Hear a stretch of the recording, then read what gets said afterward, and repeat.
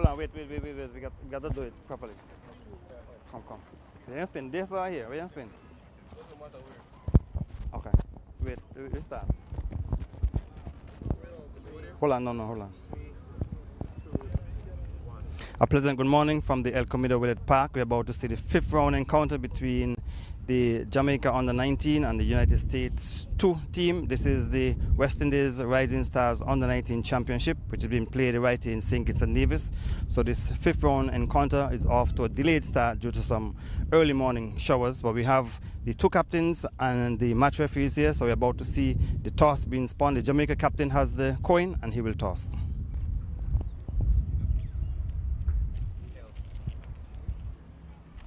Tails is the call. Come down the tails. Yes.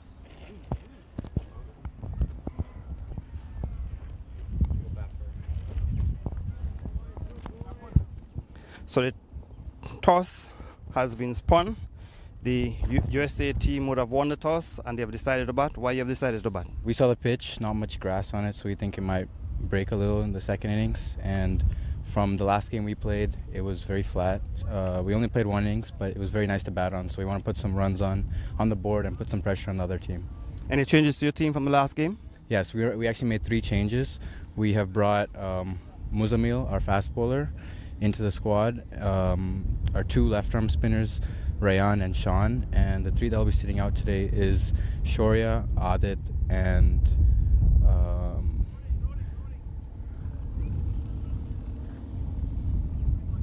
Jeremy. The rain gods seem to be following you. The last time you were here, the match was abandoned. We had a late start again this morning. You expect any changes? Your expectation from today's match? Not really. We'll just focus on the controllables, play our game. Okay. All the best going forward.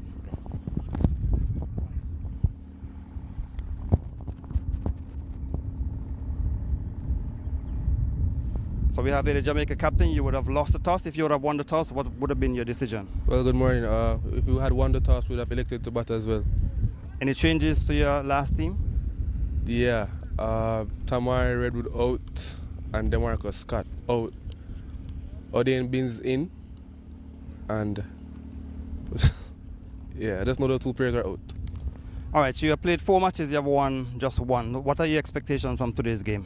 Well, to be honest, our expectations are still the same. We have a good unit. We just need to come out, play to the best of our ability. I don't think the team has played as one as yet. I don't think we have played together as a unit. We just had some individual performances. But hopefully this game we can turn the page over and come out and execute. Okay. All the best going forward. All right, okay, so the news here from the middle. The United States team would have won the toss and they have decided to bat first.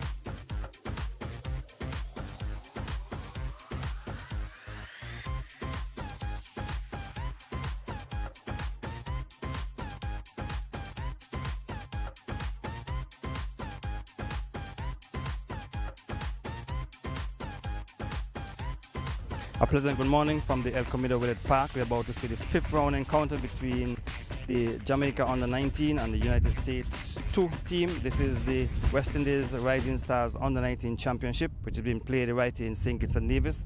So this fifth round encounter is off to a delayed start due to some early morning showers. But we have the two captains and the match referees here. So we're about to see the toss being spun. The Jamaica captain has the coin and he will toss.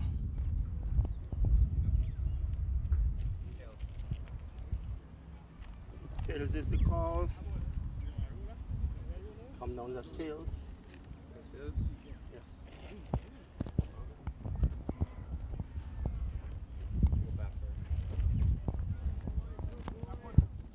So the toss has been spun.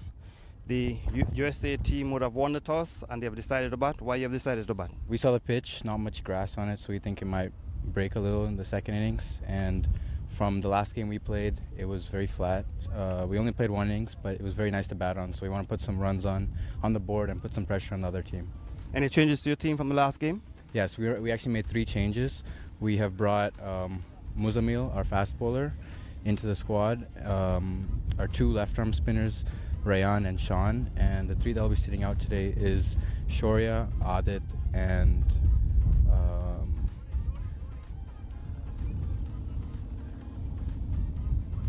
Jeremy.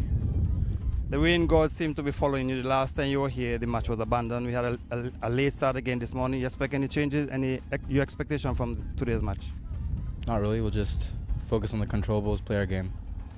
Okay. All the best going forward.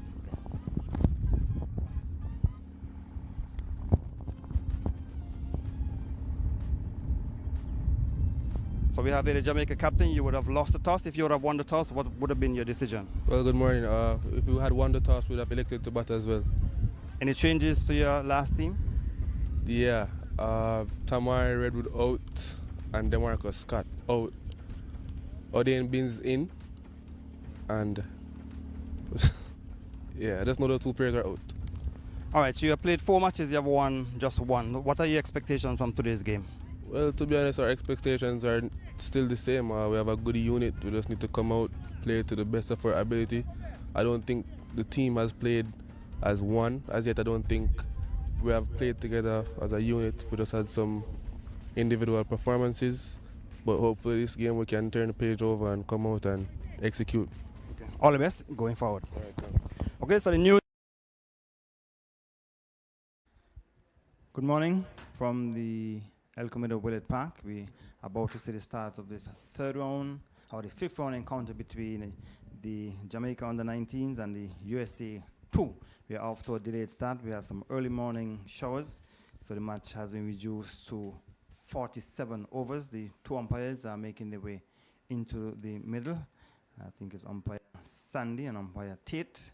The 2 umpires, umpire Bayam, he's the 3rd umpire. Frankie Clarkson is with me. Frankie, good morning. We're off to another delayed start here at the El Comido. Another delayed start, overcast conditions, but the fact is that we are happy to see play taking place. It's reduced by 3 overs. It should be an interesting game. These 2 teams have not actually won anything to talk about, 1 each. Jamaica has won 1, and the United States has not won any. So Jamaica, they did show, some good quality the last time, and they actually lost to Trinidad and Tobago, was it, when they played here? But we are expecting a good match between these 2 teams, and we are at the E.T. Willett Park. He's hoping that you who are watching and listening can tell others who are unable to come, maybe they'll be able to come in later, to come to the E.T. Willett Park to watch the other games. The games in St. Kitts, the Leeward Islands, they're taking on Guyana at Connery. Barbados will play USA 1 at the St. Mary's Park in Keon. And Trinidad and Tobago, they're playing at the St. Paul's Cricket Grounds over there in St. Paul. So good morning to our partners down there who will be carrying the commentary. And here's hoping that each and every one across the region would enjoy what we have got to offer to them. Gary, Bleaky here. I wonder if that's any reflection of what happened to the West Indies yesterday. So sorry to say. sad day for West Indies cricket. Very sad day. But the sun is, the grey clouds, the dark clouds have lifted. It's a bit lighter. We're seeing some blue skies and some high white puffy clouds. So hopefully we should have a full, well, the rest of we should get in the 47 overs without any further interruptions. But we are hopeful that that will happen. So we tell you that the Jamaica team is on the field. We are waiting for the two openers for the United States 2 team. And so the openers for the United States 2 team, you have Ryan Tamula and Boji. And Boji are the two openers for the United States team. So USA, they have not won a match yet for the USA 2, that is, because there are 2 teams from the USA, 1 and 2. So the second team has not been able to be successful thus far, and they will looking to probably get some points from winning a game, Frankie. Yes, hopefully Jamaica succeeded in winning one.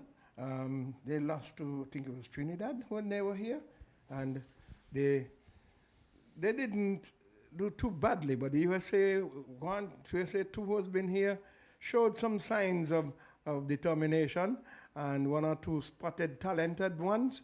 So let's hope that we'll have an interesting game. The 2 bottom teams, Gary, and they're the 2 bottom teams outside of the leewards, and we are hoping that we can have a very good game between them.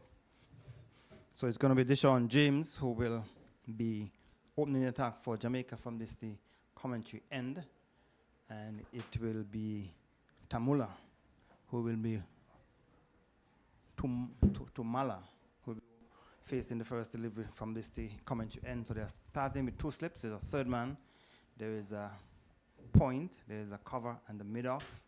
Now on the onside we have a fine leg. There is a mid-wicket and a mid-on. So about to see the first delivery in this 5th round encounter, starting a bit late. So Jamaica would want to get an early breakthrough, as you've seen the first run. So Tumala is immediately off the mark, and so he's on 1. So he did show some good resistance the last time, batted pretty well, but let's see if he can do much more for his team today. Nice high clouds, Gary, but no sunshine yet. Let's hope that it stays that way and perhaps clear up a little bit later. Lush green field, lots of trees around, and a small crowd, a sprinkling of spectators, and we are hoping that the spectatorship will grow as much as it was the last match. We had an excellent crowd here, Gary, perhaps owing to the fact that the Leewards was playing, and it went down to a most exciting game, but Leewards threw it away. Yeah, the Leewards lost by some 9 runs. They had a good partnership. The captain and a couple of other batters would have given their hands away. So the left-handed Boji will be facing his first delivery. And so Jamaica have played 4 matches. They've only won 1. The USA have not been able to win a game as yet. And they'll be hoping that in this game they could be successful. But it's a delayed start, and they had some early morning showers, and the edge of the square was a bit damp, so that is why the play was delayed. The pitch, the square was not affected. And so the United States team 2 won the toss and decided to bat first. And this is the 3rd time they're using this pitch. Frankie, it was used in the last game as well, and it's using it again for this 5th round encounter. So the 3rd time we're using this most eastern pitch on the square. And so maybe the USA decided batting first might be the best thing. Well, they did play here on it, and as you heard the captain say, he felt good about how the wicket played, and so let's see if he will enjoy the display today from his team. So we're in the first over. This is the Rising Stars Under-19 Championship. And the USA would have won the toss, and they are batted. So Boji will get a single. So with that single, the score has gone on to 2. 50. The fielder at mid-off had to do some running to his right. That's Dewar, David Dewar. 3. They got 2. So I they've overran the gotten- ball. So it's 3. So they've gotten 2 runs. And didn't stop it cleanly. And they're able to come back for 2. So we're in the first over. The USA team won the toss and decided to bat. And the El Camino Willett Park is looking lush green. A bit too wide outside the off stump, has been signaled wide. So the first extra. We've seen in the championship so far, Frankie, a number of wides have been delivered by the bowlers. That is so true. And that is something that they're going to have to work on. And quite surprisingly, in the big matches yesterday, the one in England had a large number of extras. Yeah. And kudos to India for batting that deep. They lost the match eventually. Must be painstaking. Yeah, because it was an unfortunate kind of dismissal. The ball came from the bat and just trickled behind him and went back onto the stump. Yes, yes, yes. Very painstaking. They would have won that match. They were well on their way to doing that. But we got a lot of work here to do in the West Indies. Our youngsters have put in some good showing. Let's hope that some of them eventually may reach to that senior category and perhaps bring back some bright spark in the West Indian spectators' eyes. So James will go around the wicket and get a good delivery. Yes. So James is going around the wicket to the right-handed Boji. Boji is on 2. And the score is 4 in over number 1. So it's a Rising Stars West Indies Under-19 Championship, which has been played here in St. Kitts and Nevis. This is the 5th round, and the United States won. They are at the top of the table, and they would have won all of their matches so far. Barbados in 2nd. They too would have won their matches. And Deshaun James around the wicket in over number 1. So Jamaica, they have only won the 1 game. As over number 1 is completed. So at the end of first over 4 without loss, United States 2 batting first. Nice quiet start for them. Both batters are trying to get the feel of the pitch and perhaps would want to bat as long as possible before they get into their shot making. What I want to see is for them to run, which was one of the things that they did just a while ago, where the fielder, he did stop the ball, but he overran it, and they were cognizant of the fact and came back for the 2nd run. So that was able to give Boji his 2nd run. He has faced 5 balls, he has 2, and Tumala, who had just 1 ball, is on 1. And it's going to be Tumala who will be facing. So it's going to be Dante Clark who will be opening attack from the far end for the Jamaicans. So in the last game that was played here and Jamaica played here, it was Mackenzie who seemed as though would have opened the attack then. Deshaun James opened from the commentary end. So Clark will start with a wide. So I've seen 2 wides so far in this match. The first over, a wide was delivered, and now Clark with his first delivery straight down the onside. Yep, offline, and I'm sure he's going to try and settle up. Doesn't look bad in terms of the ball coming off the strip. It's going to be a good strip to bat on today, Gary. You should get some true shots. So Clark will continue from that far end.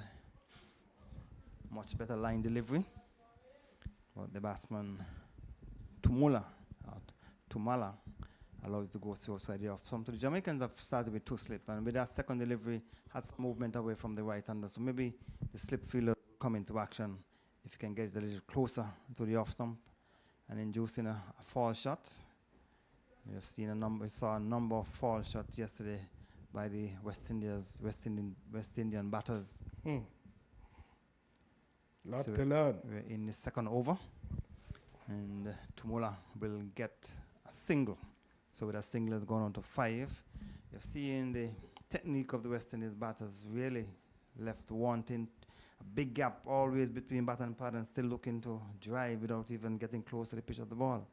And if you continue to play cricket like that, there's no way you're going to be successful. Unless the ball is outside of your off stump. Why would you want to put your foot down and flay your bat? You should be picking up the line. And if it's not there for the drive or for you to play forward, then, you know, in the old days you were taught to come back and across.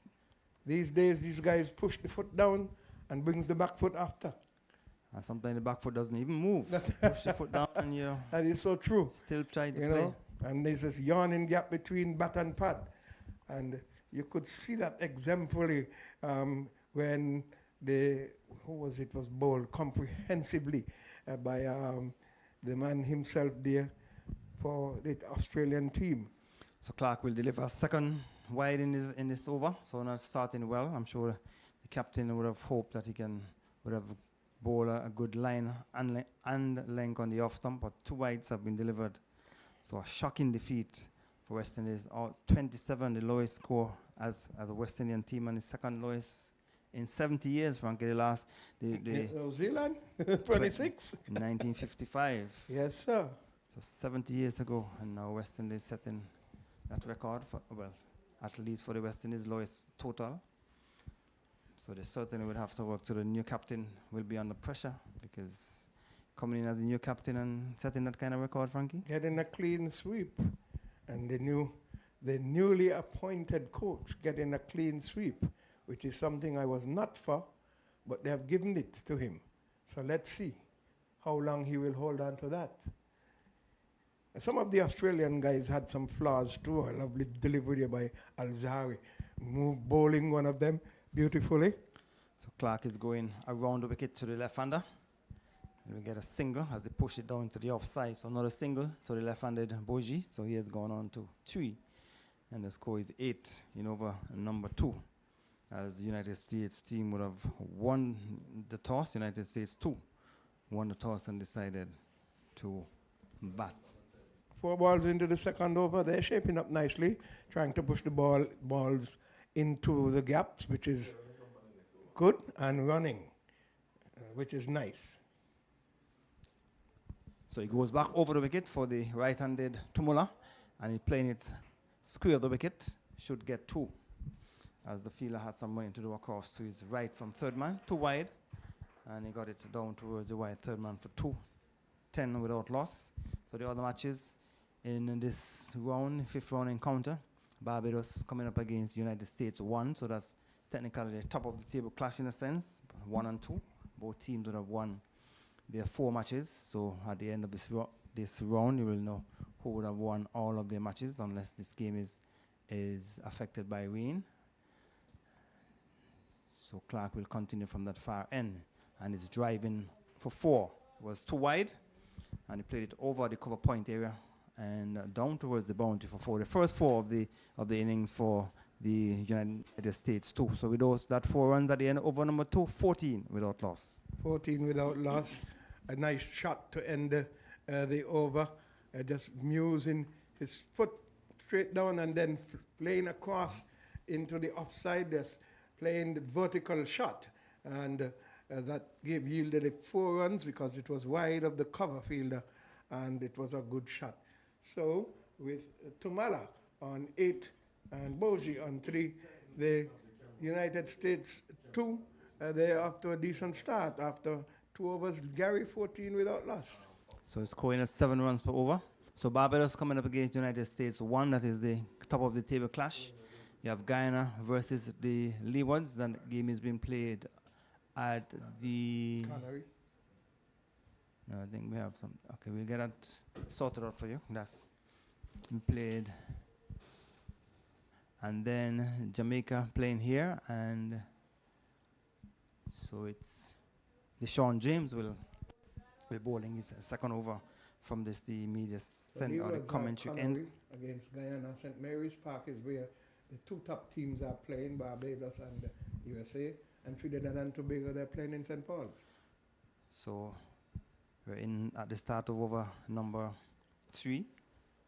The left-handed Boji got the going into the thigh pad. So Jamaica would want to get an early breakthrough.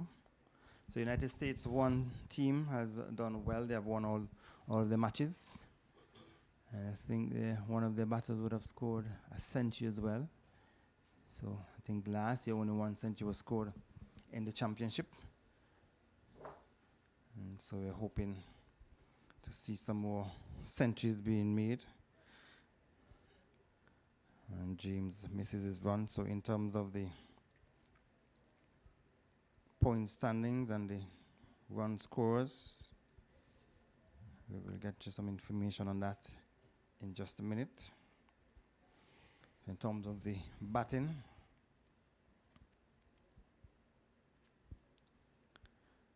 Joshua Dawn is the captain of the Barbados team. He has scored 196 runs as James' bowler delivery was wide outside the off stump, making some height.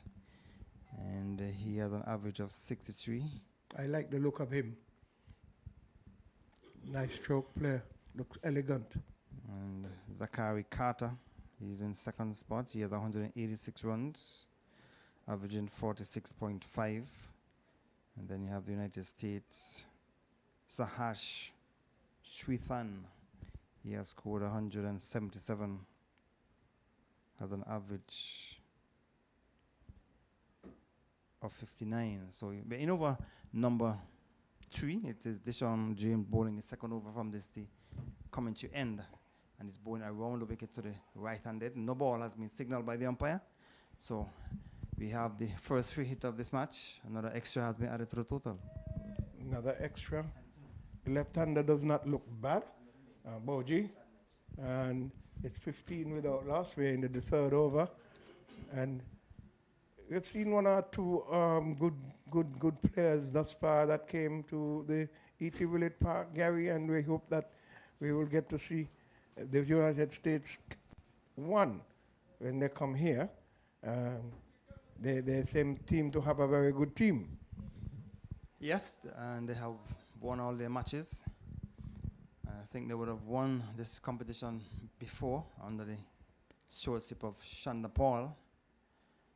And he's playing it in the air, chopped by the fielder at mid-on, made a desperate effort to his right, and the ball dropping, it took the edge of the tip of his finger, and that's Virgo, Vonja Virgo. The ball was played in the air by the left-handed Bourget. I am wondering if he lost sight of that ball, Gary. Couldn't get to it. He moved very late. He moved very late. Had he moved earlier, he would have been able to get not only forward, but across to it. He moved very late. So a chance going down, but they got a single, so or 2 runs they would have gotten. Yes, 2. So they go on to 17. So they left-handed to Boji an appeal, but obviously might have been pitched outside the leg stump and probably going down as well. Was caught a bit on the back foot. We were expecting a short delivery from Deshaun James. So we're in over number 3. Deshaun James is in his second over. None for 7. Could have had the wicket of Bourget if the fielder at mid-on, Vogo, was quicker off the mark. Maybe he didn't think that the ball would have gotten that close to him and moved a bit late.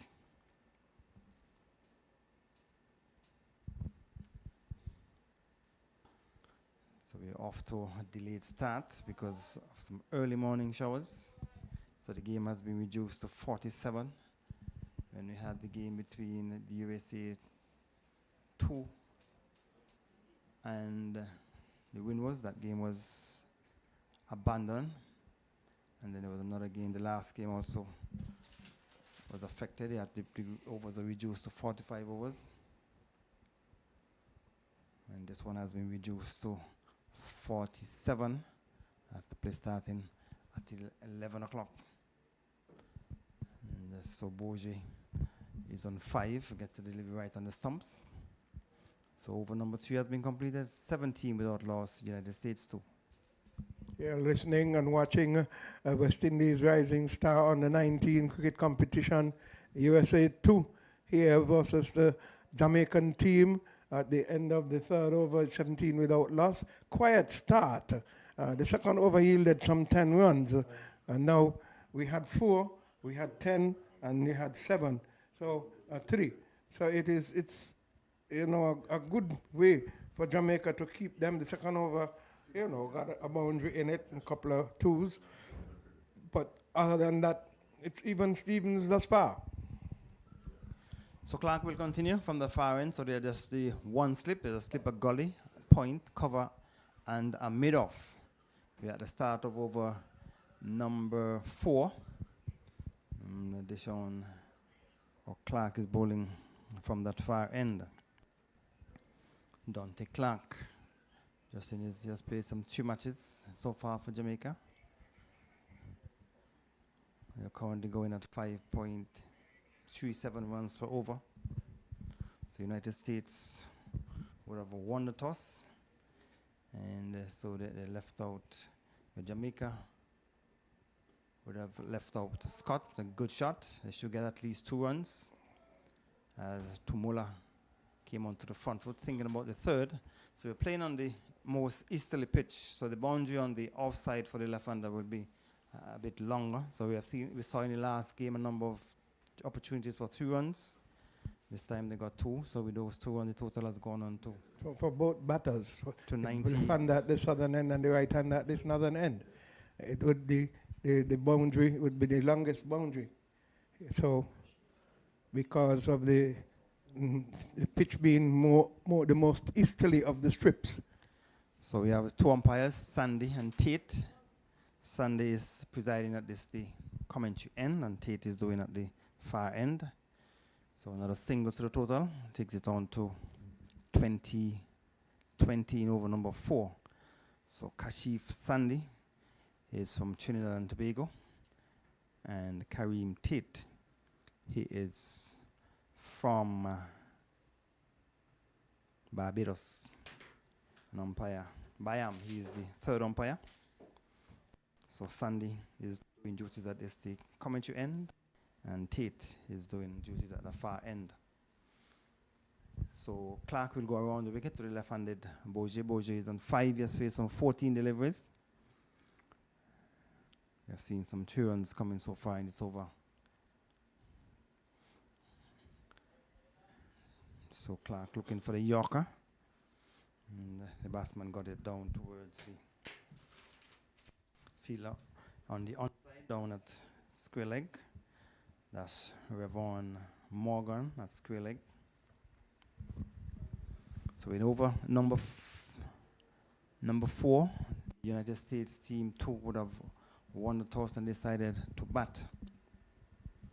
They're off to a quiet start, just going at 5.45 runs per over. Swung away, and he will get close to the boundary. It will go into the boundary now for 4. It was short, and he got it down towards the long leg area for 4. So with those 4 runs, the total has gone on to 24 without loss. Nice shot, getting the measure of it, getting on top of it, and not only pulling it, but rolling the arms so that the ball can go down rather than up. So that's a bogey. That takes him on to 9 from 16 balls. Tumala is 11 not out on 8 from 8 balls. 1 delivery remaining in over number 4. And for the right-hander, Clark has decided to come over the wicket, or for the left-hander, sorry. And getting a delivery coming back in towards the right-handed Boji to bring up the end over number 4. 24 without loss. The United States team batting first after winning the toss. And at 6 for over, the projected scores was 294 shown earlier, and a steady start. And all they have to do is to bat the power play out, get a decent foundation, and then start looking for the gaps. Because thus far we have seen some good running from most of the teams that have played here. Some of them that have run badly and gotten run-outs stupidly. But this team looks okay, settled. They have not taken any chances thus far, and they have gone up to a steady start. So James will continue from the far end. He's had the best bowling figures of 5 for 21. Mm-hmm. So there's a slipper, third man. There is a gully. There is a cover point, extra cover and the mid-off. The right-handed Tumola is facing up to James from the commentary end. So it's a quiet period of play for the United States too, but they have some 47 overs to face. You want to see first instance that the batters try and battle the 47 overs and try and get in excess of 200 runs. The United States team too would not have won a game thus far. Jamaica, they have won one from the 4 matches. And so Tumola would want to spend some time in the middle. And he was pushing down into the offside. So the total remains on 24. Rain over number 5. 2 deliveries have been delivered. Played this one much better. The first ball kind of twisted him. He was looking to play it into the onside, but the ball went through on him. So he was caught in a sort of twisted position. But the second ball he played much, much better, getting right behind it and playing it onto the offside.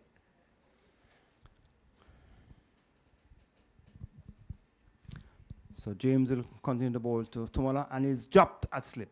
It was wide, he went after it. The keeper also tried to go after it, and the fielder at first slip couldn't hold on to it. Might have been onside by the keeper, but another chance going down, Frankie. I think that is the reason. The keeper went, unsighted the fielder, so at the last minute, he saw the ball coming onto him, and he did not hold on to it at all. So another chance going down. So both batters have been dropped by the Jamaicans, so they have no one else to blame but themselves. They've given them 2 chances, and they've spilled both of the chances, both batters. So Tumola dropped on 11. And a much tighter shot as the ball came back in towards him. So it was a wide delivery. He chased after it, edge found, and the catch was spilled by the fielder at first slip. I think the fielder, the slipper has adjusted himself a little bit wider. Sometimes I don't understand why you want to feel so fine and you're not in a slip position for a spinner.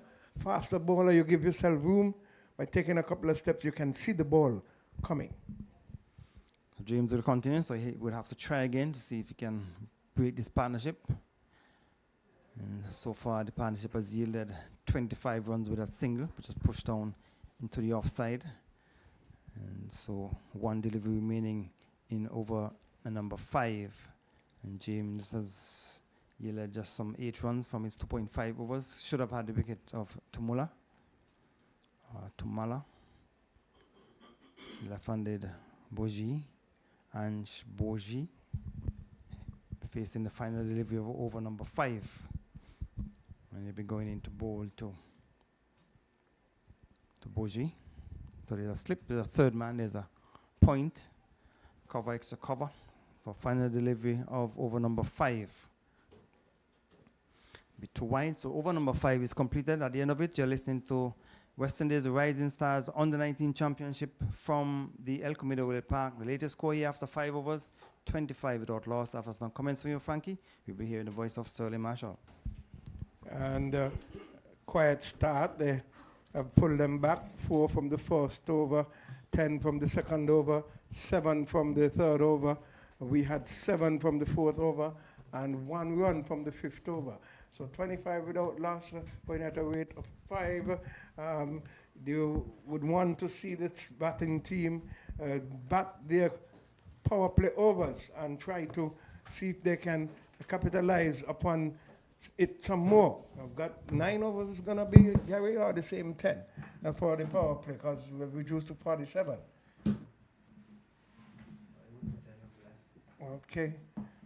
The far end comes Dante Clark into ball to Tumala, plays it into the offside, backward point, fields, and there is no run. Good morning to you, Sterling Marshall. Trust and hope you had a good weekend.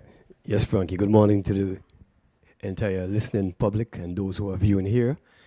The weather started off this morning a little cloudy and rainy, but it has cleared up, and the forecast shows that we're going to have cloudy conditions throughout the day, but no rain, no shot of rain for the afternoon. The clouds are high, And the taller of the two fast bowlers, Clark, comes into bowl too, and has caught this time. My goodness.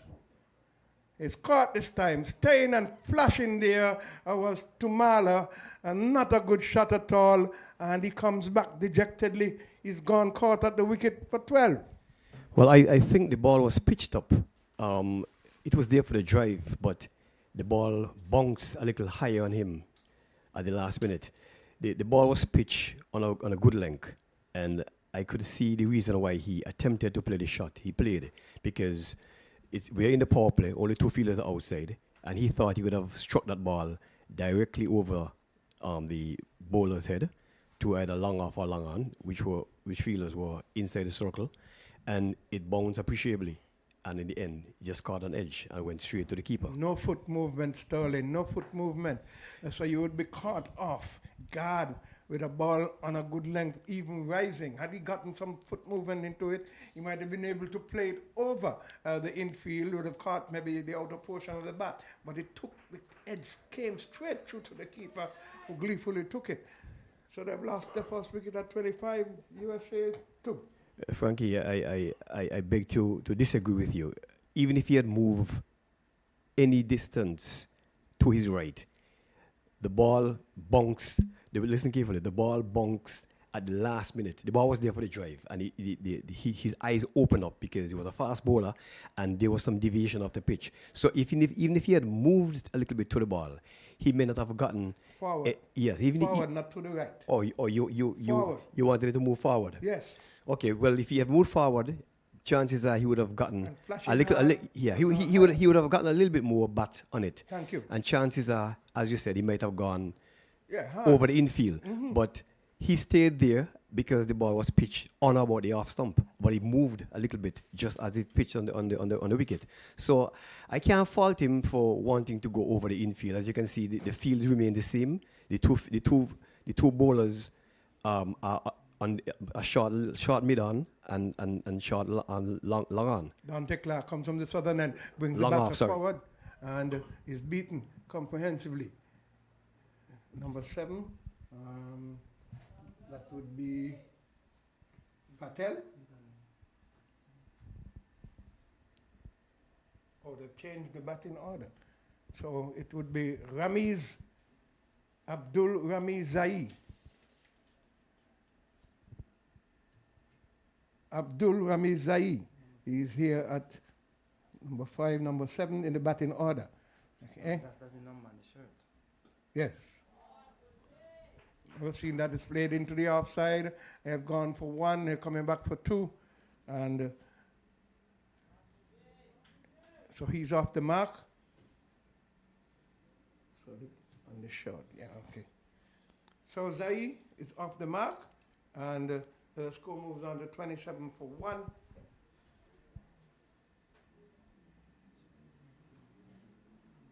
Rahim Zai.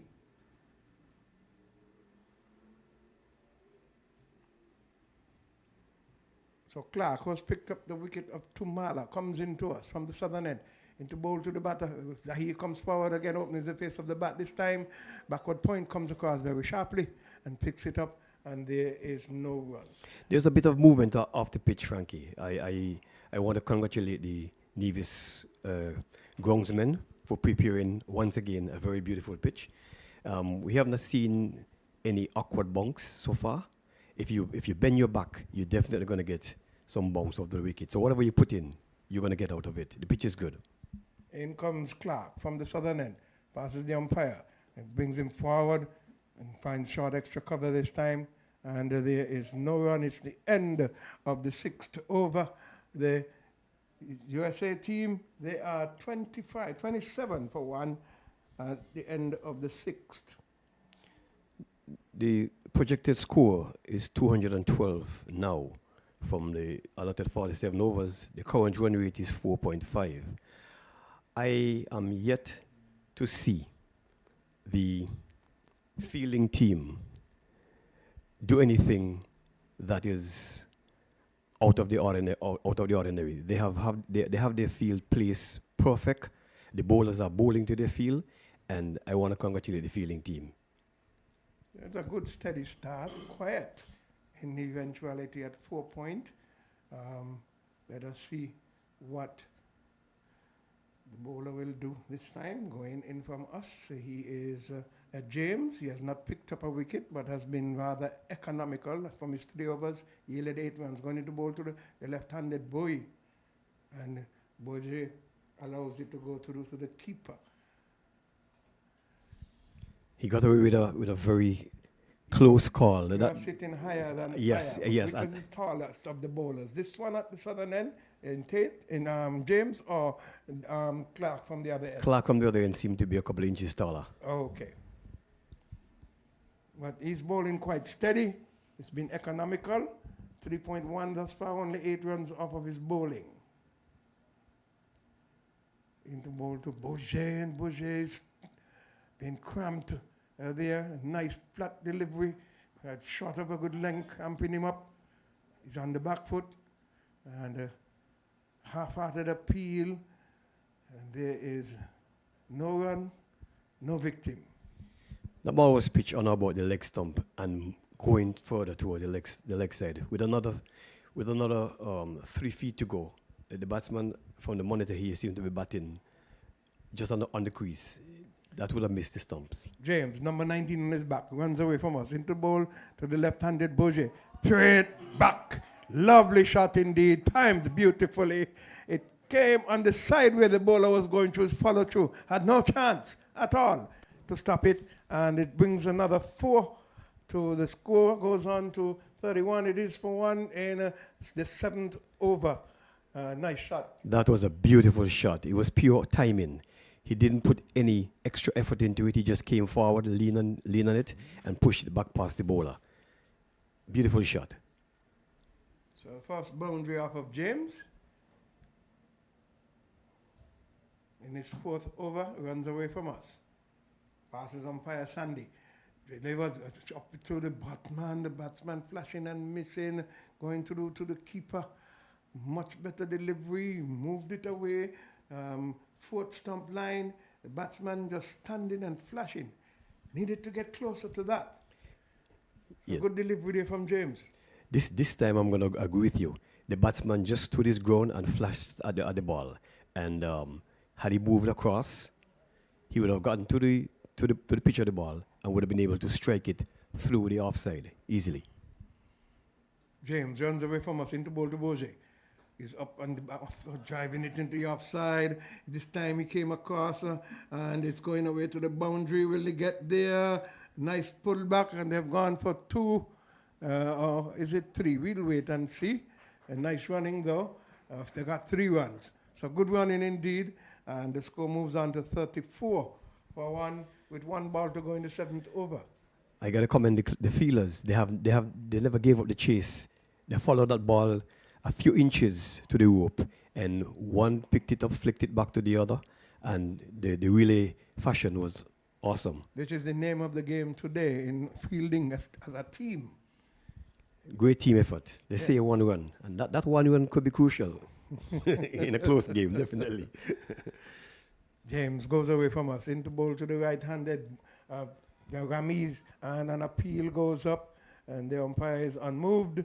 And so it brings to the end the 7th over, and the score remains on 34 for 1. Bourget 16, and Tumala went for 12.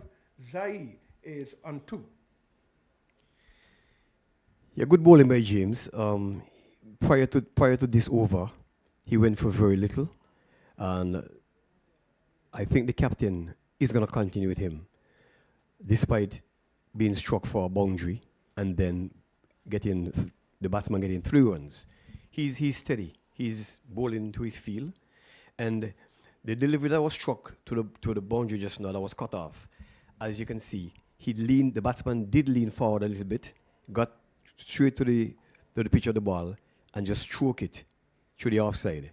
And the outfield is very fast. Again, we got to compliment the ground staff. They have done a beautiful job despite the rainy off and on conditions.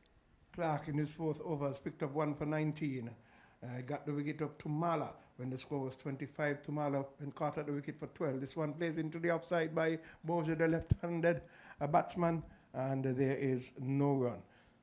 So Dante Clark has got 19 runs, no maidens from his 3 overs thus far. He's into his 4th and has picked up the lone wicket of the USA 2 team. I don't want to bust your bubble, but did you watch the match yesterday? It was too heartbreaking for me. I couldn't watch it.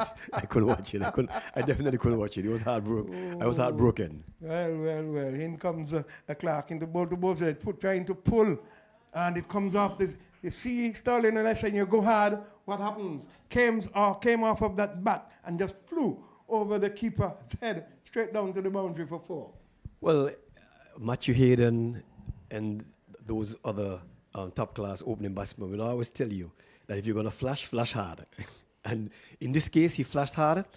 Again, the ball bounced and caught the top edge of the bat and flew over the slip and 2 or 3 bounces down to the third man boundary. So you're correct. Kudos to the bowler, though. It ball hustled onto the batsman in Boje, and he really tried to execute a pull shot, but it caught him with his pants down. It came off of the bat and it flew over the slips, not the slips, but they came straight back behind the wicket keeper, and he yielded in a boundary. So 38 it is for 1. Boje has gone on to 20 from 26 balls, and Raheem Zai is on 5. Is on 2 from 5 balls. For those persons who just tune in, Jamaica versus the USA 2. Jamaica is fielding. USA won the toss, and they're playing 47 overs. Clark comes in from the southern end, played into the onside off his pass there, Boje, and has picked up another run easily. The score goes on to 39, and we are in the 8th over. Clark has bowled 4 balls thus far in his 4th. Well, that boundary and the 3 and the quick run in between the wicket has now taken the projected score to 239, and the run rate has increased from 3.4 to 5.0. So they're increasing. In comes Clark. Flashing there was Zai. Not a good shot at all. You've got to pick up the pace of the wicket. You're a new batter. Look at it. But it was a well-directed delivery from the bowler Clark. It came through a 5th stump line, and the man himself, Zai, has got to be careful. Yeah, again, I said the pitch is offering some lateral movement because that ball pitched just about on the off stump, and he flashed at it because the 2 fielders on the onside, on the offside, behind the bowler, they're in the circle.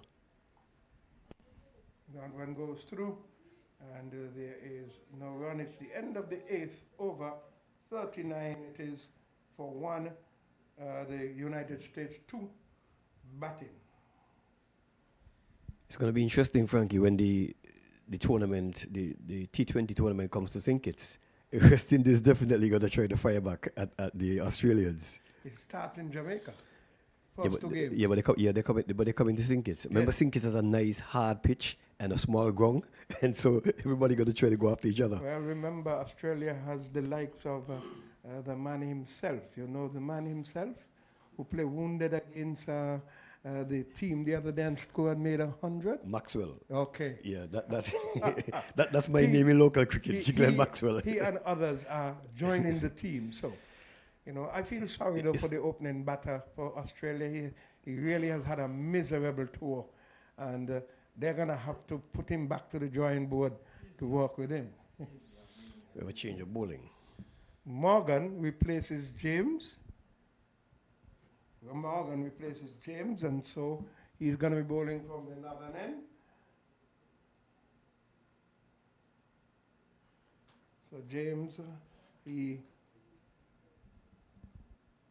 did not get any wicket, but Morgan has replaced him, and he's going to be bowling to the left-handed Boje, who's on 21 from 27 balls. He goes away from us, and the ball goes through outside the off stump. And there is no run. Now he comes forward and picks up the line, and the ball goes through to the keeper.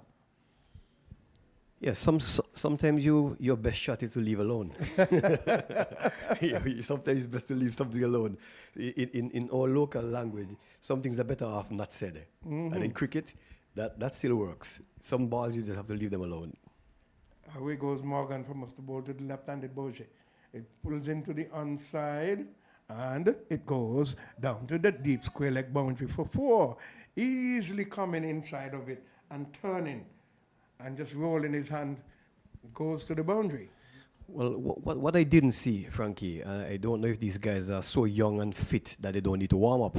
I don't know if the captain just called on him at the last minute, but then I didn't see number 7 warming up at all. And now you can see that he's trying to stretch as he's coming back to his bowling mark. He has a 1, 2, 3, 4, 5, 6 3 field, and he bowled that ball on the leg stump.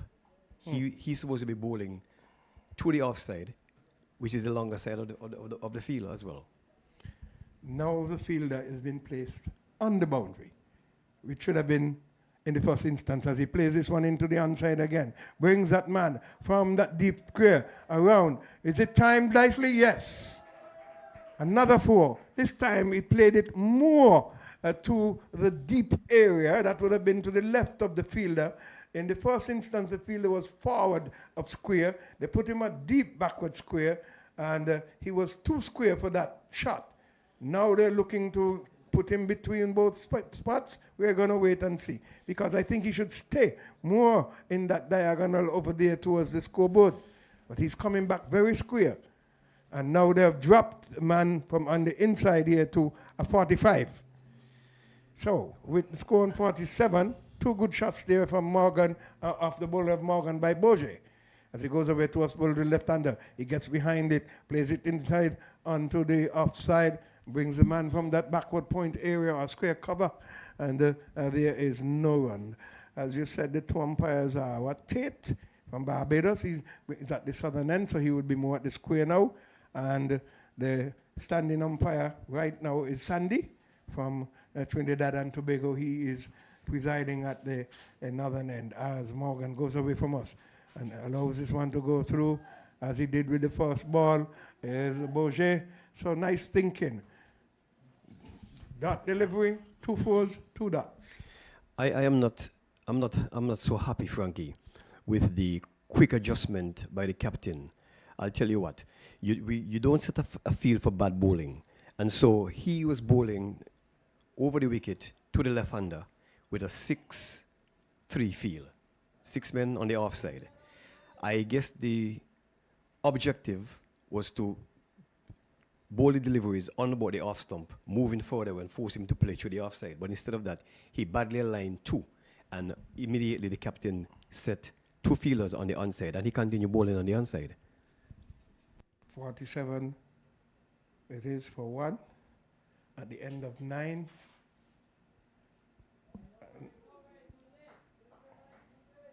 There's a change of bowling.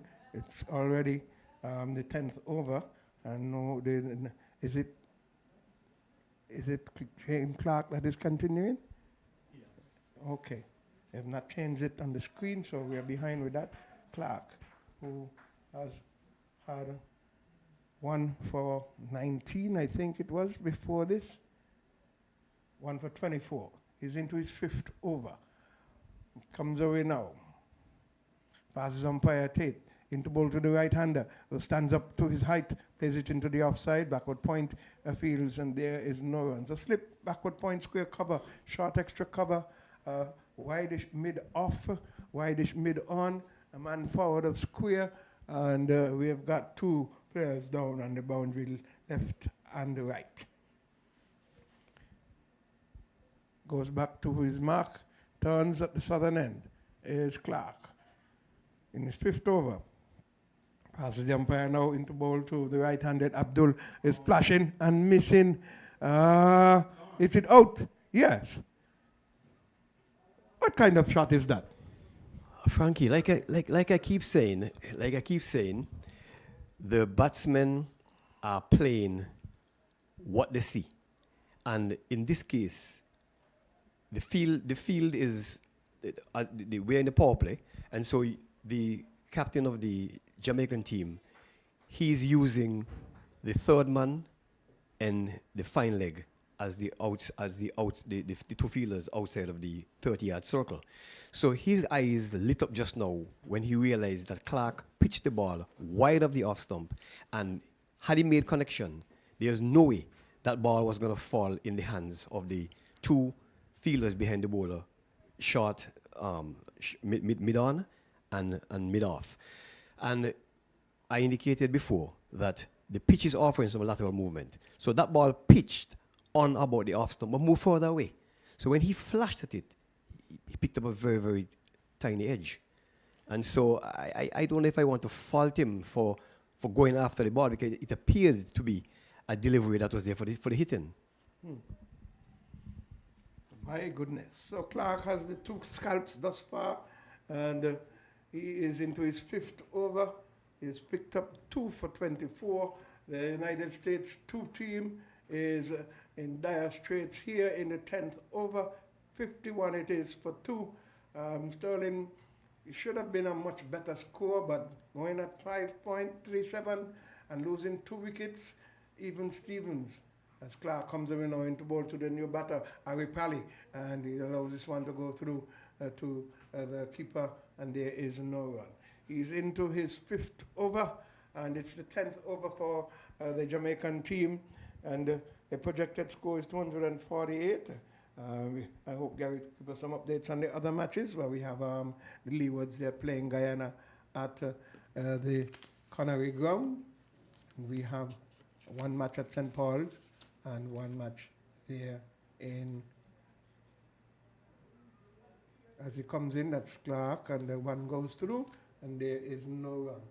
So we've got Barbados, USA at the St. Mary's Park in Keon, and St. Paul's, Trinidad and Tobago versus the Windwards. Leewards are playing Guyana at Connery, and here at the E.T. Willett Park in this West Indies Rising Star under 19 cricket competition. It's the USA who won the toss and decided to bat up against Jamaica in the 10th over. They are 51 for 2. Arapali, the new batter, is in, received 2 balls already. Boje is on 29 from 33 balls. Away comes Clark from the southern end into ball 2. He comes in and is played down hard on this one. And he's a single for new batter, Aripali. And he's off the mark. It's the end of the 10th. Aripali is on 1, and the score is 52 for 2 at the end of 10. Not bad going, 5.2. Projected score 244. Not bad, still not bad, even though they've lost 2 wickets. These 2 batters now have to consolidate and basically keep the run rate going without losing another wicket. These 2 batsmen should be trying to bat at least 10 more overs. So we got the 10 overs power play. We got a signal just now. Yes. 10 more overs, but you're gonna double that score. Yes. You have to more than double that score. Yes. Oh. I would like. That's why I said I wanted to step up the run rate and still hold a wicket, consolidate, having lost 2 wickets, and basically, as you said, pick the gaps, run the ones and run the singles, and turn the ones into the 2s, and the 2s into 3 if possible. So it's gonna be interesting now to see number 7 is going to run into to bowl to a right-hander this time. Revan Morgan is going to be bowling to Aripali as he runs away from us. He's up into black hole. He comes down hard on it. Extra cover, short fields, and there is no run. We're into over number 11. They had they lost their first wicket when it was on 25, and the second wicket on 51. And Tumala went for 12, and Zai went for 2. The batsman, Aripali is receiving. He's on 1. Strokes it again into the offside. So it's a triangle there. And it's Aripali. And he is bowling to be receiving from the man himself, Morgan. So number 17. So it's a triangle. Safar, he's going in, it's onto the back foot, slaps it beautifully into the offside. It runs away for 4. Shortish delivery. He got the measure of it. Aripali, he comes down and touches the non-striker's area and goes back. Which batter you see does that a lot? so many batsmen do that. I'll let you do a little thinking. Right. I see Gary could come up with that. The bowler here, in our local parlance, we say he's nippy. He's short, and he bowls a sort of run-on action, but he's hitting the wicket harder. He's hitting the pitch harder, sorry, and he's coming off. So the batsmen still have to watch him. He's sliding on. Morgan goes away, passes umpire Sandy. That's his delivery again, but this time he finds the fielder in the way at square cover, and there is no run. Ari Pally, disgusted with himself, walks away to the leg side, and you could see him punching, saying, should have gone right or left. And he had a lovely shot before that, though. And let's see what Morgan will do, if he will keep him there. Fourth stump, fifth stump. Let's see. Onto the back foot. This time he opens the face and plays it with an open face down to the man at third man. He picks up a single. So Ari Pally moves on to 6. The score on to 57 for 1. We're in over number 11. The wicket is playing so true that the batsmen are very comfortable going through with their shots. As you can see, he stood up just now. He knew what that ball was going to do. He stood up, looked at it, and then just steered it. The other two, he stood up and punched them through the offside because, like I said, there wasn't any awkward bunks. The wicket is playing through. It's almost like playing on concrete. It's good. We're going to wait and see what the spinners get out of the pitch when they start bowling. Morgan moves over to bowl to Boche. Boche snapping it into the offside. This time finds the back there at that backward point area. It's the end of number 11. 57 for 2. Boje 29. Tumala went for 12. And we've got Ari Pally out there on 6. Lost the wicket of Zai for 2 when the score was 51. It's going to be interesting to see what's the ploy of the Jamaican captain. So far, they are continuing with pace, and Mr. the Clark, who got the 2 wickets, I don't think they're going to change him anytime soon. He's picking up wickets, and he is bowling a proper line and length, and except for a 4 and 3 that came off of 1 over, everything else for Clark is on the 6. Well, he's bowling his 6th over, and he has gotten 2 for 25 thus far from his 5. He comes away from the southern line to bowl to Ari Pally, a bouncer. And Ari Pally trying to hit it into the offside, jumping off his feet, but the ball eluded him, came straight through to the keeper. That's one of the deliveries that we say should have been left alone. Leave that alone. There are some players who are very good at it by getting themselves off their feet and cutting it away, but that was not to be for him. In comes Clark into bowl to Ari Pally. Bowls now, and Ari Pally getting one on his body, plays it easily in front of him, and there is no run. He has faced 10 balls already. Boje is on 29 from 34 balls, and Dante Clark is into his 6th over. The sun is coming out nicely, and so we should have a beautiful day. It's not humid either. So we definitely should have a good game. We should have the full game without any interruption. Clark turns at the far end, the southern end, the Bath Hotel end, the high school end, comes into bowl to the tall Ari Pally, who gets up to his full height, plays it down in front of him. Nice running indeed. Running beautifully. A lovely single taken there. The score moves on to 58 for 2. 3 balls have gone in this over. The left-handed Boje will be the one facing up. And let's see how he will approach Clark's bowling. You're listening to West Indies Rising Stars Under 19 cricket coming from the E.T. Willett Park. We're urging you all to come on out and support the youngsters. I know most people will be at work today, but for those who get a sneak preview, because sometimes some of those institutions do have a television, you can take a little peek and go back to do your work. In comes Clark into bowl to left-handed Boje. He's onto the back foot, and Boje stylishly gets down in front of him. The ball as it rolls back to the bowler, and there is no run. 58 for 2 in over number 12. They're playing 47 overs. We lost some time due to overnight rain, and so it's reduced to 47 overs per team. It's the USA 2 up against Jamaica. Clark comes in the bowl his 5th ball of his 6th over. into, and he brings the batsman forward, and not standing up to his full height as Boje. He's a short man, and there is no run. He just easily easing it into the offside, but there is no run.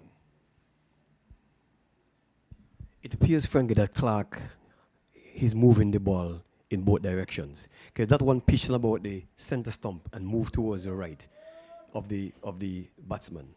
And just now, he bowled one outside the after and moved further away as well. Comes in to bowl to the left-hander, who gets onto it and turns it into the offside. And there is an onside, sorry. So Boje moves on to 30. Let's go on to 59 for 2.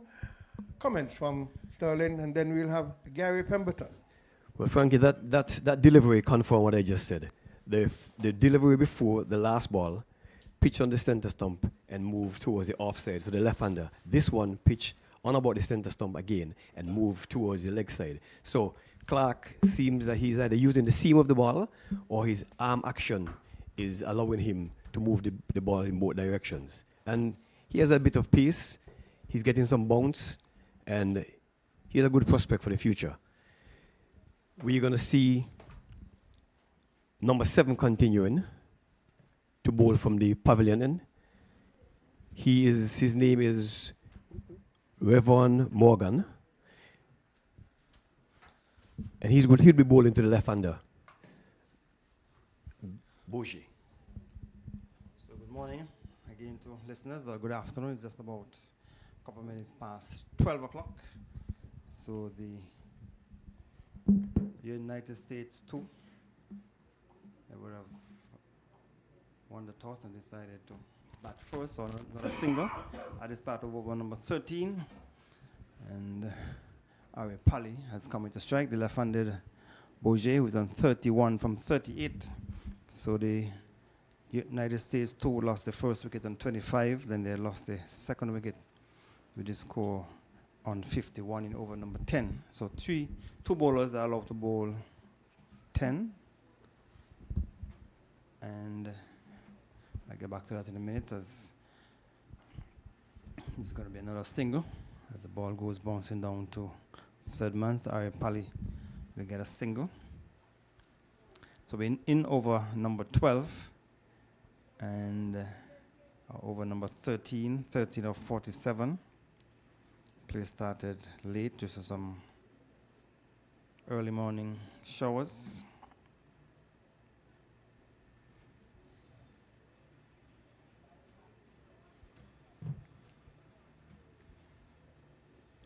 So it's going to be Morgan will continue. 61 for 2. So Ari Pali has replaced Muzamil, and Boje, who has been there from the start, would want to play a long knock for the USA 2 team. Still have a slip. There's a third man. There is a point cover, extra cover under mid-off. And Boje will pick up at least a single. Delivery was just on the leg stump. So with that single, Boje has gone on to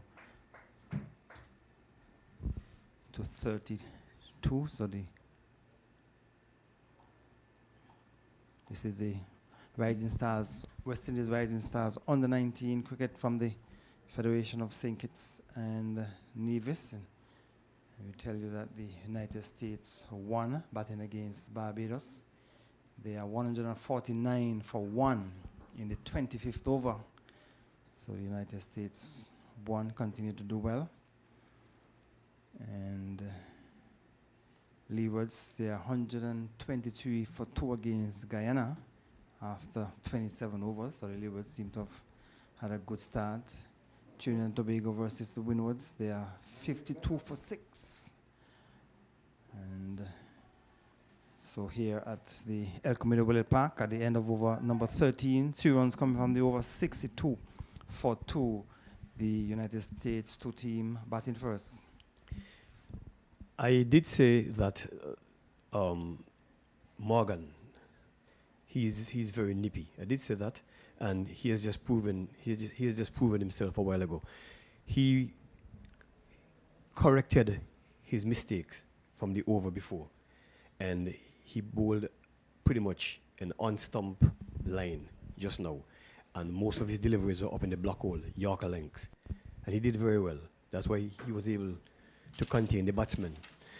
I like this, the looks of this youngster, number 24. I like the look of him. He's a technical player. He's playing each ball on his merit. You can see just now he whipped one from the onside into the from the leg stump into the onside just by simply turning the wrist, and that's promising. He's small, but reminds me of Shivnaresh Chandapal, definitely. And the bowler reminds me of Kishma Santoki. I don't know if anybody remembers him, but this guy Santoki, he was definitely evasive. He was somebody who you just look at running in and you thought, well, okay, I can take him to the cleaners. And then when he hits the pitch, there you go, ball under your bat before you really get your bat up. Yeah, it's a good tight bowler from Jamaica, Santoki. But I've got a couple of matches for the West Indies as well, so it's change of bowling. But I've got a couple of matches for the West Indies as well, so it's change of bowling from that far end. It's Laws, Vital Laws bowling. Previously, he had 9 overs, 1 for 37. That was when they came up against the Windies. The Windies would have won that game by some 4 runs. So he has replaced Clark from that far end. And bowling to Boje. Boje is now 32. And a delivery where Boje looking to swing. And no damage done. So the total remains on 62 for 2 in over number 14. So it seemed like the Leewards got a good start.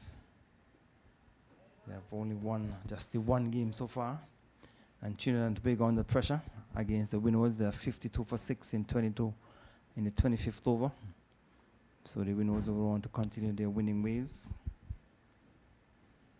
Leewards 123 for 2. And it's driving. That's Boje. We got an easy single because there's a fielder down at long off. So with that single, total has gone on to 63. So this match would have started late due to some early morning showers. And left some wet spot on the pitch or on the square. That's the edge, just on the edge of the square. The pitch was not affected. So for Arepali, the fielder has been placed down on the cover boundary. There's also a fielder at long on, and there's a mid wicket. 3 fielders out. And it's driving in the air down to the extra cover region. So in over number 14, 1 delivery remaining. So a good tight over there from Vital Laws, his first over. Just the 1 run. Just the 1 run coming from the over. So over number 14 has come to an end. 14 of 47. It is 63 for 2. United States batting first.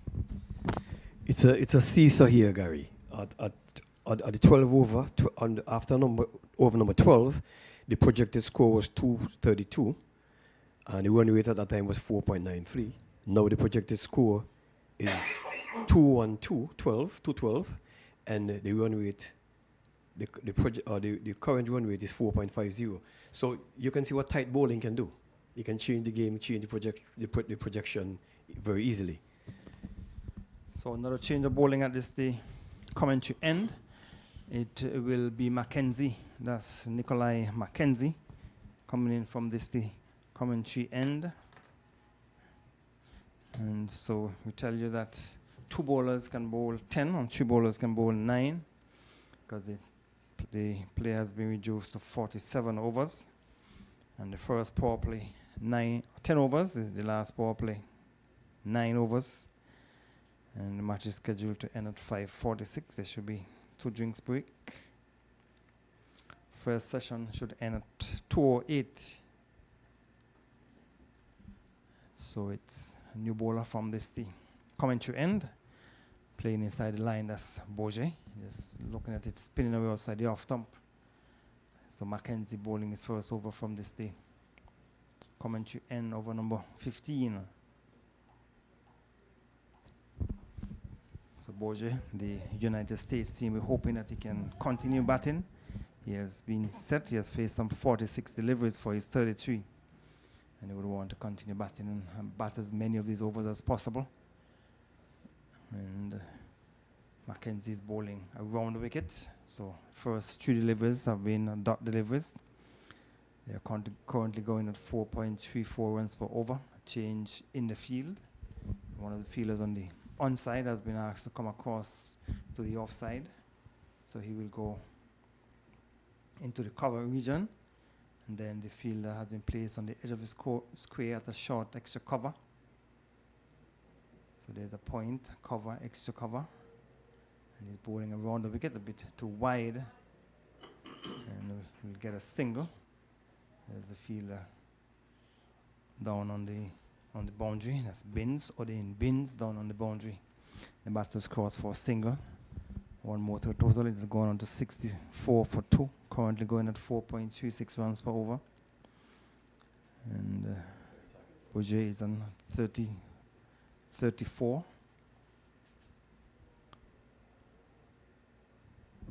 So the 2 umpires in this game, umpire Sandy, Kashif Sandy out of Trinidad and Tobago. Kareem Tate out of Barbados. Sandy is doing duties that is the commentary end. And not good feeling at square leg by James, allowing the batters to come back for 2. Because he came across to the left, couldn't feel it. And then Baines had to complete the fielding coming in from back of the square. So 2 more runs to the total. It has gone on to 66 with 1 delivery remaining in over number 15 as the sun come out here at the El Comido Willett Park.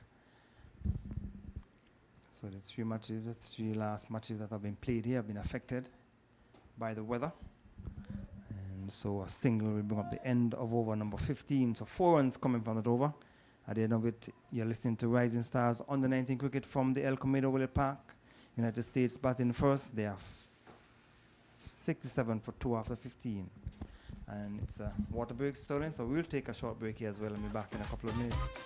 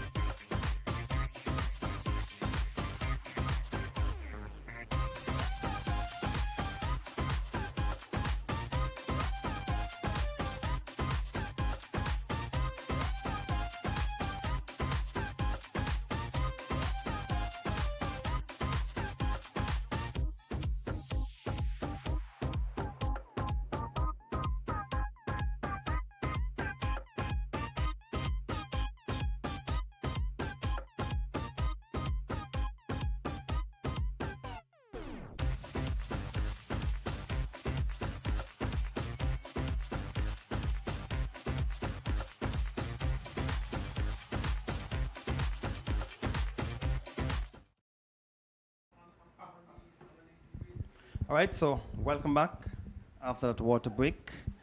So the first official drinks break for this part of the match. And it seems to be the match linked to Aripali.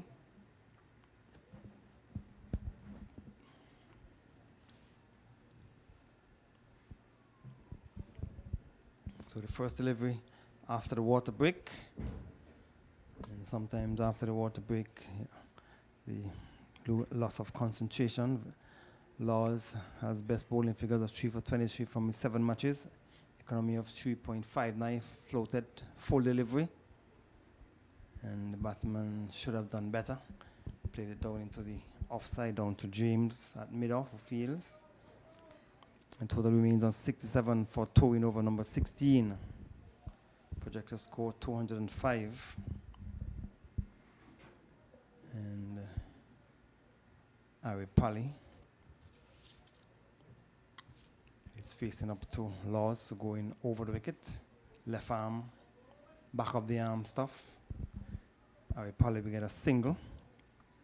So with a single, he has gone on to 12. It is 68 for twin over number 16. This is the 47 over affair. As play started just around 11 o'clock. So this session will go down 8 minutes past 2. And then the second session will start at 2:38. So the break will just be a half an hour. So Laws will go over the wicket. And Vitali and Boje is getting a flighted delivery. So a good tight over so far in this, the first over after the break. So Laws is bowling his second over.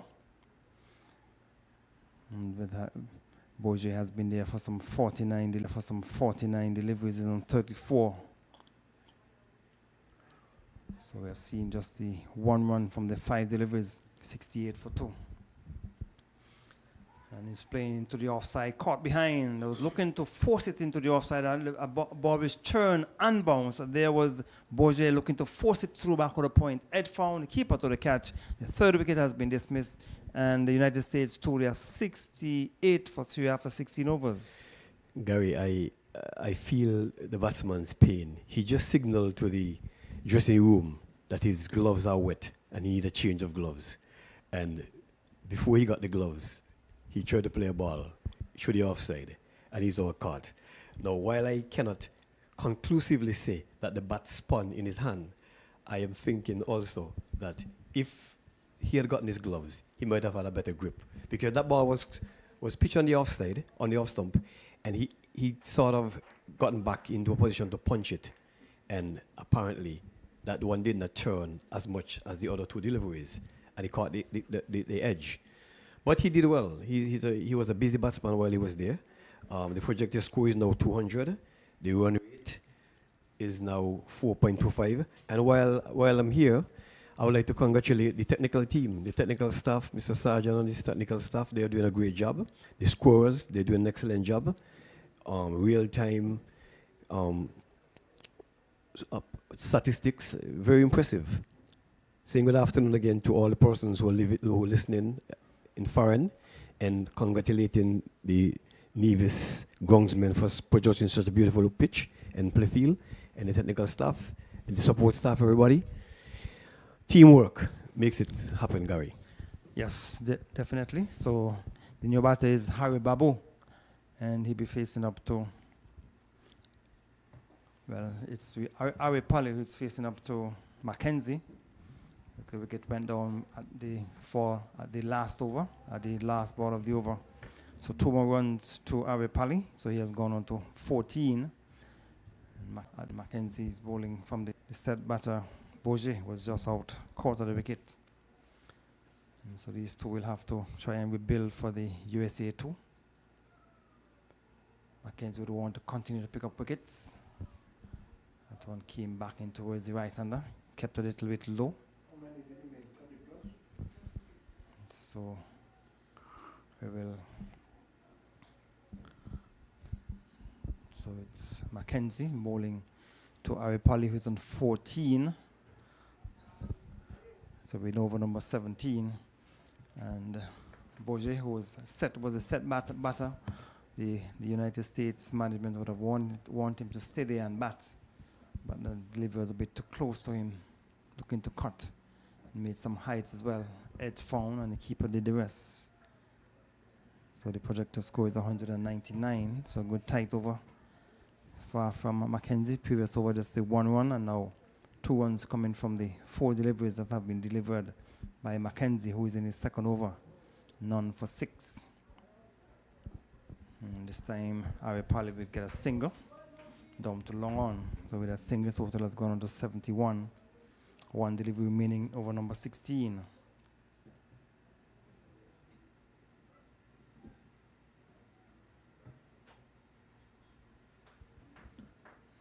So this is the Rising Stars under 19 cricket, the 5th round game, the 5th game that is being played here in Nevis at the El Comido Willett Park. And so we're seeing some signaling to the east because some dark clouds are hovering in the distance. And so maybe we might get a break, but over is completed. Over number 17, 71 for 3. The teamwork is so good that the groundsmen, they are watching the clouds, they are watching the trouble areas, they're paying attention, and they're on high alert. It is very impressive. But so far, the clouds are still high. There are some nimbus stratus clouds there, those rain clouds, paying attention, and they're on high alert. It is very impressive. But so far, the clouds are still high. There are some nimbus stratus clouds there. So in over number 18, 71 for 3. And his ball behind his legs. The slight delivery touched on just on about the leg stump and came back behind him. A full delivery flighted on the leg stump and spun back the leg stump right back, and the USA have lost the 4th wicket, Sterling. Wow, I don't know what to say about the shot selection. The ball was full on the leg stump, and he tried to play a cross-batted shot. He should have just made the ball on the full and just work it to back of the square for a single or so. But he tried to hit it with power, with a flat bat, and he missed the ball completely. But that was the one that went the other way, Sterling, because the left arm coming from the far end bowling over the wicket to the right hand, that should have spun away from him on the leg stump, but it came back towards the leg stump. It touched down just on about the leg stump and come back in towards him. And yes. the leg stump was right back. And I was trying to explain to you why he missed it. He played it with a cross bat instead of trying to play with the full face of the bat. But nevertheless, it's a win for the Jamaicans because he was bowled behind his back. We don't see that happen very often, no? No, it was a good, well, it's on the leg stump, and it came back, and the leg stump was right back. So the new batter for the USA 2, Rahul Basu, is the new batter as the USA losing the 4th wicket with a score on 71. And the wicket went down in over number 17. So they seem to be losing the way. They had a start of 25, and second wicket went down with a score 1, and 68, and now 71. At 244, and the current run rate is 4.10. So the spinners have done a good job so far. So a full delivery taken on the pad. A lot of appeals given out. It was looking to swing across the line of that delivery. I would love to see it on the replay. It was full. The new batter was looking to swing across the line, struck on the pad. The appeal went up, and Laws is on a hatchet, taken full on the pad, and the umpire at the far end, that's umpire Tate, raising the dreaded finger. 5 wickets down for 71. Gary, nobody has to take what I say for granted. They can look at the replay.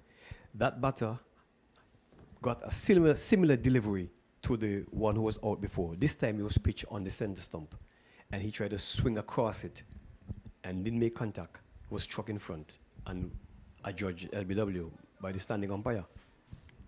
So it's Basu was the batsman who was just faced the 1 delivery, And now the new batter for the United States 2 team. It is Sean Jindal is the new batter. Basu is the batsman who will dismiss first delivery. So Laws is on a hat trick, and we saw Boland took a hat trick yesterday against the West Indies. So let's see if Laws will get a hat trick here for Jamaica against the United States too in the Rising Stars under 19 cricket being played here at the El Comido Willett Park. We're in over number 18, and the USA won the toss and decided to bat. So captain is trying to get attention of the fielder down at long off. And captain of the Jamaica team, Brian Barnes, he's asleep. And so Laws will go for the wicket to bowl. And he's driving from the inner portion of the bat, beats the keeper. And the keeper goes down, might have been shocked as the delivery was played, was looking to drive into The keeper somewhere on his knee, on the fleshy part of his body, because he's down and he's seeking medical attention, or not medical but physical attention from the therapist or maybe his players. He has taken off the pads completely now, and he's massaging the area. Let's see if he's gonna require any further attention, but for now he seems to be having some agony, some pain, some discomfort. Yes, I would have been struck just on the knee, just on the top of the pad. Might have been struck in a delicate area just on top of the knee. See, he's standing up and limping. So hopefully he should be okay. So we tell you that the USA 2 team, they have lost 5 wickets in over number 18. And say one of the attendants, the paramedic, has come onto the field to just check the wicketkeeper of Jamaica, make sure he's okay. He's indicating that he might have been just struck on top of the knee. They're looking for the magic spray, that nice cold spray that does some effect immediately. And the story has been told, Sterling, a long time ago in playing cricket, there was a player who was struck, and in the effort to rush out on the field to take out the magic spray, took out some deodorant, spray it on the knee, and the batter was good. All in the mind, Sterling. It's all in the mind, huh? That's an interesting one. That's an interesting one. I never heard about that one. That's interesting. So it's all about the mind. All about the mind. Wow. But so he's getting some attention. He's still on the ground. The magic spray has been brought onto the field. So let us hope that the keeper for the Jamaican team will be good. So we tell you that the USA 2 won the toss and decided to bat. They are 75 for 2 in over number 18. So play is slightly held up because the keeper was struck on the line-up and just flexing the knee. So in the power play, in the first power play, 2 chances went up again? Yeah. Wow. So they could have been 72 for 7. But they have come back well because the 2 openers who were dropped, they didn't put on much, so at least they would have come back and gotten the wicket. So things didn't really get out of hand after they would have dropped those 2 chances. Yeah, but the United States team, they have to be careful that they don't get bowled out on the 30 overs. 72 for 5, 17.5. That's not good consolidation. So the USA team, they have not. That is the USA 1. They have been doing. So the USA team, they have not.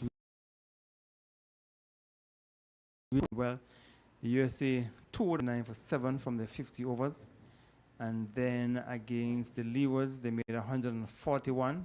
Leewards made that, the 141 in 31.1 overs. So Laws will continue from that far end. And delivery outside the off stump, taken by the keeper. So Harry Babu is the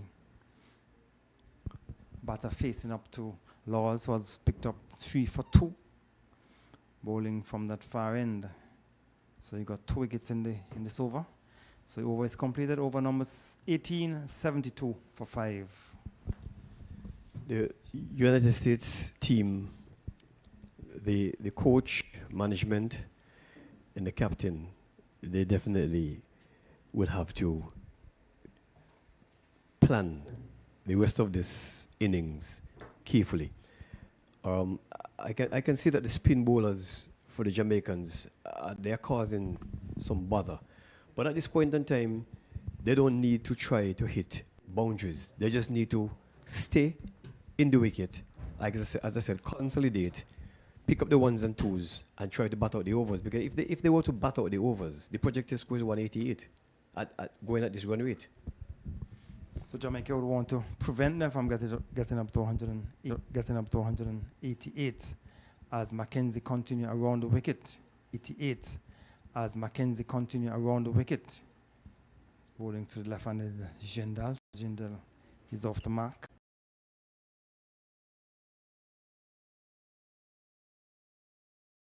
And Harry Babu is off the mark with a single down to deep cover.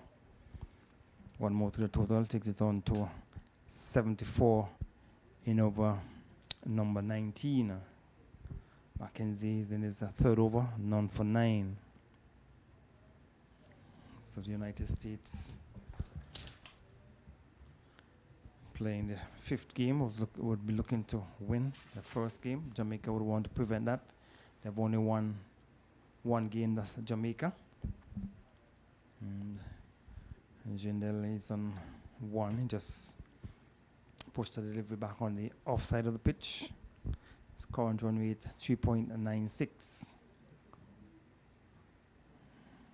So 2 runs have come so far. As it's driving, we get a single down to long off. So Jindal with a single has gone on to 2. His total has gone on to 75 for 5. One delivery remaining over number 19 as the field changes over for the right-handed Harry Babu, who's on 1, and Jindal is on 2.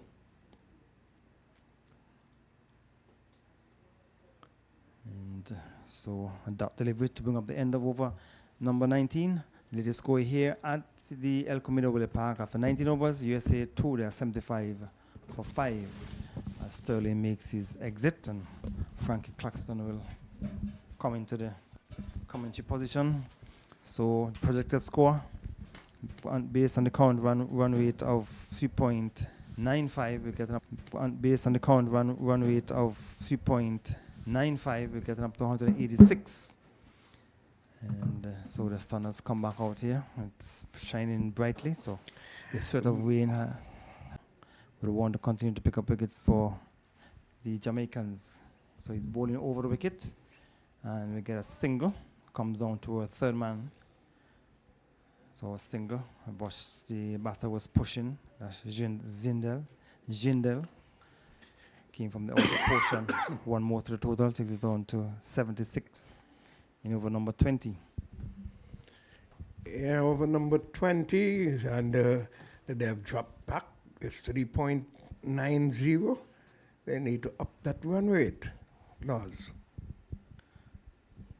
So it's turned into the onside. We get another single. So Harry Babu getting another single. They're doing this single so far in this over. 4 deliveries. 2 runs have been scored, 2 singles. Jindal comes back into strike. Harry Babu is on 2. So Jindal is the left-hander. So Laws trying to keep things tight, or has been keeping things tight for Jamaica. So just 4 runs have come from his 3.5 overs. He has picked up 3 wickets. So final delivery of the over. And it's taken on the paddle, is coming tentatively forward. Half-hearted appeal. Just looking back at the umpire. The over comes to an end. Over number 20, 77 for 5. Yes, good going here by Jamaican. So 4 runs off of the Laws is 4 overs, and he has picked up 3 wickets already, and bowling very well indeed. The United, bowling very well indeed. The United States lost their overs for the Pacers would be 19 instead of 20. And Mackenzie will go around the wicket. So Jindal is on 3 from 9. And Mackenzie is in his 4th over, none for 11. So 1 run has come so far from this over.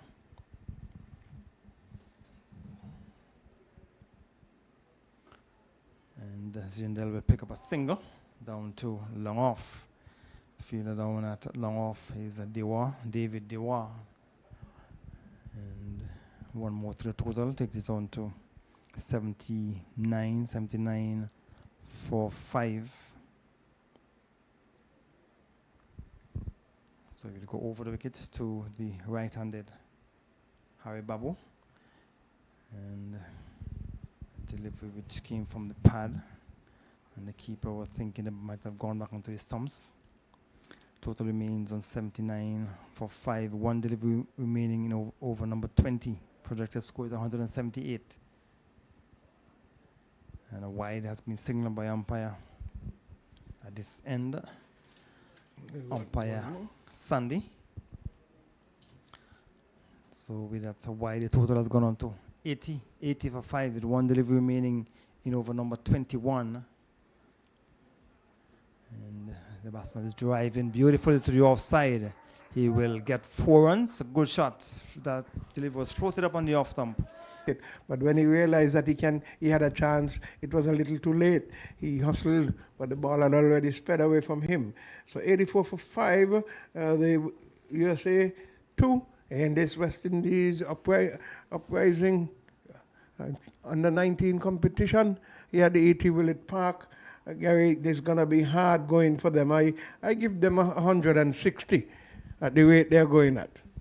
Well, we'll wait and see what will happen. I'm sure Jamaica would want to continue to pick up wickets and pick them up quickly and put more pressure on the USA 2 team. So Jindal is facing up to Laws from the far end. He's beaten outside the off stump by a good delivery, spinning away from the left-hander. And so the one that got the batter bowled behind his back, that was the one that went the other way. So the projected score is 187. And we get a single down to 3rd man at least. Thinking about the second one, as Jindal went through for the first one, but the fielder went away from backward point down towards 3rd man.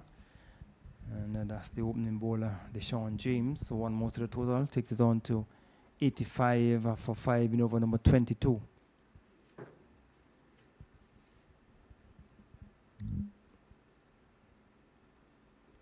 So batsman Harry Babu just getting a delivery just on about the leg stump and pushing the bat down the strip.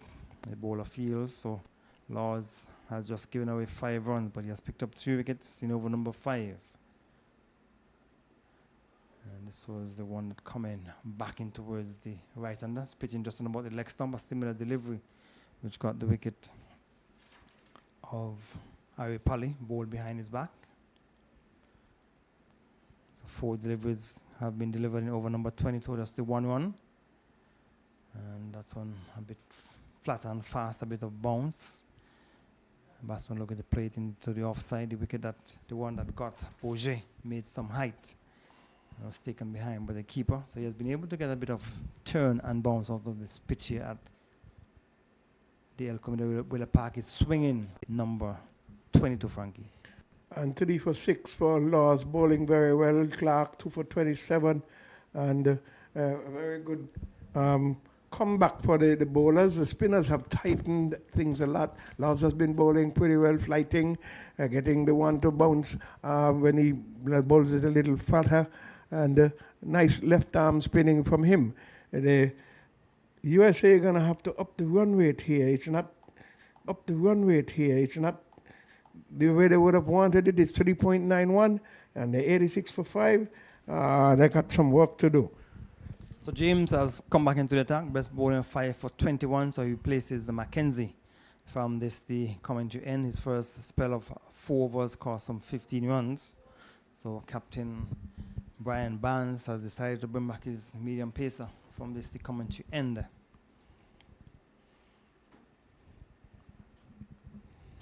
So he'll be going into bowl to Harry Babu, is on 8. So the United States would want to get a good partnership here. These two came together on 71, so a little partnership is developing. 15 runs, and the captain Barnes has brought back his medium pacer with a view of probably picking up a wicket or two and put some pressure on the United States 2 team.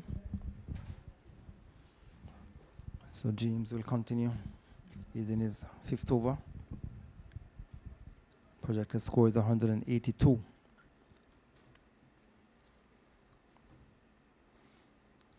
And Harry Babu thinking about the single, but goes down to the offside, down to Morgan. Morgan at cover. And there is no chance of a run. So there's a slip, there's a third man, there's a cover point on the boundary, there's an extra cover. And the captain Barnes is at mid-off. On the onside we have the long leg, there is a backward square, a mid-wicket and a mid-on. So James bowling his 5th over from this the commentary end. Harry Babu is facing up, he's on 8. Chip here. Definitely. And these two going to have to bat as deep as possible and to up the run rate, look for the singles and put away the bad balls. But the Jamaicans have tightened the screws, and so they have been able to limit them in getting away with their shots. So James will go into bowl to the left-hander. And he thought about a single, but the fielder down at point came in quickly and prevented any possibility of a run. So on the offside for the left-hander, we have a third man. There's a slip, a point, cover. So the sun has come back out here at the El Comido Willet Park. And there is the batsman Jindal coming across the stumps.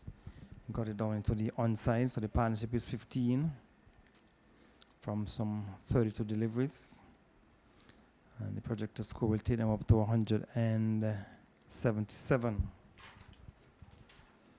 86 for 5 with 1 delivery remaining. So you have seen the 5 deliveries that have been delivered by James have been dot balls. So let us see if he will end with the maiden. Or better yet for Jamaica, if he will end with a wicket. Bad delivery, wide on the onside, signal now by umpire Sandy. Umpire Kashif Sandy out of Trinidad and Tobago, extending those arms. So extras moves on by 1, and the total has gone on to 87 for 5 with 1 delivery remaining in over number 23.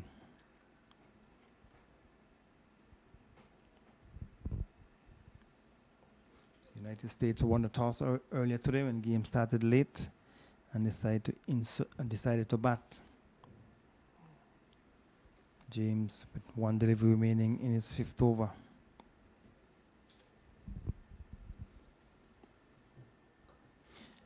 And striving in the air, dropping well short of extra cover to bring up the end of the over. Dot ball, number 23, 87 for 5. The USA took over, and it appears that the left-armer in Laws is going to continue. He has been bowling very well, and Deshaun James had 5 overs for 16 runs. Laws has already had some 3 wickets, and he will be continuing from the southern end. And he is coming in from the southern end, Bath Hotel end, high school end, fly delivery, flashed into the offside, extra cover comes around, fields easily, and there is no run. So 87 it remains for 5.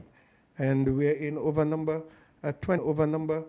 24, just about the halfway mark, as Laws comes in. He has 3 for 6 already, hits it into the offside, high deliberately over, and it goes for 4 in the wideish long off area, and he is looking to maybe take the attack to James Jindal, and he has moved on to, is it Laws? Laws, yes, Laws has 10 runs now off his over. He's into his 6th over, 3 for 10 in the middle of the 6th over. And the 4 went by the right-hander as he receives, comes easily forward into the offside, and there is no run. That's Harry Babu. He's on 13 from 22 balls, Jindal 5 from 13, and in the 24th over, it's 92 for 5.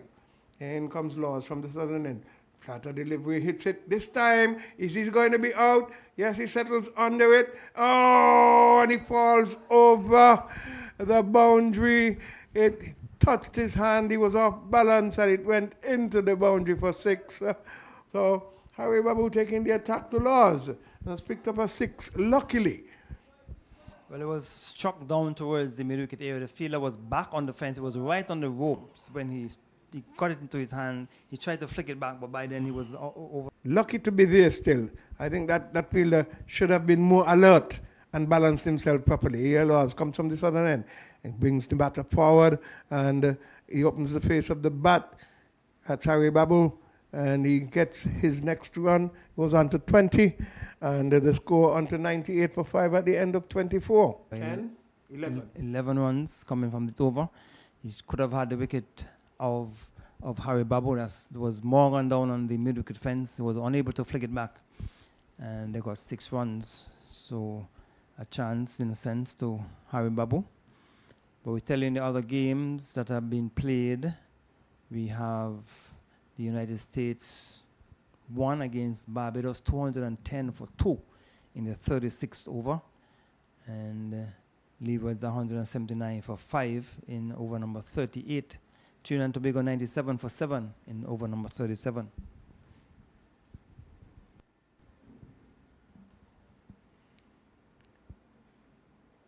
The man himself goes away from us. It's James, Deshaun James, in his 6th over, and he brings the batter onto the front foot, who opens the face of the bat, picks up a single easy, and that's Harry Babu. He goes on to his 21st run, and the score on to 100. 100 it is for 5. The last 2 balls were singles, well, last ball from the last over and the first ball of this over. So it is James goes away in his 6th over. The ball to the left-handed Jindal, and he comes forward, opens the face of the bat, and there is no run. Square cover comes across fields, and Jindal has to go back into his ground. He was advancing looking for a single. It was not there. He has got a slip. The third man, square cover, extra cover, wideish mid-off, wideish mid-on, straight mid-wicket, man deep down on the square leg boundary, who should have effected that catch previously, and signaled. In the game in St. Kitts, 249 for 4, the United States won, and Utkarsh Srivastava is 104 not out. Another century been scored. And the Leeward seem to be doing okay as James runs away into bowl to the left-hander. Jindal plays it into the offside, finds the man at square cover, and there is no run. We're into the 25th over, and the over quarter is 47, and we are at the E.T. Willett Park. It is West Indies uprising on the 19 cricket competition. 1 match in Nevis, 3 in St. Kitts, St. Paul's, Cairn, and Connery. Here we are at the E.T. Willett Park. The Guyana is coming up against the Leeward Islands there at Connery, as James makes some adjustments to his run-up. He runs away from us. Angular in outside the off stump beats the batter. Should have allowed that one to go through, and there is no run. The score remains on 100 for 5 with 1 delivery to go in the 25th over.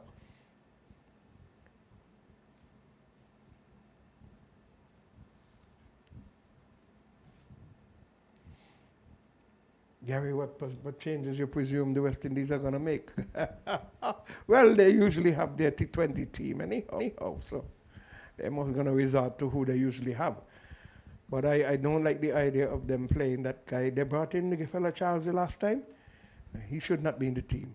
James runs away from us. Outside the off-stump, foolish delivery, plays it into the gap. It's running away. They can't going to resort to who they usually have. But I don't like the idea of them playing. It's running away. They can easily stop it. But 2 runs are on. Change in bowling from the northern end. So Laws, having bowled some 6 overs already, and has picked up, I think, 3 for 14. He has been replaced by the other fast bowler who opened. Is it going to be Clark? We'll wait and see. He's coming in from the southern end. Bath Hotel end, high school end. Comes in to bowl to the right-handed batter who comes down on it. That's Jindal, and he's on 7. And Virgo. Virgo, so it's a new bowler. Kevandre Virgo, the new bowler. This is first ball being played easily into the outside. Kevandre Virgo comes from the southern end. He's a tall lad. And beating the man there at backward point. Does the man from deep cover get to it? It looks so. They're looking for 3. And there's 2 runs been had there by Harry Babu. They should have been looking for the 3rd one because Yes, the fielder from 3rd man had to run all the way down towards the backward point boundary. And that's a long boundary. They ran very slowly. Should have gotten back for 2 runs. So Harry Babu is on 23. Comes down hard on this one from Virgo, and there is no run. 104 it is for 5. We're in the 26th over, and it's 47 overs will be bowled. Cut-off time is shortly after 2 o'clock, Gary. Yeah, 2:08. Yep. So Virgo, tall lad, comes in. It's 47 overs will be bowled. Cut-off time is shortly after 2 o'clock, Gary. Yeah, 2:08. Yep.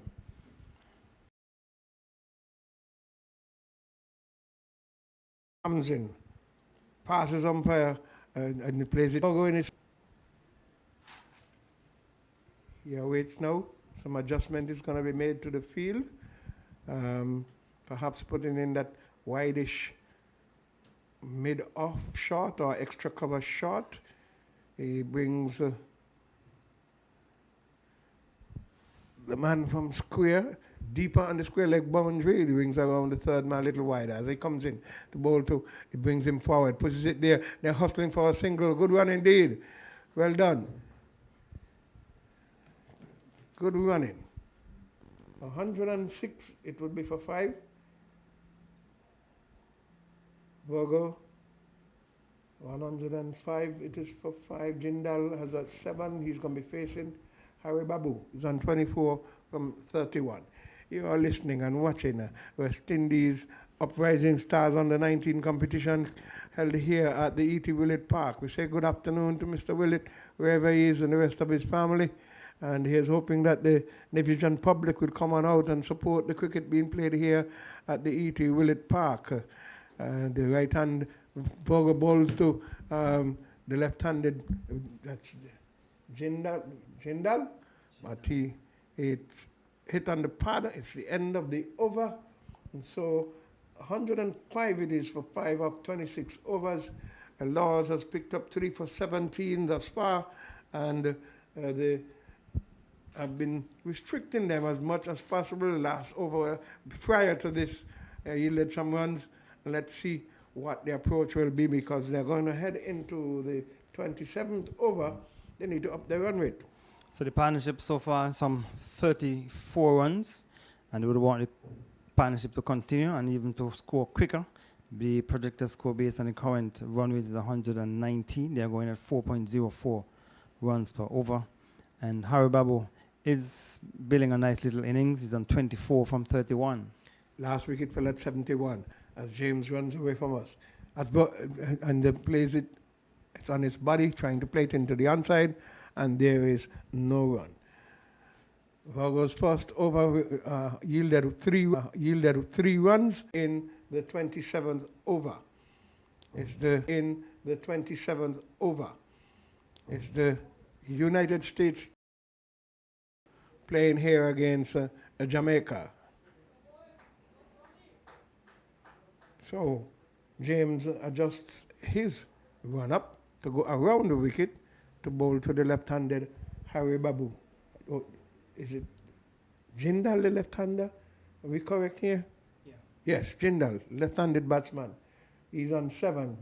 25 it is to Harry Babu from 34 ball. James goes away to bowl to Jindal and comes easily forward, passes the bowler who does not stop it, allows it to go through mid-off, and there is no run.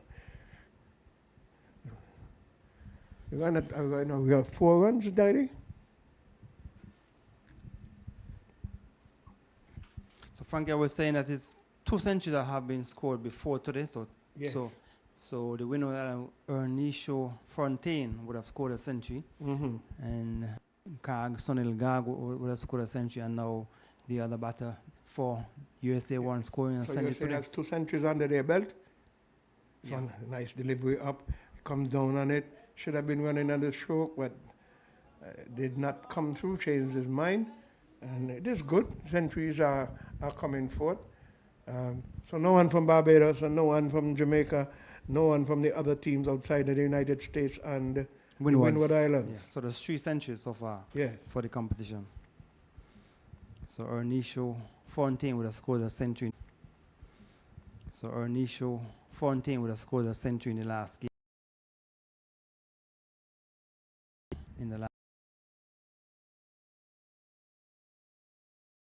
Plays it in front of him. You're listening and watching a West Indies rising stars. I keep saying uprising. I don't know. Uprising came from this area here. A football team, yes. Uprising youths.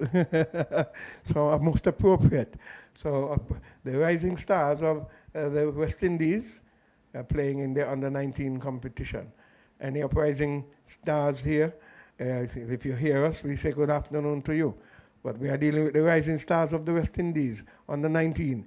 There's another good delivery up, and he comes easily forward as Jindal, straight to the man at mid-on, and there is no run. It's the end of the 27th over, 106 for 5, and Gary, not as fast as they would in terms of scoring. Tight over, just the 1 run coming from that over, from James. So keeping things tight in that over. In terms of the bowlers, Frank, any bowling for this year, we have Gittins out of Barbados after 2 matches. He has 10 wickets.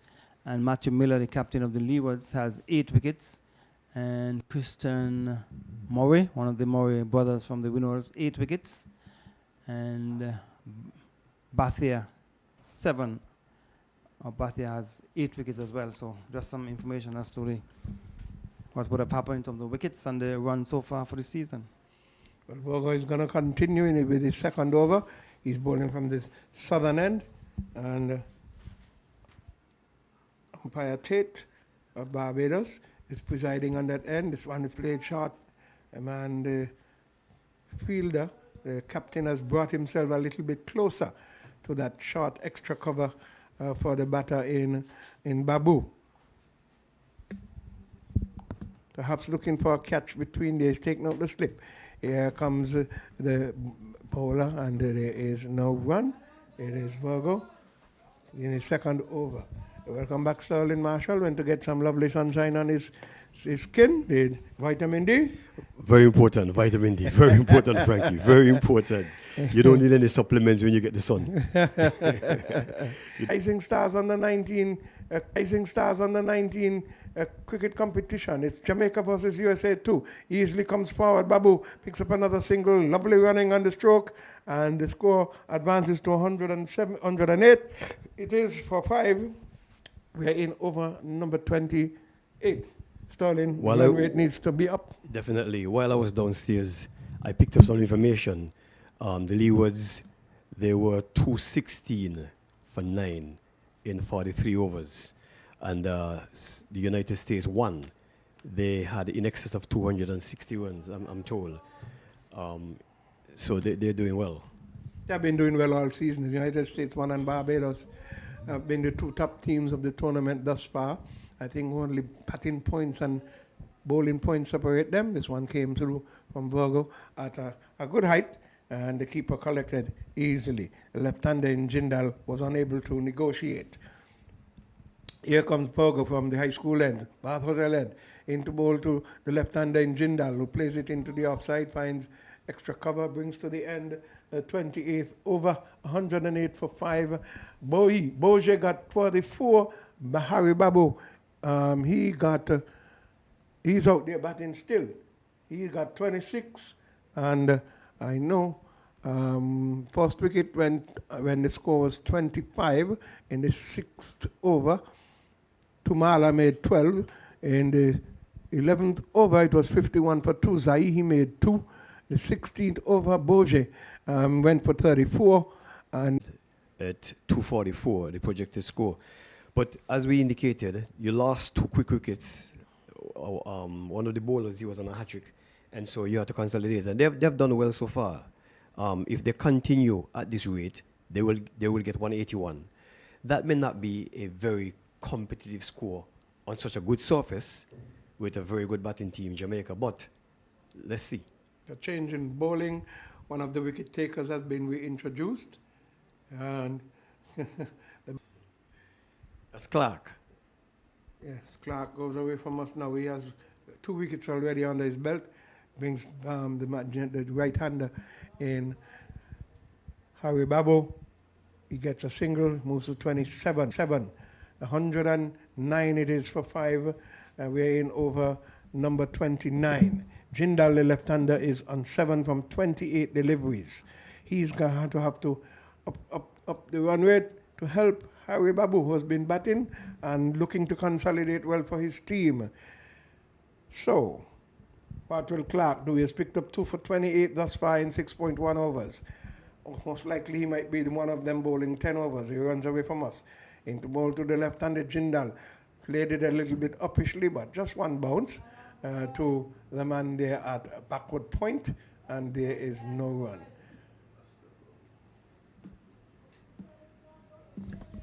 So earlier we gave the listening and viewing audience the name of the standing umpire and the square leg umpire.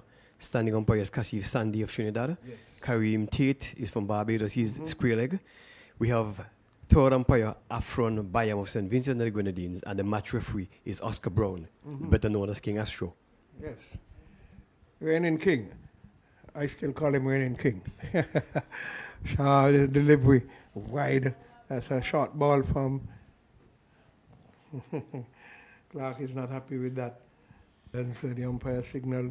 Settles back, awaits Clark, who turns here at the pavilion end, the media center end, runs away from us. Into bowl to the left-handed Jindal. Again, pushing this one now, but again, there's no slip cordon or you have no gully, and so it was safe. Brings the man from third man around to his left. They picked up a single. Score moves on to 111, and Jindal has moved on to 8. It was properly steered. The batsman would have looked around the field and realized that there was nobody close in, as you indicated before, and he correctly steered it towards the vacant backward point area and got a single. Away goes Clark into bowl to the right-handed Babu. And that pulls it into the onside, bring long leg around to his left. They're picking up a single. So Harry Babu has moved on to 29. And the score is on to 112. 28. 28 from 38. Projected score is 182. Still a chance of getting there. If you don't lose wickets, you don't get bowled out, and you continue. You're past the halfway mark already, though. You're 29 overs. Clark goes away. Ball to the left-hander. Ball squats a bit. Haven't seen that for any of the matches before, Scarlin. So that's something to think about. It appears as if it was a cross-seam delivery. And you know, once the ball hits, it depends on where the ball hits the pitch. With the seam, it can go anyway. And this to me is a cross-seam delivery. He just kept low, and that's it for... Think about. In the entire 5 games that have been played here. End of the 7th over, and they're here. Sterling, you still feel they could get the 180? I still feel so. These batsmen, 28 from 38 from Harry Babu. Jindal is there for a while, 8 from 32. He should be seeing the balls as big as a breadfruit now, and should be able to take on. Is it? No, it came off the pads. He should be able to take on the bowling. He has made 8 runs from 32 deliveries, and he has not played any rash shots. So he has gotten a good pitch, a good feel of the pitch, and he should start to explore the possibilities of making some runs. Harry Babu needs the support. He comes forward, and this is Harry Babu receiving from Virgo, and there is no run. Frankie, while we would say that 8 from 32 is soaking up a lot of the deliveries, the management will be happy that somebody is steadying the ship. You understand? So this is one case where they're happy because they have lost 5 wickets when they were 75. Well, somebody's going to have to make a go. Here goes Bogo, flashing and missing, flashing this one into the offside. That's Harry Babu. And he's picked up a run. He has been the run getter. He's moved to 29 now from 41 balls. It's 113 it is for 5. We are in over number 30.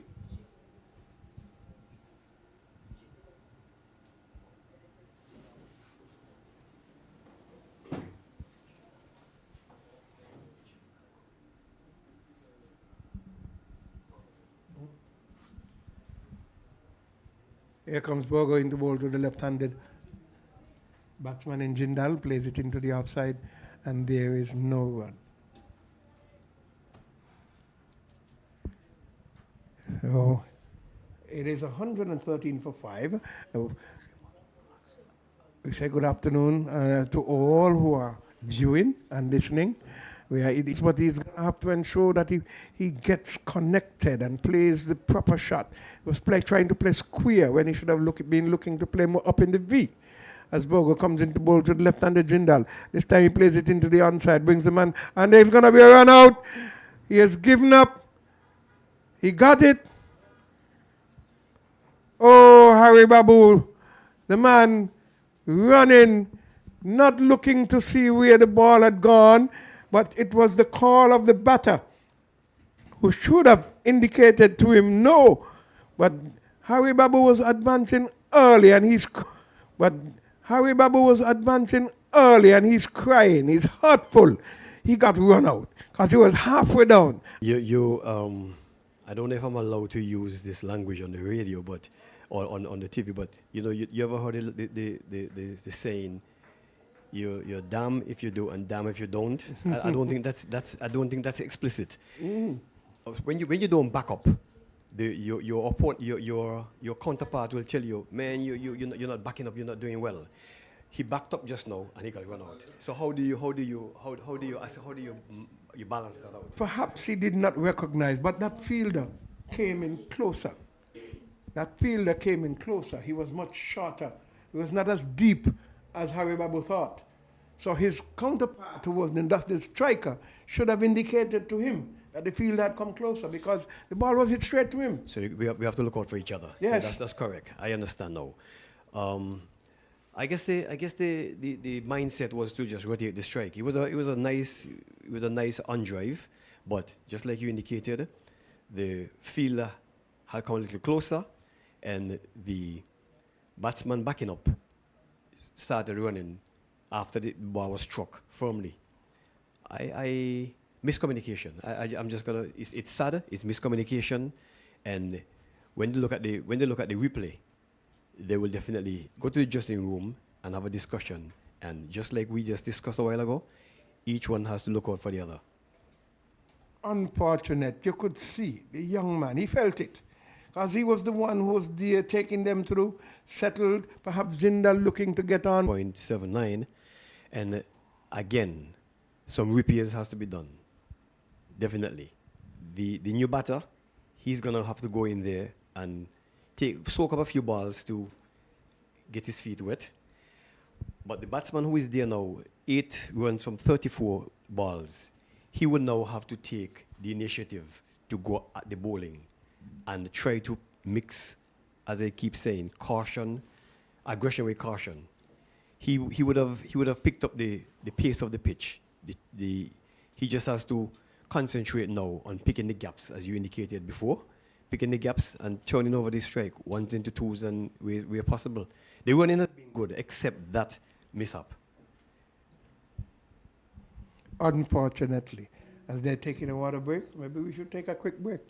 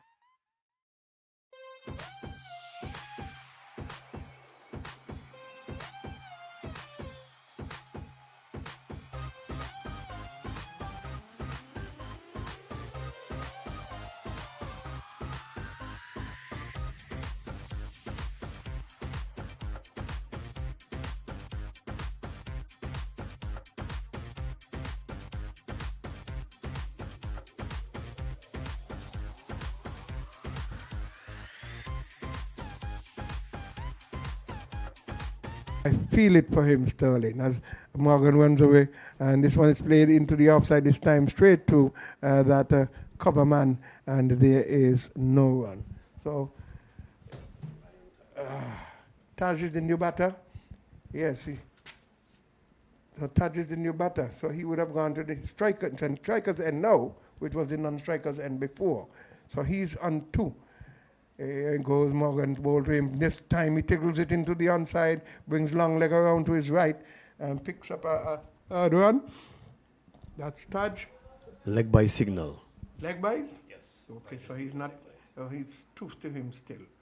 The score advances to 116, as you had 2, and now we have a leg buy. All right, into the 31st over. Sterling, you still feel that they could get that 180? 179, yes. Still can get it. All right. Still can get it. So Morgan is a bowler. He has been reintroduced. He had no wickets before. His first spell was 3 overs, no wickets before. He is into his 4th over now. This one is played into the onside by Jindal, left-hander, and Jindal advances to 9. The score goes on to 117. It is for 6. It's leg buys again. Leg buys. Yeah, leg buys again. So my eye and watch at the screen. Yeah, that's okay. Leg buys again. The United States team at this point in time, they're not concerned how they get it. Leg buys, yes. Okay, it's coming up because sometimes they're behind us. He goes away, right-hander batsman, that's Taj, plays it back up to the bowler, and there is no run. So the score is 117 for 6. We're in the 31st over, 1 ball to complete it. Morgan. Pretty okay in his build, but Morgan has bowled 4 overs for 18 runs, and we are about to go into the 32nd over. The United States won the toss and decided to bat, and plays this one into the offside, and there is no run. After this over, Gary Pemberton will be replacing me as we look towards the first innings being completed shortly. The United States are batting. We are listening and watching. West Indies uprising, or rising stars. I keep saying uprising. Oh, that is bad. 3 runs again, overthrow. But he should not have thrown the ball. The batter had not advanced that far to make the throw, and the keeper did not get a chance to go up. So 1 run to the man Taj, and he goes on. Jindal is on 9. He's the left-hander, and now the score goes on to 122 for 6 in the 32nd over. He got an adrenaline rush, that's all. just an adrenaline rush. The hype is there because you're taking wickets, you're restricting the opponent, and just a little adrenaline rush. So Virgo comes in his 4th over, flashing and missing. Is it out? Yes. Did see a deviation. I thought he was lucky enough not to have touched the ball, but unfortunately he did. It was wide. It was a wild swing. And Virgo, the bowler, he missed. You get 4 runs. But that wasn't to be. And so United States team, they have lost another wicket, and the run rate is now 3.87.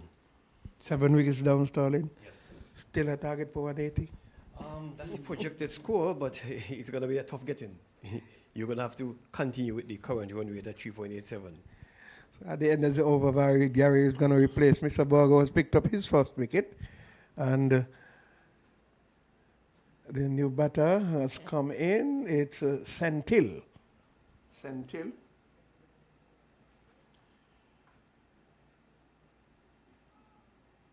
And that one is down the leg side, and another run. Getting a couple of extras these days, and it's gone on to 123 for 7. We are in the 32nd over. The 32nd over, 123 for 7. As Borgo comes into bowl to St. Hill, and he plays it. He's out. Uppishly, recognizing that they could do something, make some more inroads. Again, The fielder adjusted himself. The captain came in a little bit shorter at that extra cover area. And Sentil, instead of playing it on the ground, played it aerially and is walking back to the pavilion. Yeah, I'm not certain what is the intention of the United States batsmen. They still have a lot of overs to go. And try to be aggressive at this point in time is not going to get them anywhere. They need to continue to pick up the ones and twos and try to bat as long. They still have a lot of overs to go, and the one as they can.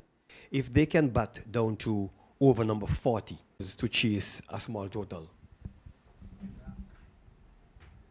The weather's changed again.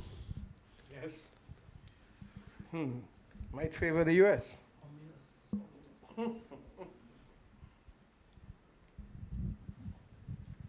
So the new batsman is Patel. Projected score is still 182. But that's going to be some serious asking right now.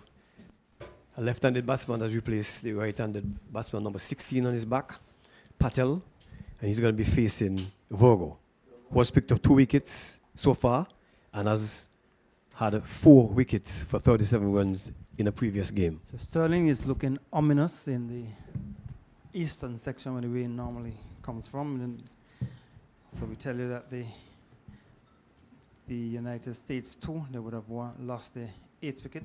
So they're 123 for 8. And they certainly are falling apart.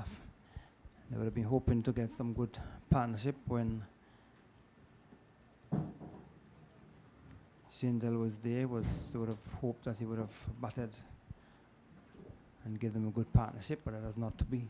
Jamaica certainly have come back well, 123 for 8. And Virgo has picked up 2 wickets, 2 for 8 in his 4 overs, well, 2 for 9 as the over has come to an end. As a matter of fact, he's picking up 2 wickets in that over. So successful over there for the Jamaicans, 124 for 8 after 32 overs. The cutoff point is supposed to be 8 minutes past 2 o'clock. They still have all of 15 overs to go, Sterling, and 15 overs will take you in excess of an hour.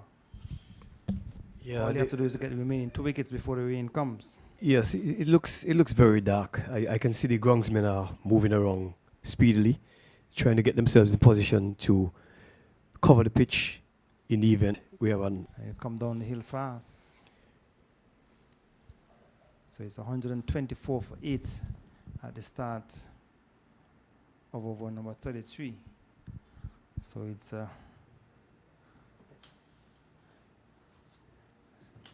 new the bowler Laws is bowling from the commentary end. So he's 6 overs previously, 3 for 17 from that far end. He's now coming in from the commentary end. So first 2 deliveries are dot. But the sun is shining here at the El Comido Willett Park. And in the distance it was darker a couple of minutes. Would have started late because the early morning showers. 3 overs are deducted from the 50 overs, so 47 overs should be played. And Laws is teasing the left-handed batter, that's Patel, who's on 1. A flighted delivery on the off-stump, a good bit of feeling by the opening bowler James, preventing any possibility of a run, created some doubt in the batter's mind. So the total remains on 124 in over number 33, 2 deliveries remaining, 4 dot deliveries. This time is on the leg stump, thinking about the singlets Patel. And the return came in quickly, stump broken and appeal. And umpire Tate at square leg is not interested.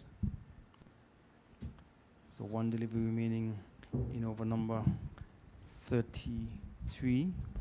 So it's still dark.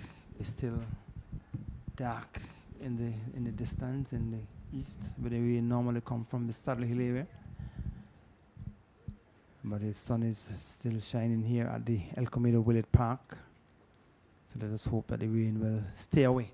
So 1 delivery remaining. And Laws coming back in his second spell, has bowled 5 dot deliveries, looking to keep things tight and maybe bowl a maiden. So he's bowled a full delivery. And they should get a single eventually. They hesitated as the return came in, broke the stumps, but the batter was in.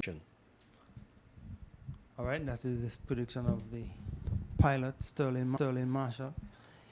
So it's lifting somewhat. It was darker, and it's lifting. So we hope that the rain will stay away, but still some dark cloud in the distance. As it seems the Virgo will continue from that far end. Try and bring it up to date with the other matches, but it seems that it is it drizzling? No, the raincoats are still on the groundsmen, but they have moved from the covers. That's a good sign. So there was a slight hold up in play. I almost thought the umpires were making their way off the field, but it is.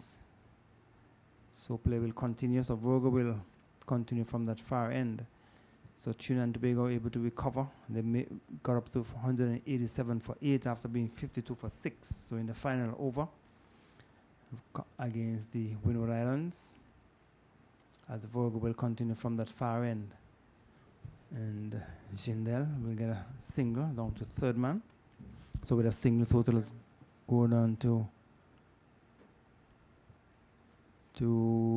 120, 26. So Patel is on 3. And Jindal was on 9, comes into strike. So it's 126 for 8.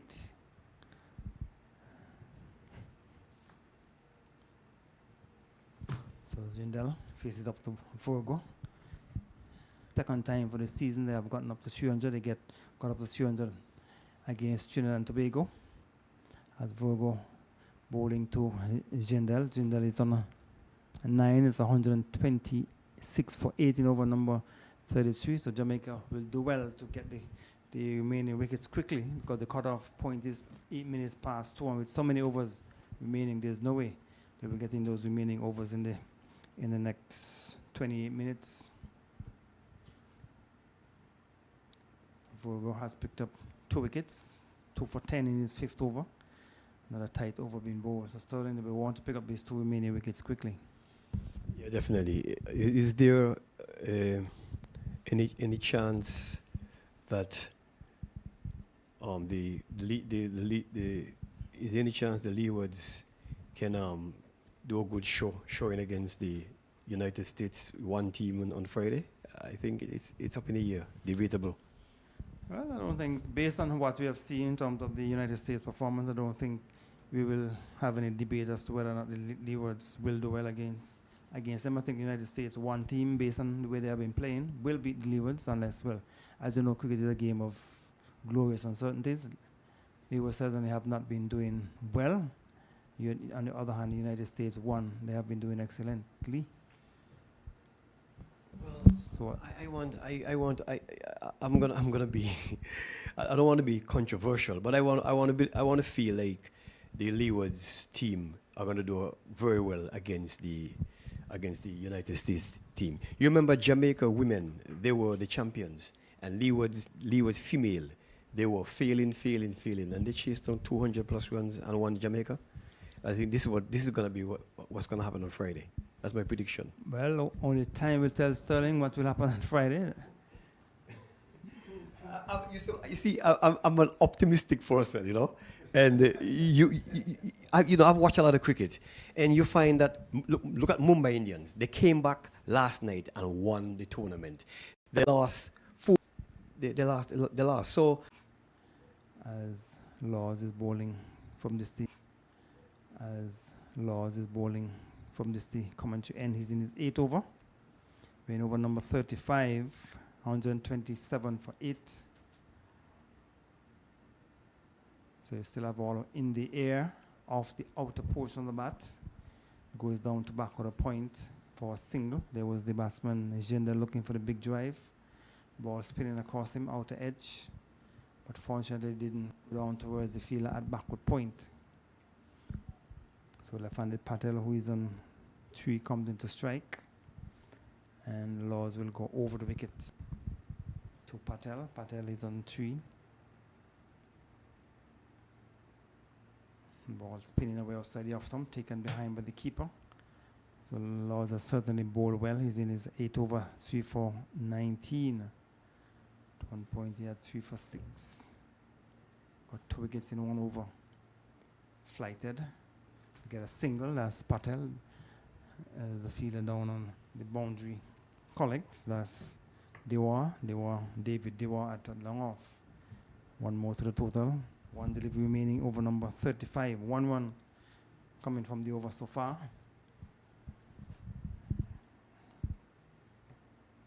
So final delivery. Pushed down into the offside. We're going to end of over number 35, 128 for 8. My observation, Gary, has been that none of the batters have left the crease to challenge any of the spin bowlers. And that is a little troubling. You can't tell me that the wicket keepers are so good that you're afraid to leave your crease because you're afraid of getting stumped, bowlers. And that is a little troubling. You can't tell me that leave your crease. That I've seen so far in neither disc. They have been playing mainly from the crease, waiting for bad deliveries. And I know you're Sterling, you normally out, dropped by the keeper. Good delivery, pushed at it outside the off stump, that's Patel. And the keeper moving away to his left, that's Nelson. Couldn't hold on, a bit wide, but he got there. He should have held on to it, Sterling. Yes, that was a dolly. I see no excuse. The keeper is standing a good way back. The batsman, right, just from our vantage point, he's standing outside of the left-handed batsman off stump. And he got a thick edge. That should have been caught. Dead ball. So dead ball has been signaled as the batter was not quite ready.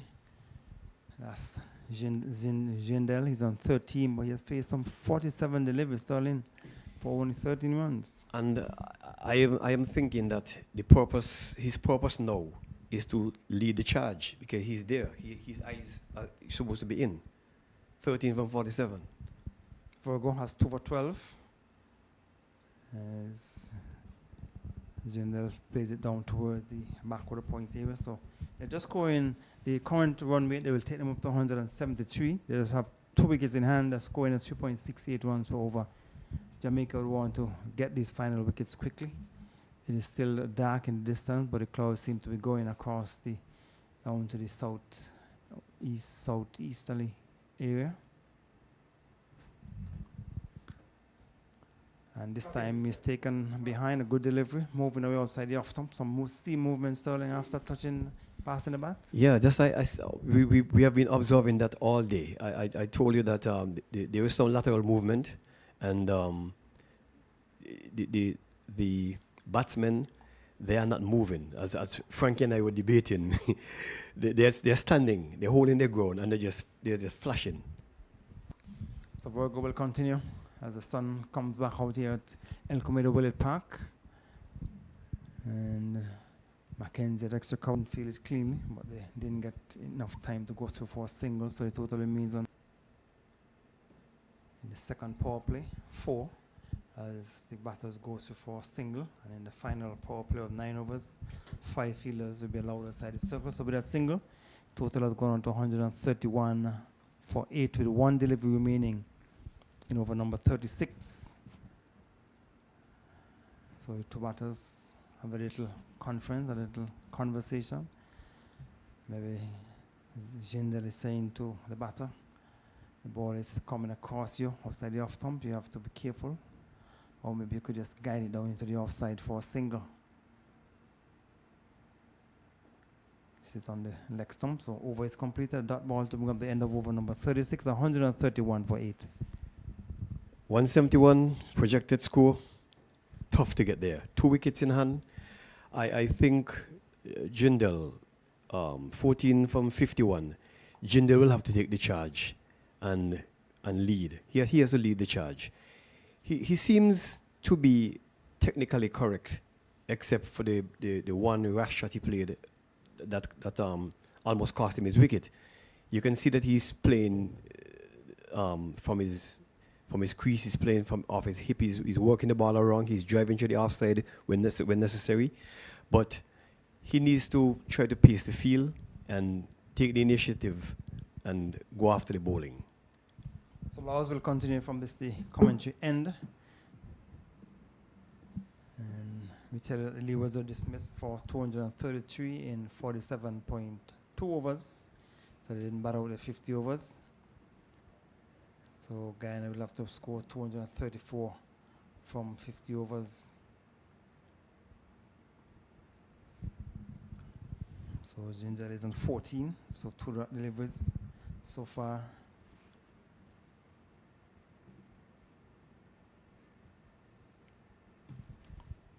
So we're in over number 37, so 10 overs remaining after this.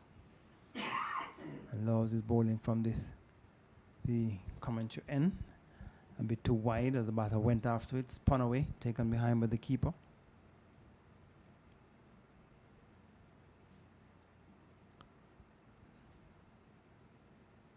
But it was too wide outside the off stump. Collect it cleanly, and the over is completed 132 for 8. Yeah, the bowlers, they have been bowling to their field. They have been bowling to their field, and the captain has been really giving the bowlers the support they need. I still think that the batsmen have been tentative in their shot play and the stroke making all through the inning. They've been tentative. While this is not a 2020 for you to go helter-skelter, you still have to be a little bit aggressive and sometimes turn a full toss. Turn a Yorker into a full toss by, as Frankie and I were discussing, moving off of your crease. Take a step forward, meet the ball on the full, and use your wrist if you can, turn it, and pick up a single. But that's too many dot balls. That's what you normally do, Sterling, when you're batting first Masters, or you walk past the delivery and get stumped? No, I now hit the body go. We're going to have a change of bowling now from the Bath Hotel end or the high school end. Seems as though the captain has decided that he will bowl a few from the far end. That's Barnes, the captain of the Jamaica team. Brian Barnes will be bowling from the far end. So Vogel has spell so far has come to an end.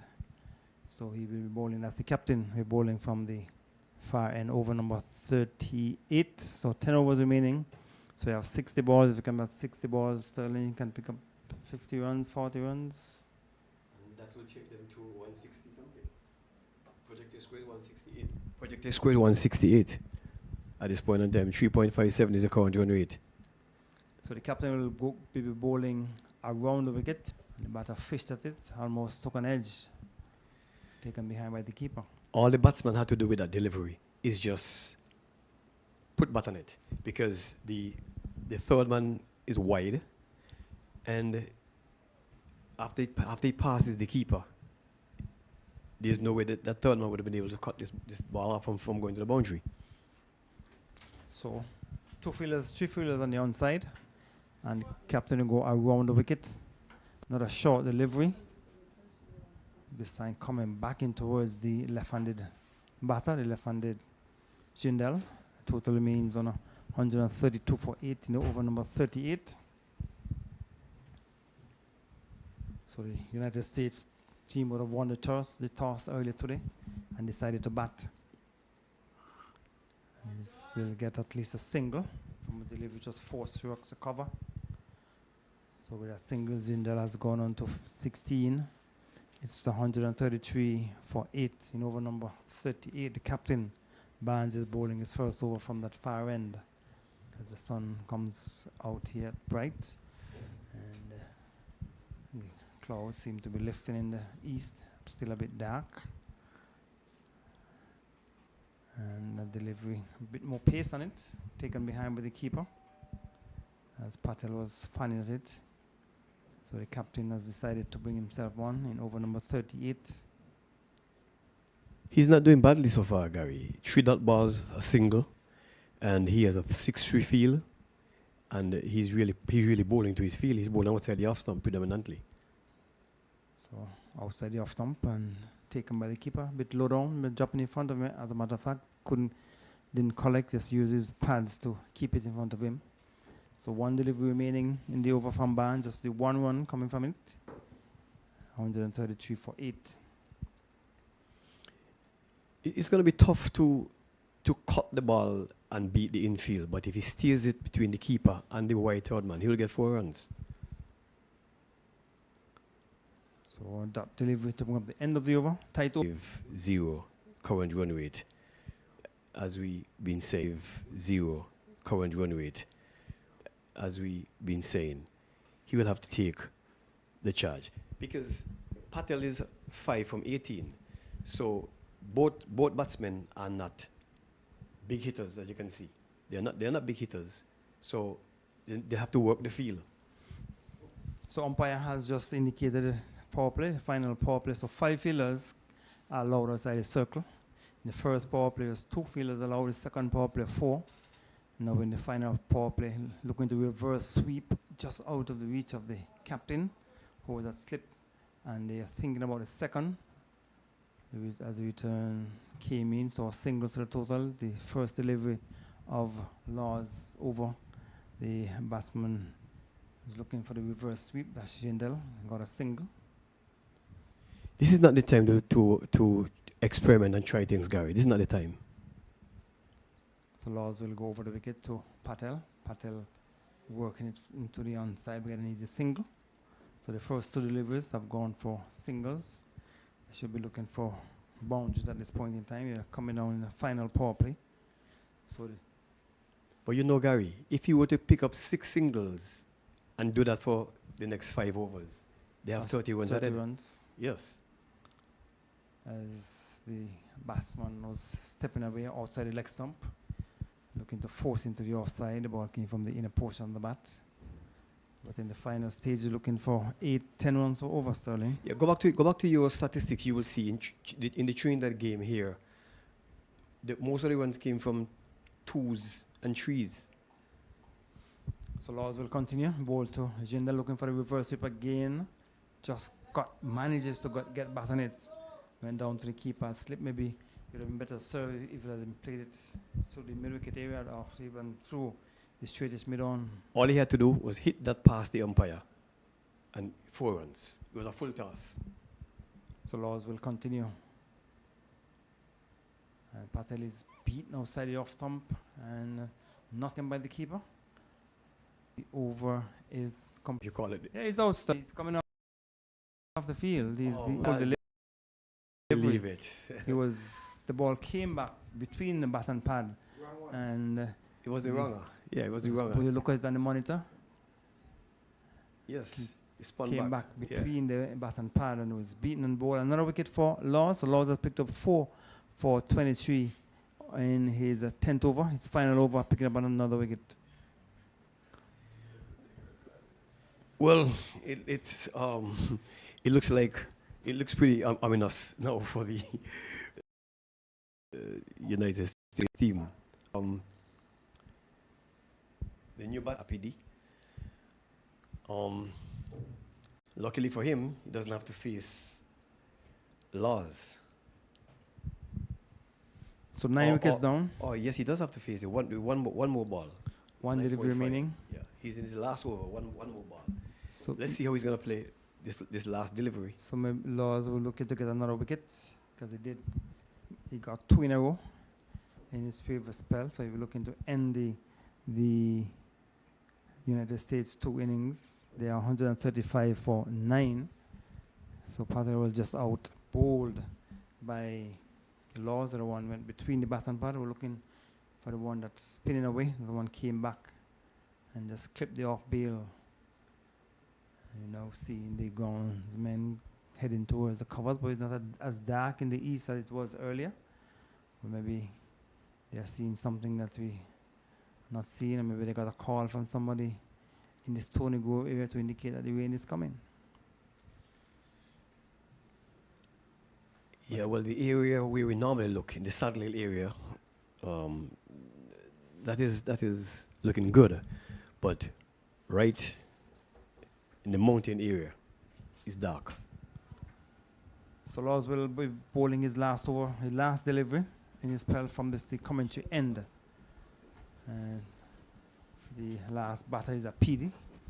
Just pushed it down to the offside. So over is completed, successful over, 2 runs coming and a wicket. We United States, they have some instances. I didn't see the need for the batter who just got out to try to reverse sweep the leg spinner, and he seemed like he got a little disoriented after a while. That shot he played was a nothing shot. The captain will continue from the far end. He didn't get out on the reverse sweep, Sterling. He was looking to play into the... I said I didn't see the reason why he was trying to do a reverse shot. A reverse. He just needed to play each ball on his merit, and then when he did get out, it was a nothing shot. He just came forward and just allowed the ball to spin past him. So the captain is bowling second over. They get a single. Hustles over the first one, thinking about the second. So the 2 last batters for the United States team are in the middle. And the Jamaicans will do well to pick up the last wicket before 208. Maybe there's a penalty in place if you, I think whatever number of overs you would have completed at the cut-off point, that is what you would have to bat. So they will do well if they can get the final wicket maybe in this over. So captain is bowling to a PD. A good shot, just came forward, opened the face of the bat like an opening batsman. And he coming back too quickly for the second run, so they get 2 runs. As the captain not too happy with the fielder down on the boundary. He was a bit slow in coming around. That's Bins, Odin Bins. And the captain was not too happy, but they got 2 runs, so the United States will be happy for those 2 runs. They move on to 138. 3 deliveries remaining in over number 40. So the captain is in the second over. And the tall, lanky figure of a PD. And gives the opening bowler for the United States. Would have to spend some time because still have lots of overs remaining after this. Some 7 overs, 42 balls to face if you can bat the remaining. So the captain over is completed. So over number 40 has come to an end. 138 for 9, the USA team. Barnes has bowled 2 overs for 4 runs. He's not quick by any means, but he's bowling. For his 2 overs. He bowled to his field outside the off stump, predominantly, and he just contained the batsman. So Mackenzie has been brought back into the attack. So he's in his 5th over, just at the start of his 5th over, none for 17. So Laws would have completed his spell, 10 overs, and he would have picked up some 4 wickets. So Mackenzie goes around the wicket, and this time the batsman Patel will get an easy single, down to long off. The United States team, they brought some pressure on themselves. Just what they're doing now, placing the balls between the fielders and picking up the singles, that could have worked. Mackenzie goes over the wicket to a PD, and he will get a single as the ball bounces off the bowler right hand as he tries to stop it. Rotation of the strike. So Laws 10 overs, 1 maiden, 4 for 23. A good spell of bowling by the left arm with spin.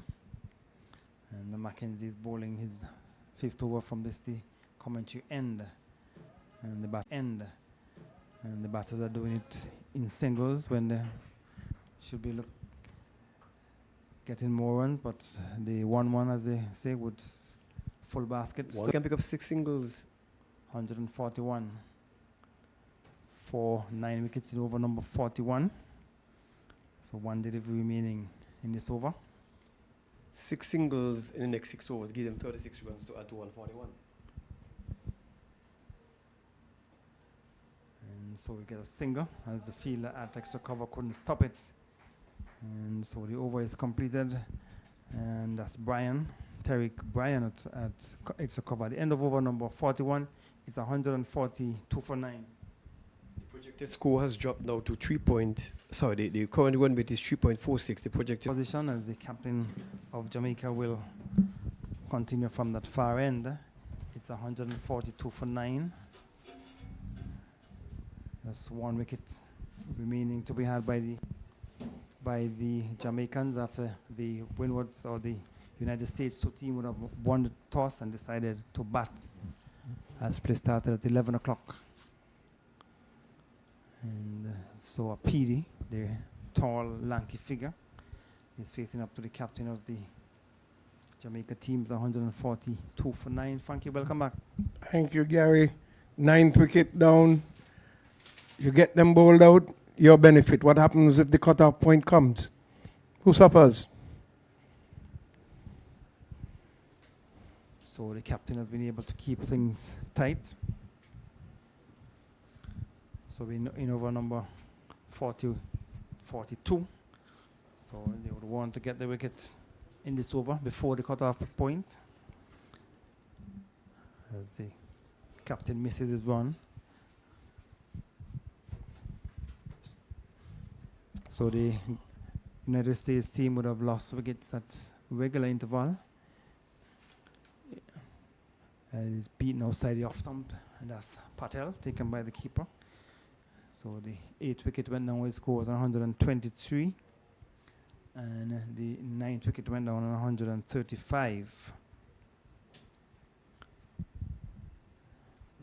So 8th wicket went down with scores 123. The 8th wicket went down in the 32nd over. A PD just got it down into the offside. So no runs have been scored so far in this over. And we're seeing some 4 deliveries. 2 deliveries remaining in over number 42. So 5 overs remaining after this. And that's a PD. A PD has looked good since he has come to the middle for number 11. He has played some good shot, a solid defensive shot, and this time was driving for a single into the offside. I think the last match he got a few runs for his team as well. And the coach is indicating 5 more overs to go, keep batting. So are they going to go beyond the power point, the cut-off point? Yeah. Okay. But no, what you call it? Well, the match referee would decide what would happen if there was enough breaks between that they can take 1 or 2 overs away. But I think normally somebody suffers. Yeah, the fielding team. If you don't complete your overs, whatever number of overs you have completed up to the cut-off point, that is what you'll have to face. Okay. And as I know there is some kind of penalty. So we see the ground staff making the way around to the covers again. In the east, it is looking not dark as it was, but it's looking grey. Is that going to help the team batting second? If any rain comes, a Duckworth-Lewis system will have to come into play. Yeah. They would have lost a number of wickets. The wickets they would have lost would work against them as well. So the groundsmen are at the ready as James has come back into the attack. So James has bowled 7 overs, none for 21. So all of the ground staff are decked in the raincoat, the yellow raincoats. So, but the sun is shining here at the El Comido Willett Park. The second ball for the Dev scene kept a little low on that side. So we're in over number 43. 2 deliveries have been bowled by James in his second spell. And they're just going at 3.38 runs per over. PDs on 5 from 15. That's a good shot. Lovely shot by the number 11 batter. It will go close to the boundary and just flick back by Morgan. They have crossed for 3. Is that 3 runs? they have been able to get 3 runs. So good shot by the number 11 batter. Yeah, Peary, as I said in the last match, he did show some good showing with the bat. So he's doing the same thing here for his team. With those 3 runs, the total has gone on to 146. And the PD has gone on to 8. Patel with a 9 from 25 has come into strike. And James will go around the wicket. And he's beaten as he was looking to drive. Delivery pitched up on the off stump. Patel looking to drive, missed it, and taken by the keeper. So we tell the United States won the toss and decided to bat. And they would have lost the first wicket at 25, second at 51, third at 68, fourth at 71, fifth at 71, sixth at 113, seventh at 122, eighth at 123, and the ninth at 135. So James around the wicket. And Asman is coming inside the line, playing it down towards square leg. Morgan cannot stop the run, so with a single, total has gone to 147. So 12 runs partnership, Frankie. Yes. Projected score is 161. We have 1 delivery remaining. 4 runs have come so far in this over. And the ground star are at the ready, Frankie. They're all lined up with the covers. They have the covers in their hand. So it seems as though the rain is closer than we think. But it's still sunny here at the El Camino Willett Park.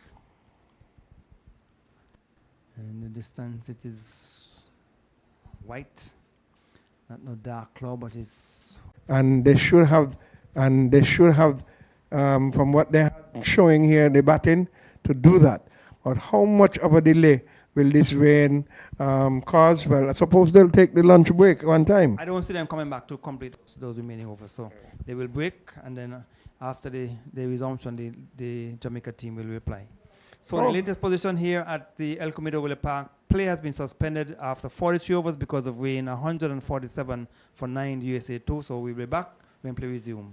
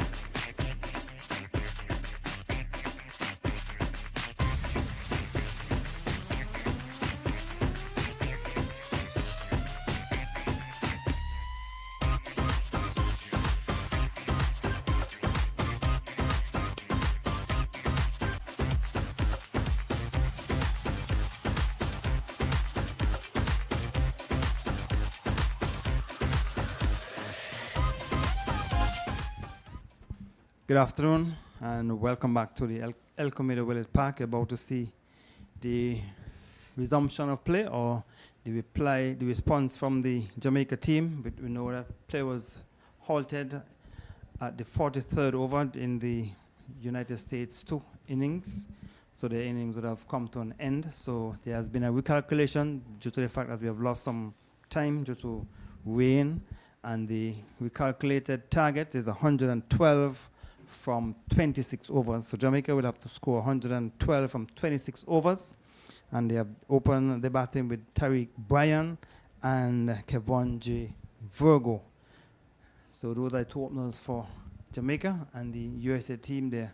On the field, the umpires are there. We're about to see the Jamaican response. Frankie, 112 from 26 overs, the recalculated target. And in response, Frankie, 112 from 26 overs, the recalculated target. An interesting target. It's gettable. Brian, most likely the outfield will be kind of sluggish in some areas. I know just off the square, about maybe short extra cover area on either side, or short mid-wicket, there's a damp area. But the boundary areas might be a bit sluggish as well because we did have some rain. So we'll just have to wait and see what will be the outcome. So Apidi will start from this the commentary end. My boy Apidi.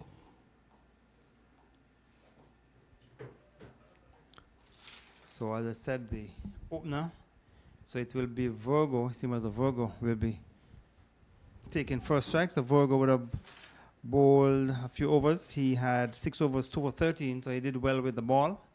And now he would want to do well with the bat for Jamaica. We now see the standby umpire trying to get the attention of the ground staff. Maybe part of the covers so on the boundary hoop, so they asked him to remove it. So PD will open from this the commentary end. So Virgo, I'm sure sent there Frankie to give the Jamaicans a quick start. Yes, so Patel giving the first over from the Ayush Patel from the pavilion end. He is our left arm stream bowler, number 16 on his back. He'll be going in to bowl to the left-handed Virgo over the wicket. Bowls to Virgo, Virgo comes in and plays it down, and there is no run. So 2 balls, no runs, balls on target, Gary. Gonna be an interesting start. And that ball always creates some pressure. 4.36 in 112 balls, 112 runs in 154 balls. Gettable, Gary, but it takes sensible batting. Oh, the whole of the US team going up, Gary. Virgo was beaten for pace, struck on the body. The umpire at this end, Sandy, shaking his head quickly, early as well. So he was sure, he had no doubt in his mind that it was not out. So we'll wait and see if there'll be any more interruptions. But we would have had a couple of interruptions. The covers came off and then went back on because we had some rain. So the target is 112 from 26 overs. And his bluff chuck him on the pad going down the leg side. And all of the US players close in are going up except for the 2 on the boundaries. So an interesting game in St. Kitts where Barbados, the defending champion, coming up against the United States. United States made 205. And the Barbados team, they're 88 for 8 in the 26th over. Wow. So United States well on the victory, well on the road to victory. Maybe the message has been sent here, so these are in the aggressive mode. Looking for a run, gets it easily into the offside. And that's Virgo, he's off the mark. And the score is 1 from 4 balls. And then Leewards versus Guyana. Guyana 136 for 4 in the 31st over. Leewards made 233. Trinidad and Tobago made 189. And win was 99 for 1 after 25 overs. That's the latest we have from St. Kitts. Gets up on the full height.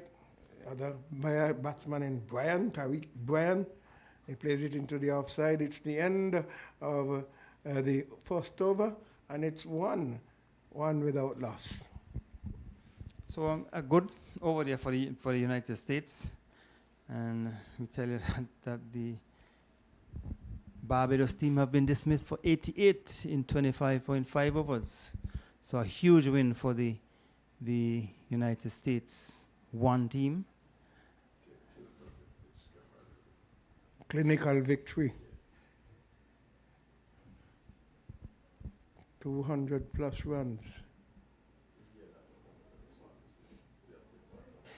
So your friend Apidi is coming from the Bath Hotel in Frankie. Yes. What should say? We say a veteran when comes up to pitches and fields, assisting him with all the others. His Guyanese friend there, also doing a good job with him, and Veli Maynard. So, coming over the wicket is Apidi. He's going to bowl to Virgo. No one off the mark yet, just a leg by, and he's up down the leg side, it's a wide, and so the score moves on to 2. We're in over number 2. The Jamaican team needs to get 112 in 26 overs at a run rate of 4.40 at the moment. That's it. And they have 110 to get from 150 balls. So 2 without loss. We're in over number 2. Apidi is coming from the southern end. Bends over, hits his little stutter, liking down to Jason Holder. He comes in, rolls over the wicket, and Virgo again, it's down the leg side, and it comes off of the body. The hands are going up, looking for something, but came off of the body. No bat involved, no glove involved. The score remains on 2 without loss. A 1 wide, 1 leg by. So the United States fielders going up for everything, trying to get an early breakthrough. Yep. Maybe Here comes a PD away from the southern end. The school end high, straight back over, and it's gone over in the street. Gone into the CSS ground. That is where we have seen over the years a number of sixes have been shot, but a good shot there by Virgo. Pitched up, and he just went into it. The left-hander played it high over the bowler head for 6, and that is exactly what I'm sure that he was sent there to do. Yes. To try and score quickly. Because he's a power hitter. He batted in the middle order, and you could see that he wanted to get on with things for them in the last game. Now he has started off rather positively. Number 6 on his back, and he's opened his target with a 6. It's 8 without loss in over number 2. They're replacing the ball. I don't think anybody is over there to go and retrieve that ball. So it's somewhere over in the Villa grounds. I think somebody went, so he just thought it has not been returned as yet. Okay.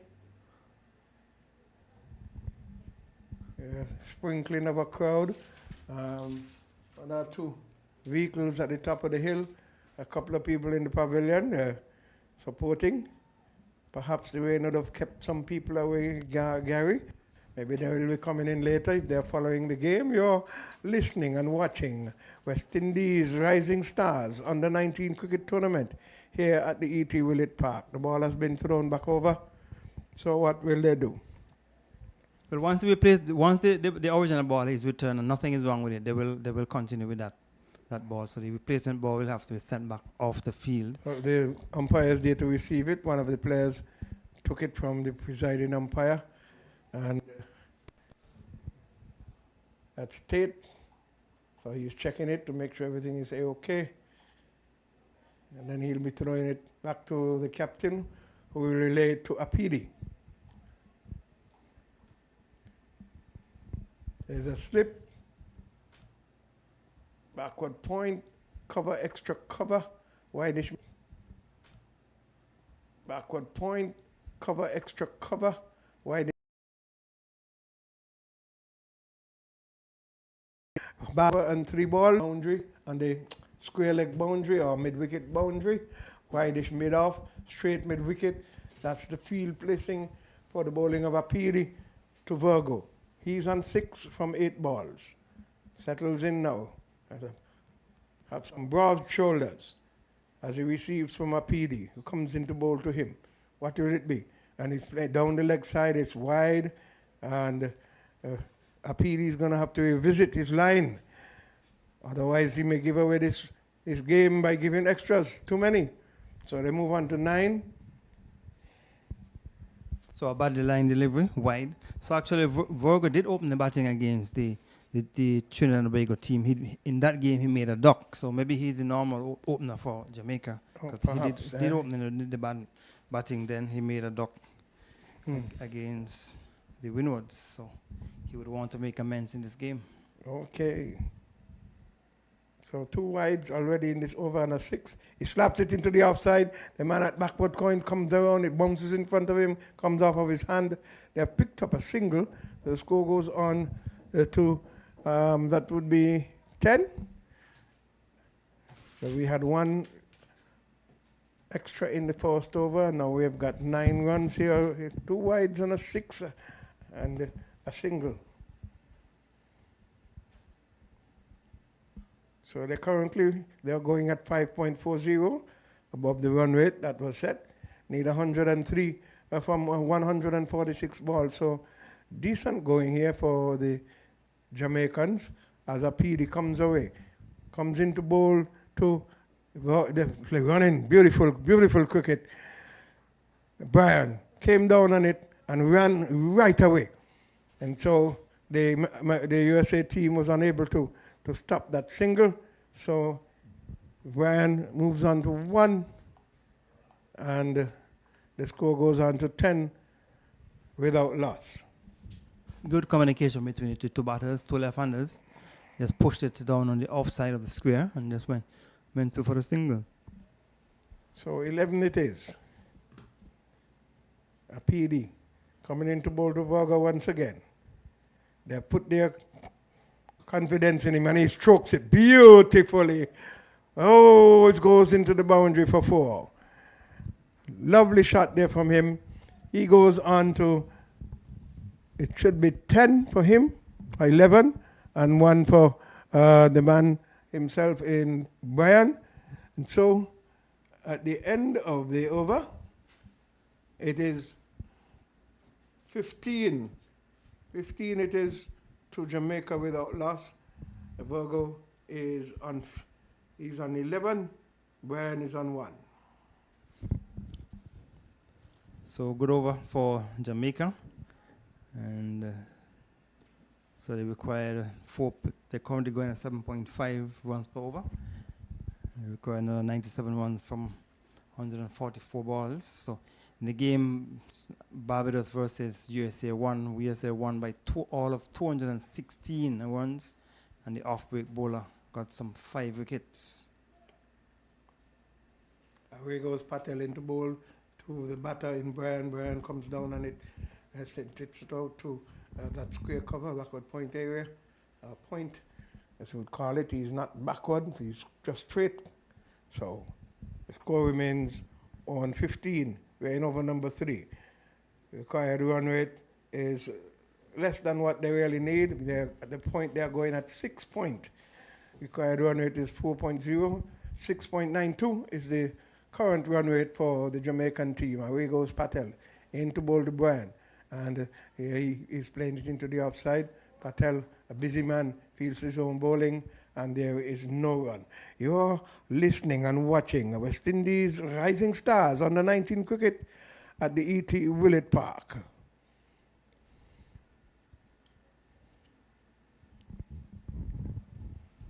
So as I've been saying, the off-break bowler established Prasad at 7.5 overs, 5 for 14. Barbados would have won the first 3 matches quite handsomely, but they were defeated convincingly by the USA, won by 216 runs. Away goes Patel into bowl to Brian. Brian tucks it off his body into the onside. A straight mid-wicket moves to his left, picks up cleanly, and there is no run. Interestingly, I had a conversation with Keith Atherton, I asked him if nobody has really offered from around these parts or even the West Indies board to ask him to be their fielding coach. He said no one. And he started showing me some positions as to how the guys are approaching the ball and how they should position themselves to pick up and throw. It was interesting conversation with him. And he has come down on this one. There is Brian, and there is no run. Brian remains on 1 from 6 balls. Virgo is on 11 from 10 balls. We are into the third over. 2.4 has been bowled, and it is 15 without loss. They require some 90-something runs. Yes, and so fielding is important in cricket, fielding and catching. I've not seen this slip cordon for the West Indies in recent time to be an effective or strong slip cordon. Away goes Patel, easily comes forward, Brian, and there is no run. So 5 balls have gone in this over, and you could see the US, they are alert, they are on their feet, they are on their P's and Q's, hustling in as soon as the ball is delivered from their fielding positions. You know, in my day I was taught to walk in and then rush. As you know, as one who could field well and you were quick, you were always there to get the upper edge on the batter. And the US are making a change in the field. They brought the man from deep backward square, and he's at backward square now.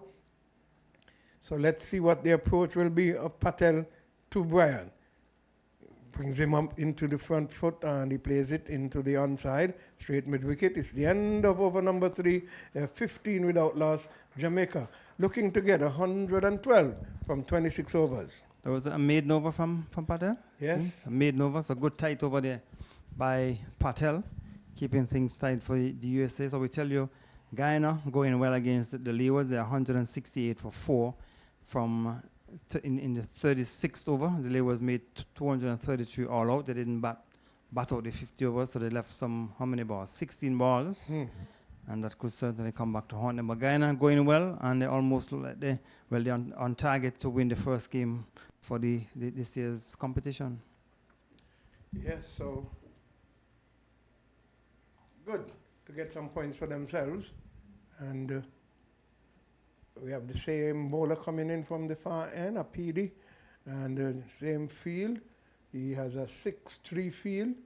The man from down on the boundary has gone up to that backward square to the left of the umpire, and it will be a PD as he comes away from the southern end. And it's Jason Holder style.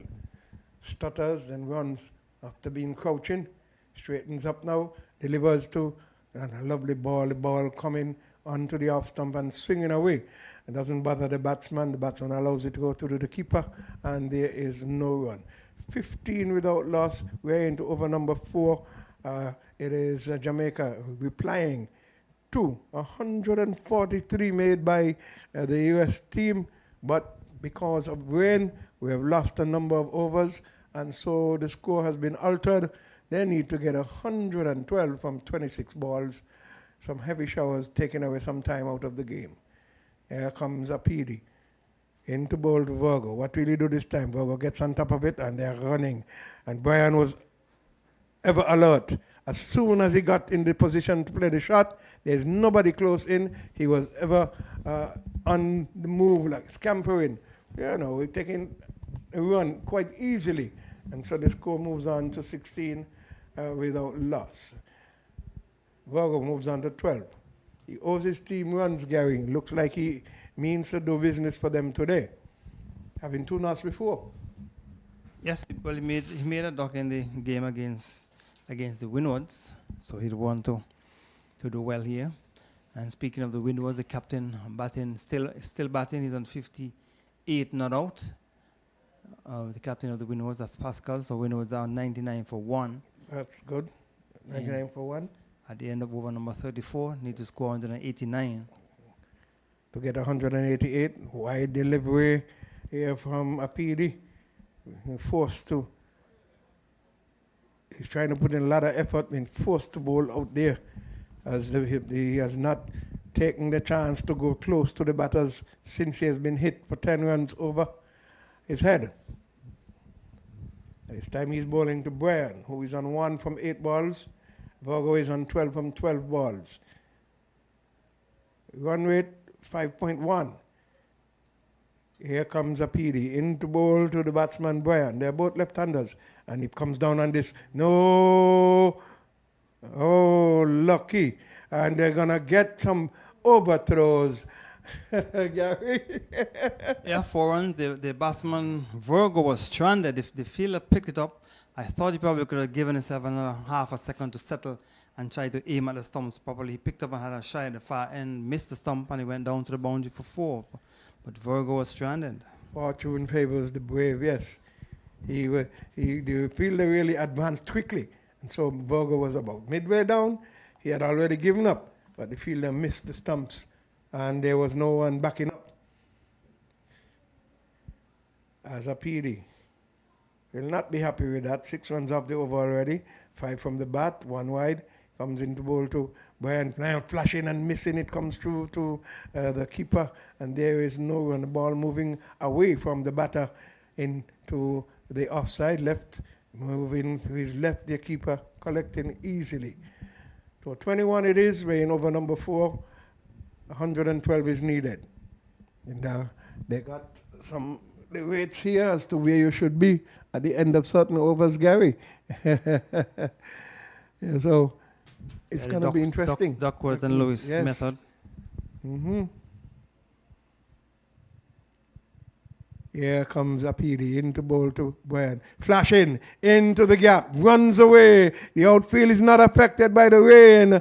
4 runs to Brian. He moves on to 9. And the score is on to 25 without loss.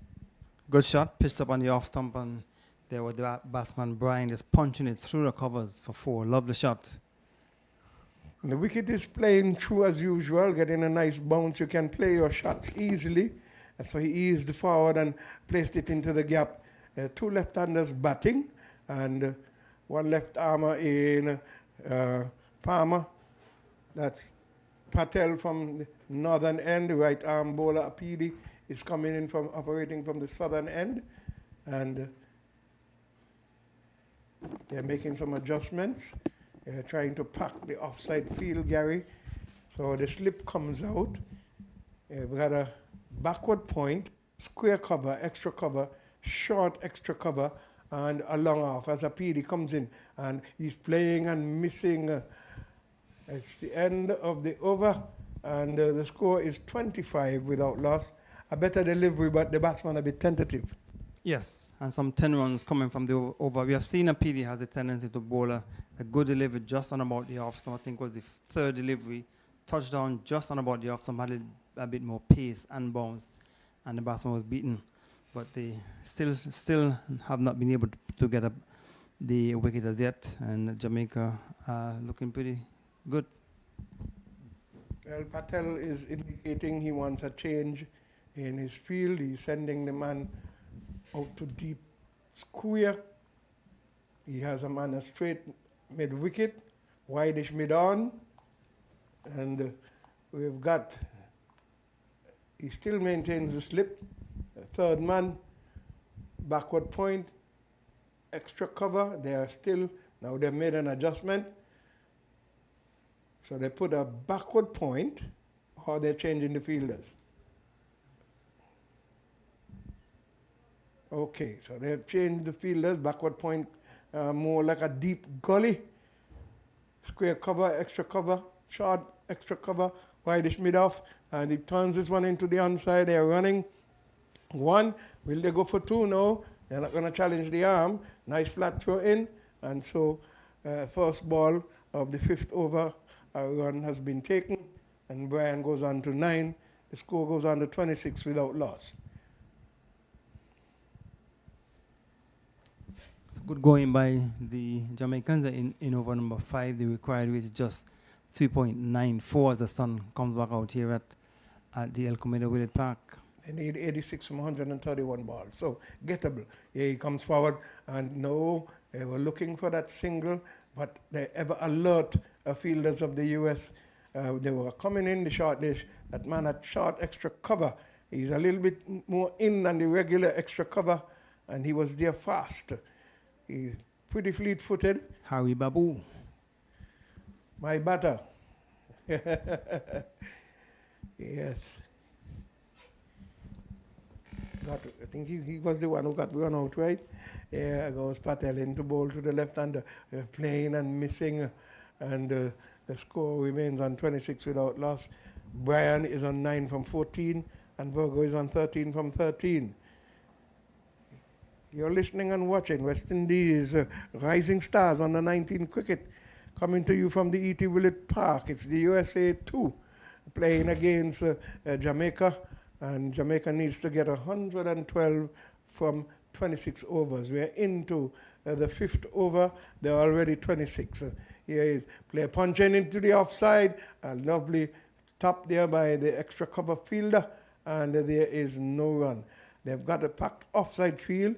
The bowlers are concentrating on bowling on the offside.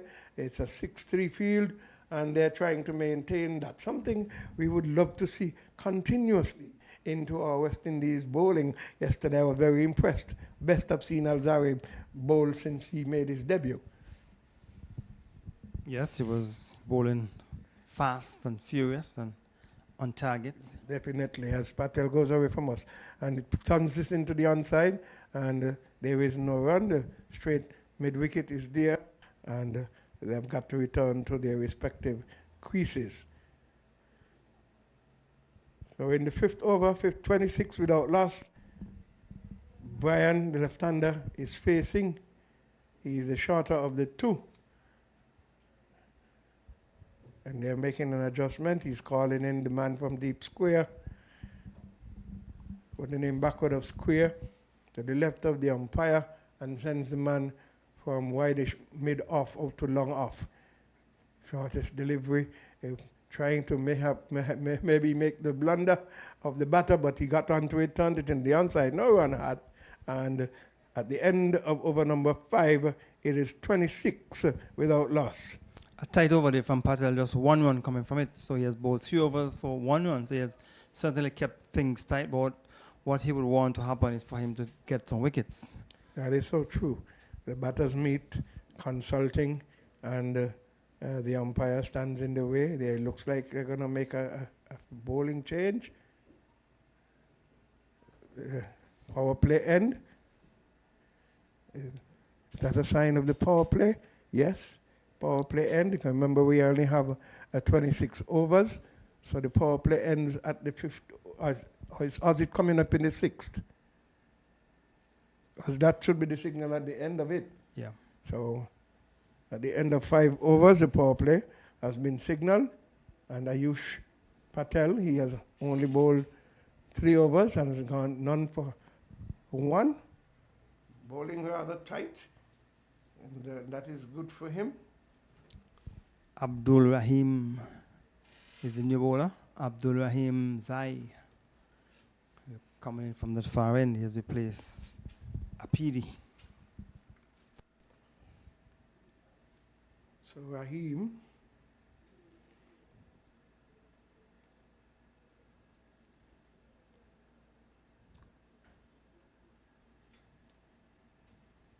comes in now to bowl to Virgo with a wide delivery. First ball wide, score goes on to 27, and it is Rahim, right arm medium, is bowling from the southern end. He has replaced Apidi.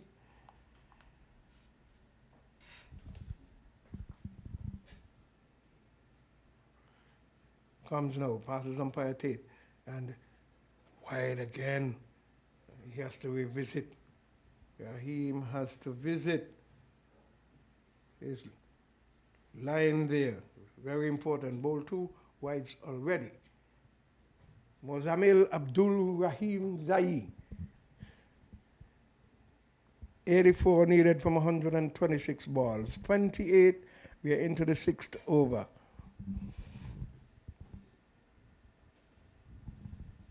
Here comes Rahim. Oh, good ball up in the block hole.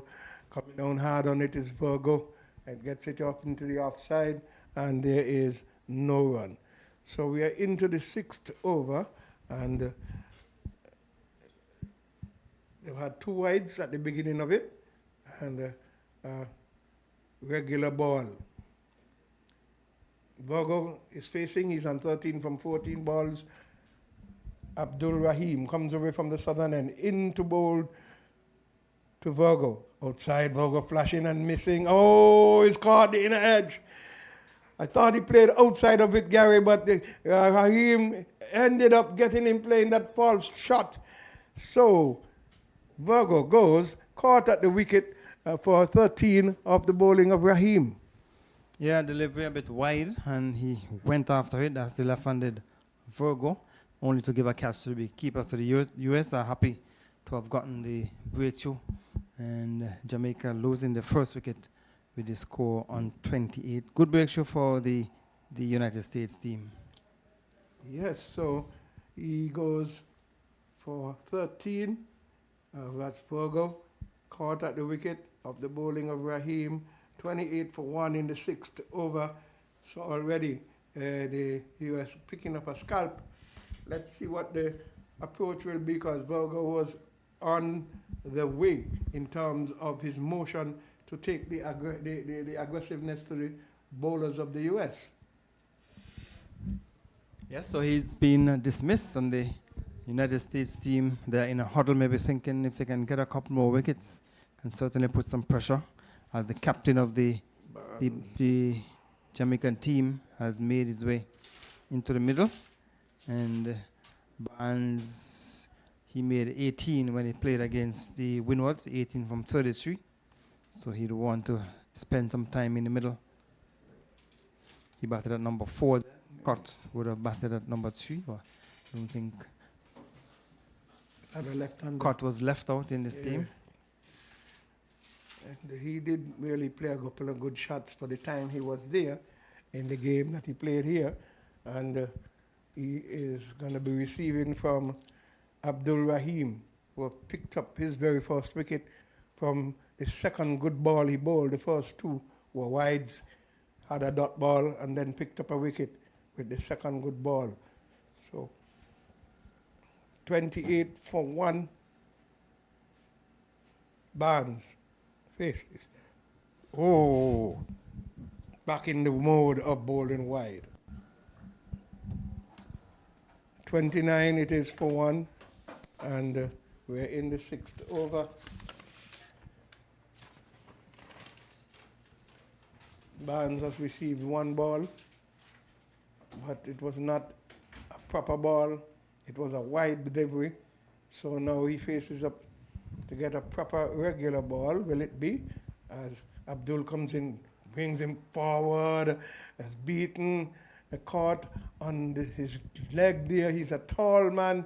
The players were up in the air appealing, but it was a little bit too high. You could see him running it off. Got caught on the thigh there. A nice delivery. He's a short man, Rahim, but he gets the ball to come off the wicket with some momentum. And that one came back in towards the left-hander, struck him on the leg. Yes, the right thigh.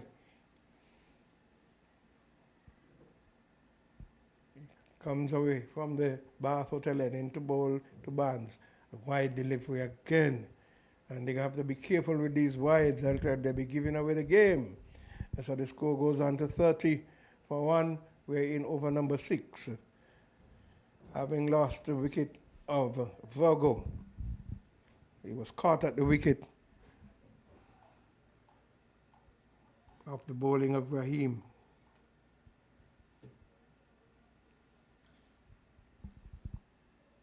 So Guyana needed 48 runs from 9.5 overs with 5 wickets in hand against the Leewards.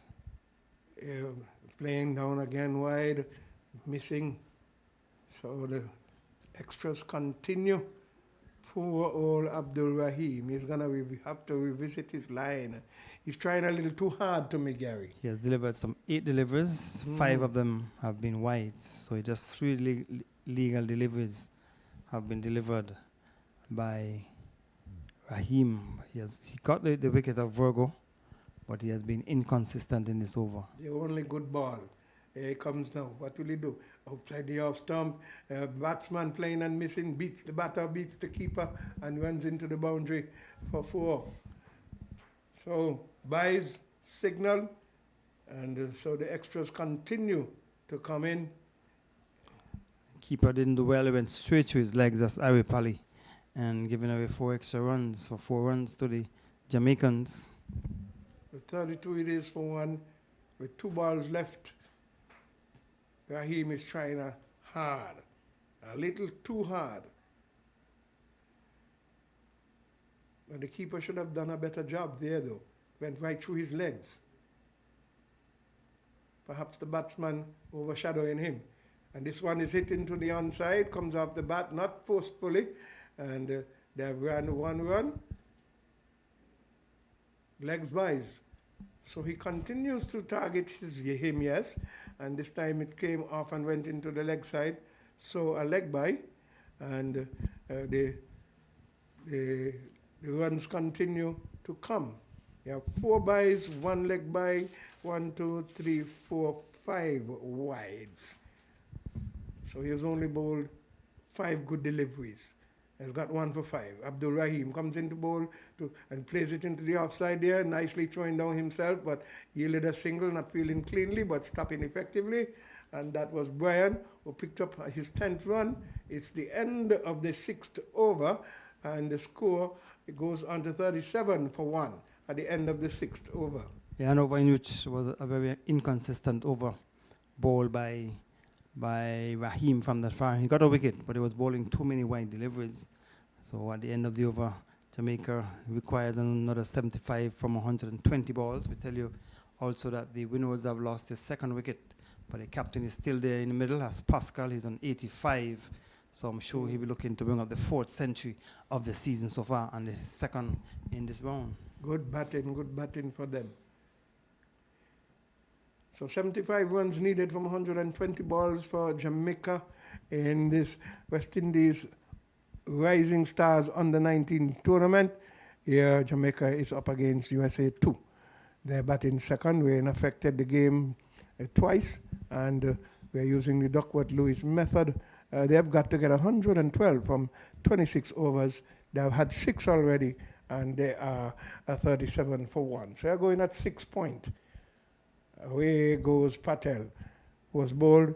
This one is play. He opens the face of the bat down to 3rd man, and is another run. He has bowled 3 overs for 1 run. He's into his 4th over, and the score goes on to 37.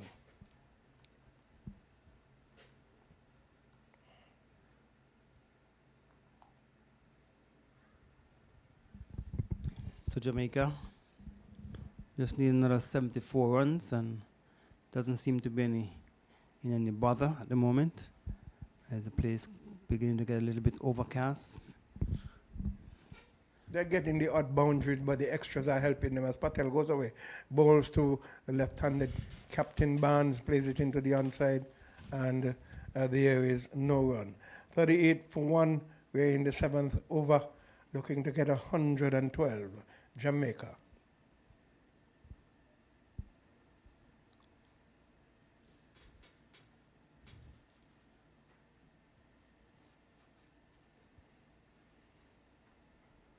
Away goes Patel in the bowl to the left-handed. Russell, a single. Oh, he gets home.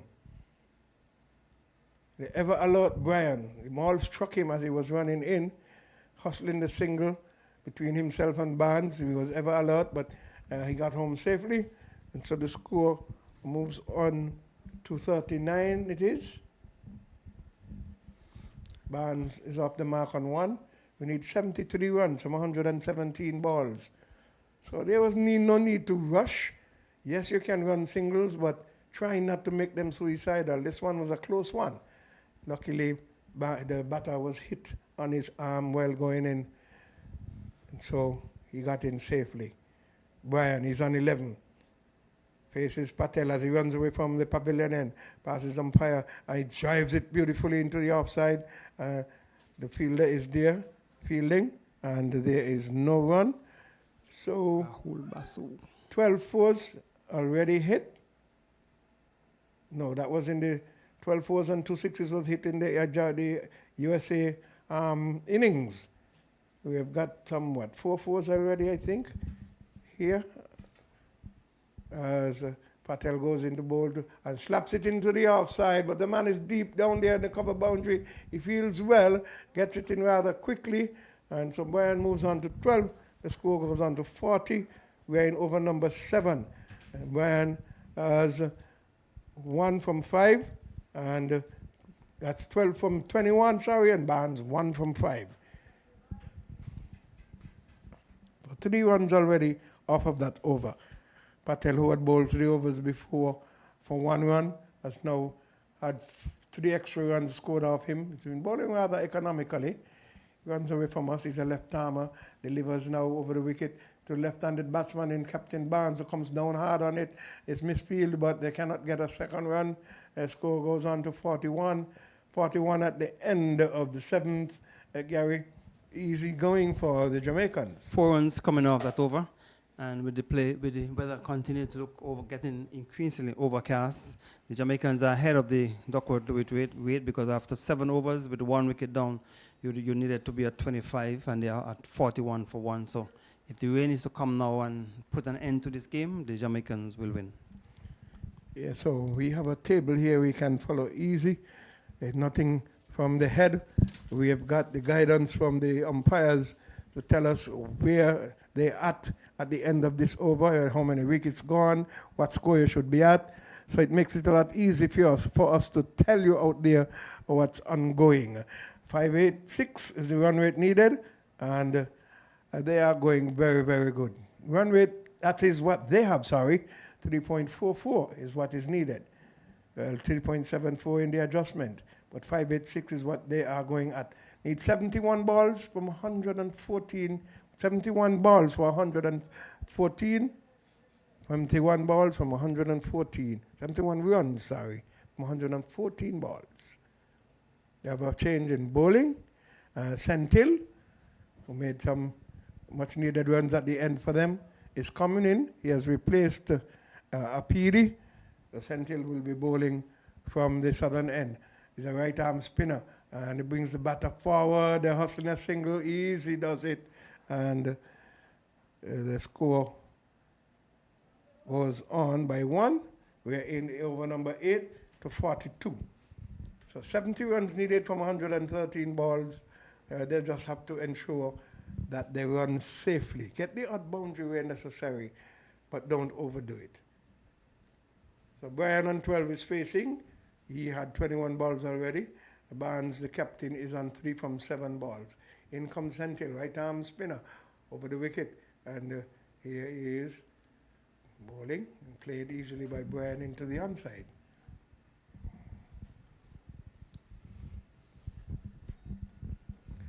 So in the east, Frank is getting darker and darker.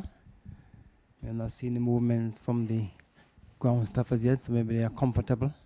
They've gone past 5 overs already anyhow, so another run been easily gotten here by the Jamaicans. The score goes on to 43, and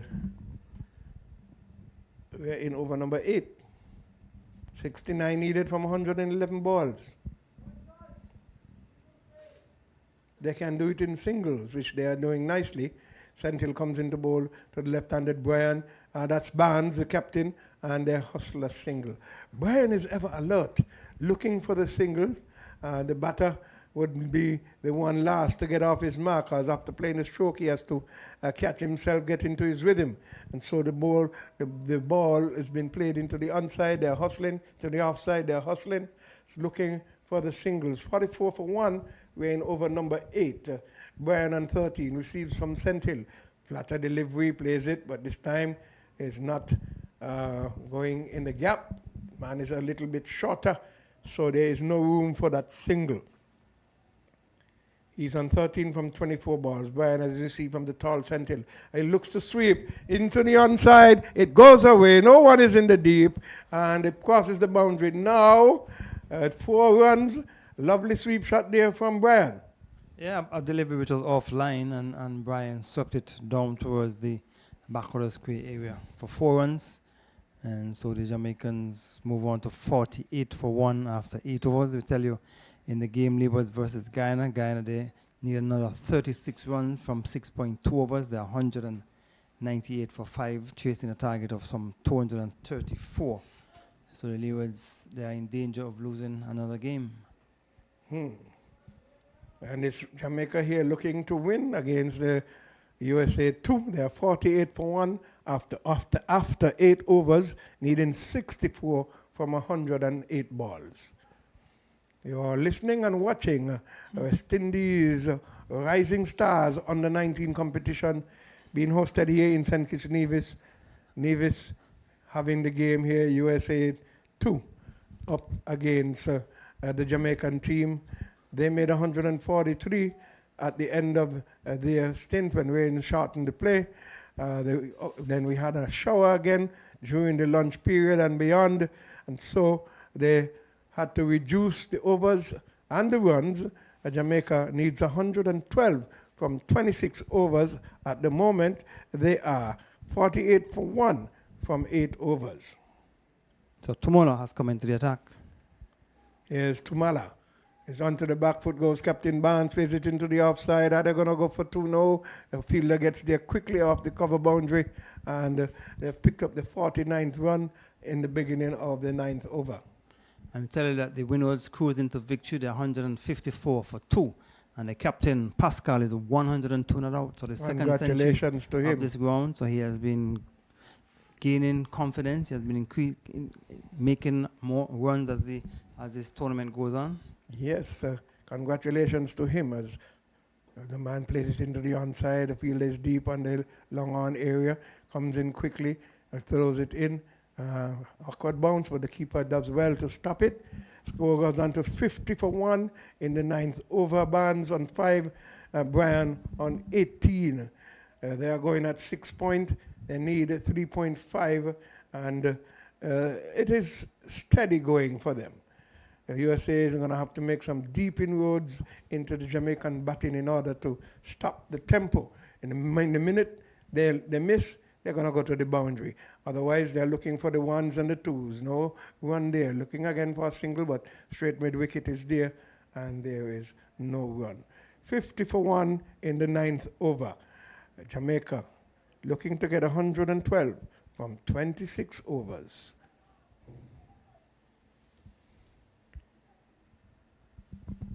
He's calling in the man that shot third, a little bit short. He's calling in the man more to his right there on the cover boundary square. That's Tumala, and hits it straight back. Is it good enough? Yes. Splits the two fielders. They are very wide, long off and long on, and it's another boundary. Captain Barnes, who has some powerful shoulders, we did see him hit a couple of shots last time he batted. Couple of 6s and couple of 4s. Didn't last too long, but he takes his team to 54 and in the 9th over, and he advances to 9 from 11 balls. Good shot. He uses his feet well and drove it straight down the ground for 4. In goes Tumala to bowl to the left-handed Barnes.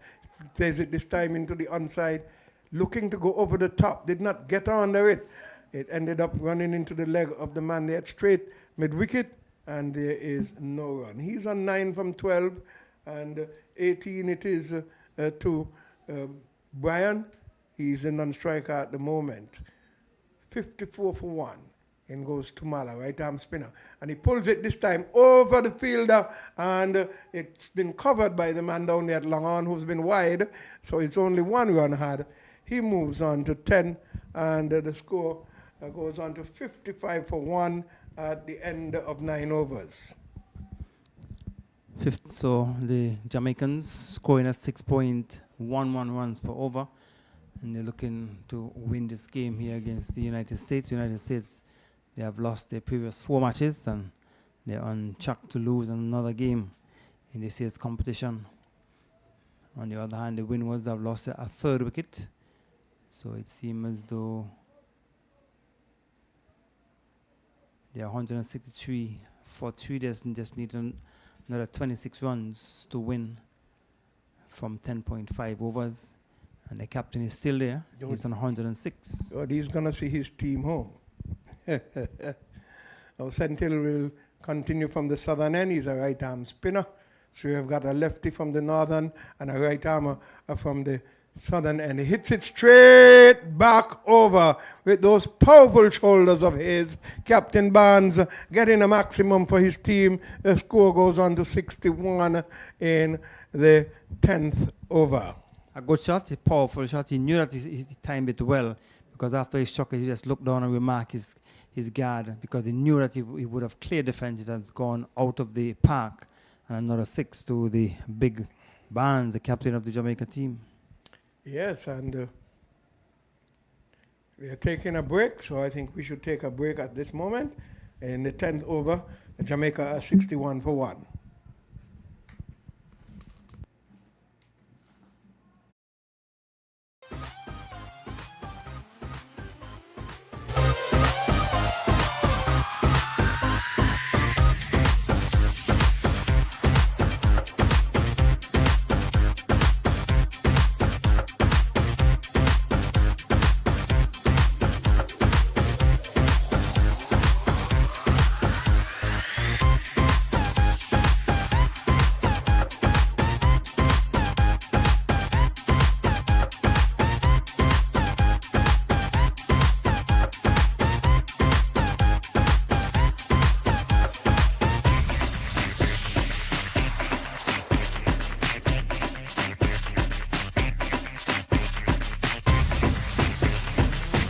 Back after this break, because of the ground staff, they're getting closer to the covers because it's getting dark here at the El Camino Willett Park with the Jamaica team 61 for 1. They need another 51 from 101 balls after in the 10th over. They need to be at 35 if they would have lost 1 wicket, and they're at 61. So they're well above what is required at this stage. So if the rain is to come, Jamaicans will win this encounter here at. It is hard and high, another 6. He's dealing 6s, Captain Barnes. We're in the 10th over, and the score goes on to 67. Well, maybe Sentil would have probably loved the first shot that he saw, and probably flighted it again, and there was the Captain Barnes hitting it straight back over long on again for the second 6 in the over from 2 deliveries. We might see 6 sixes in this over, Frankie. That has been the norm these days in some tournaments. Pollard has done it. Well, the umpires seem to be calling the ground staff on, is it? I've seen them getting close to the covers and they're actually ready to come on. But we'll wait and see. The third umpire is hustling the extra fielders off the ground. And them don't waste time, don't go out there and kill time. All right, he's talking to them, the 12th man and the emergency fieldsman. And it is 67 in the 10th over here. Sentil is coming into ball to Captain Barnes, the left-hander from the southern end. And Barnes gets onto it, plays it into the onside. They're hustling 1. They can get 2 easily. Oh, Brian didn't go for it this time. That is not Brian. Brian is normally hustling. Well, they've moved on to 1 on 1 by 68. Gary, it's going good for the Jamaicans. Yes, it is going. They just need another 44 runs. Sentil into ball to the left-handed Brian. Brian hits it straight back over, but not between the gap. Brings him long off into contention. They've picked up their 69th run. He moves on to 20, and the score goes on to 69 for 1. They're in over number 10. 43 needed from 98. Back on strike is Captain Barnes. Comes in Sentil flat at the delivery. Barnes, you could see he wants to get under it. Didn't. Eventually got it to the right of straight mid-wicket. It rebounded off of his body. They picked up a single in the meantime. So 70 for 1 and 1 ball to go in this over, Gary. And 15 runs coming from the over so far. So yes. expensive over.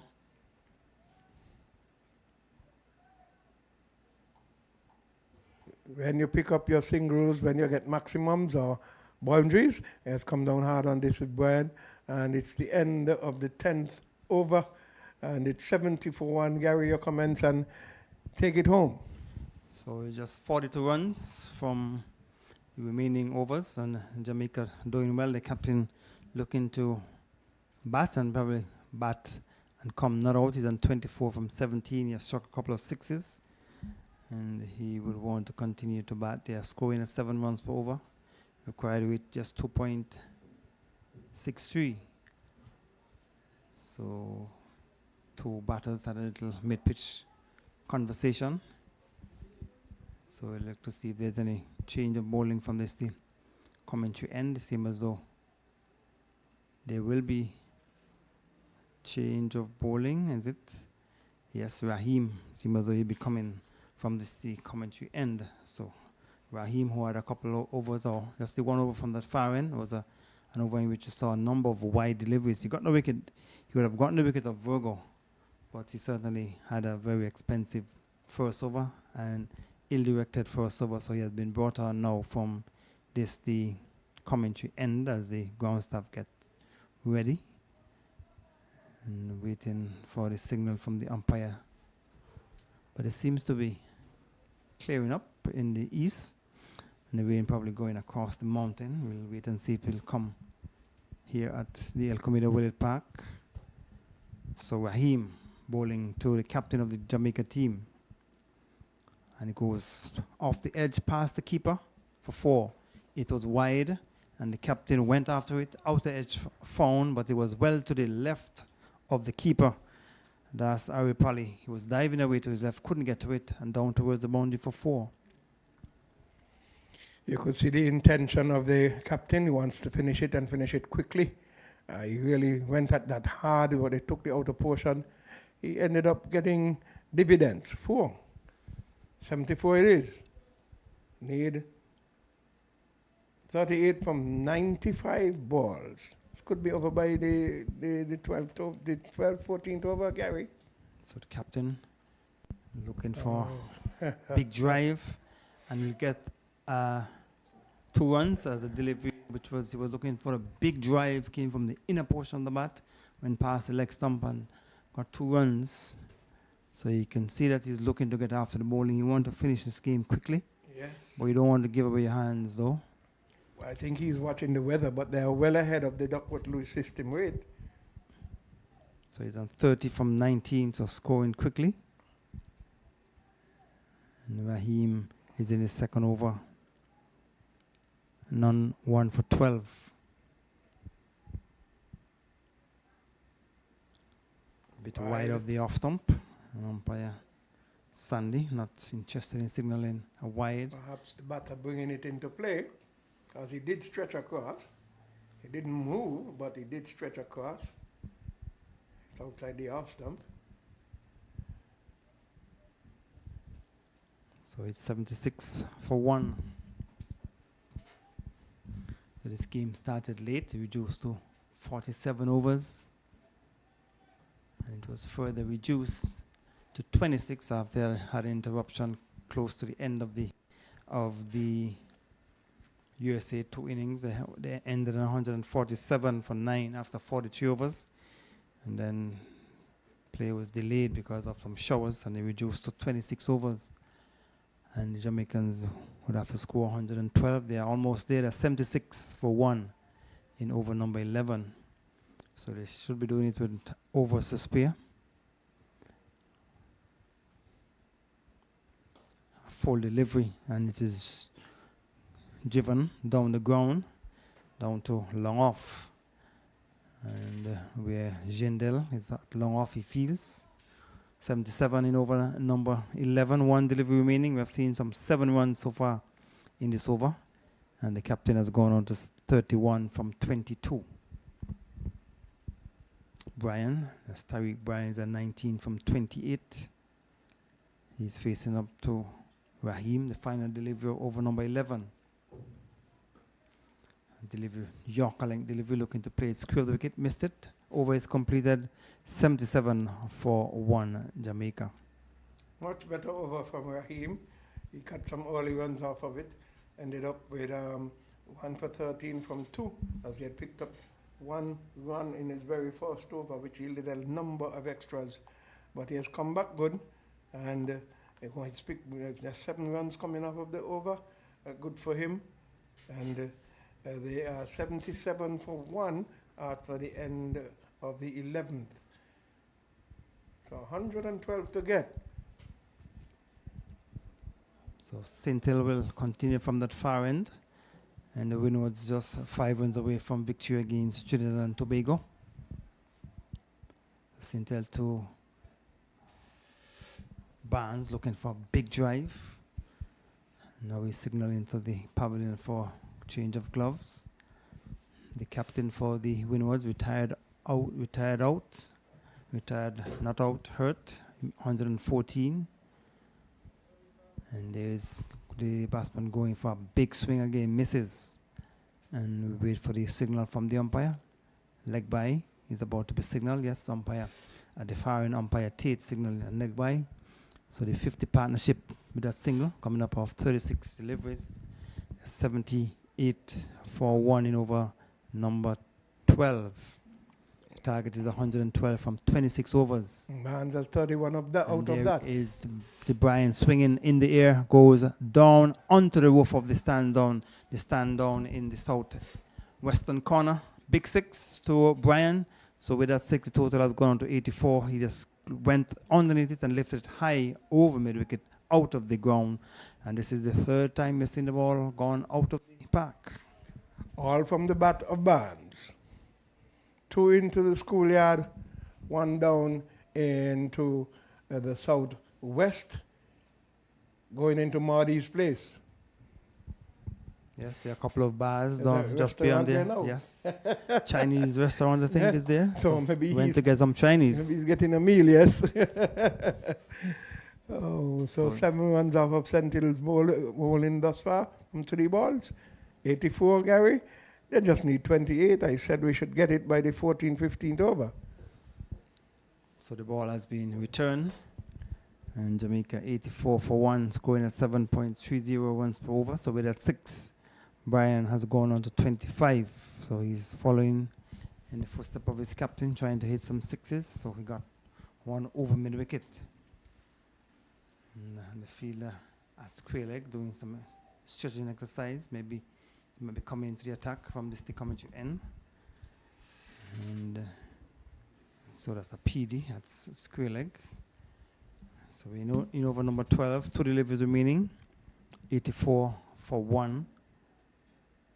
PD expensive is in 3rd over, 29 runs as they go so quickly for the single. Another single to the total. So PD 3 overs or 2.5 overs, of course, some 29 runs. They've been struck for 3 6s. And the captain Barnes, who's on 31 from 24, comes into strike with 1 delivery remaining in over number 12. So he will go around the wicket.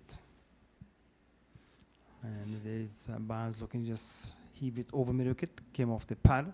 Over is completed over number 12, 85 for 1, 27 required. The Jamaicans, and they're 85 for 1. 85 for 1 and cruising. And they'll be happy with the way they approached it. They started running the singles. They continue to do so and dispatch the balls that were in the areas to be dispatched. Anything within reach, they are going to go at it. And picked up a number of 6s already and 1 or 2 4s.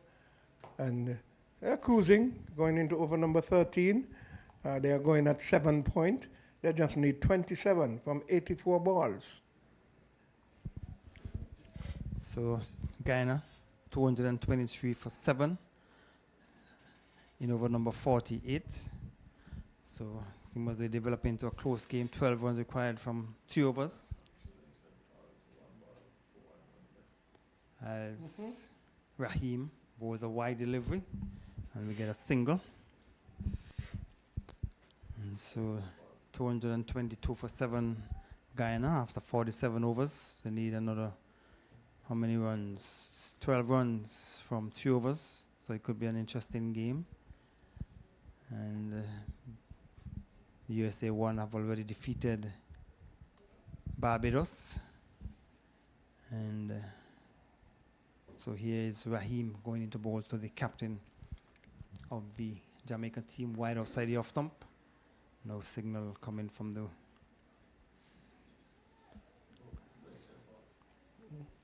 so it's the Islands here, and Trinidad and Tobago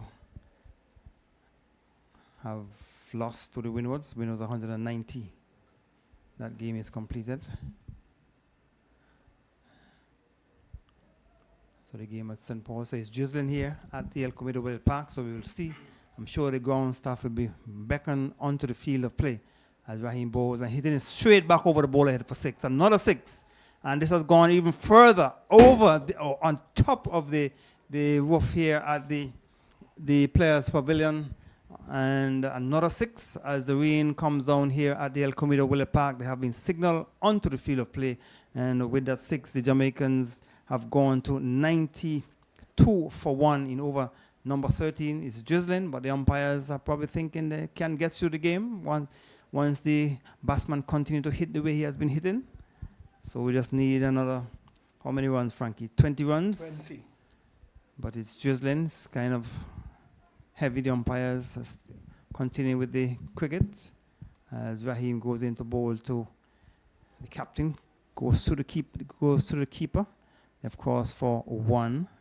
So a bye will be signal as the drizzle is subsiding somewhat. So the umpire probably thinking it was just a passing drizzle.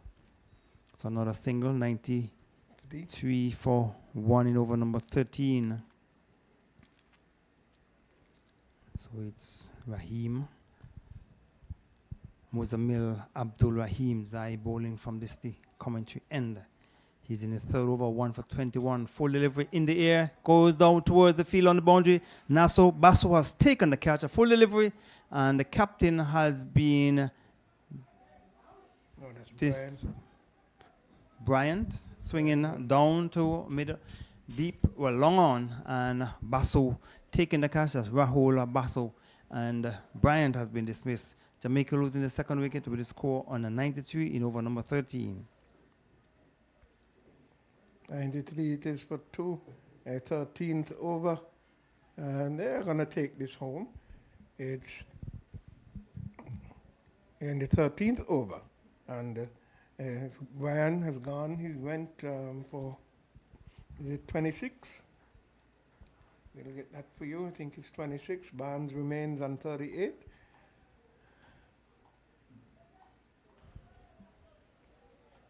So a new batter. They need 19 from 79 balls. So I did say the 14th over, Gary. Let's see what will happen. So Guyana just 3 runs away from victory. They are 231 for 7 after 48 overs.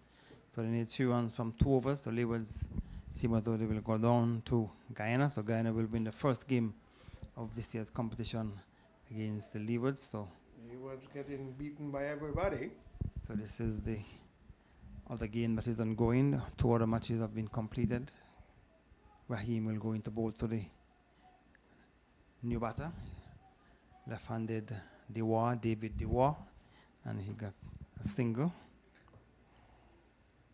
With a single total has gone on to 94 at the end of over number 13. So they need another 18 runs for victory.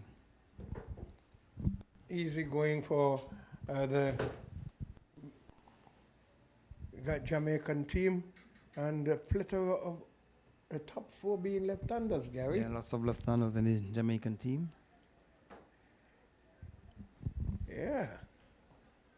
Seen a lot of left-handers in the teams, yes, but the top 4 here are left-handers. Yes, so maybe we might see one of these turning out to be a Chris Gale in the future.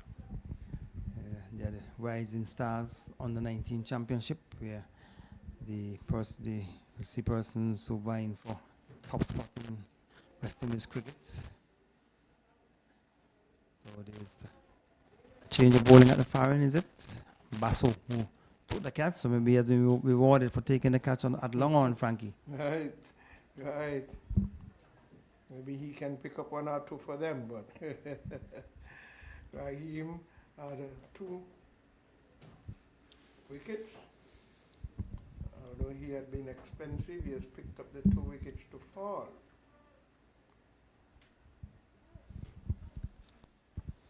So for Basu to bowl to the Jobat War, we have the fielder who was on the cover boundary, has been brought inside the circle.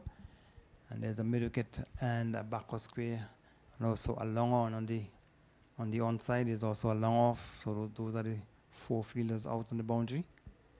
And so Basu will come in for his first delivery from that Bath Hotel end. And it's wide. Over extra cover, it will go down towards the boundary for 4. Well, short and wide. And the batsman, Dewar, just played it over extra cover. And with that boundary, he has gone to 598 it is for 2.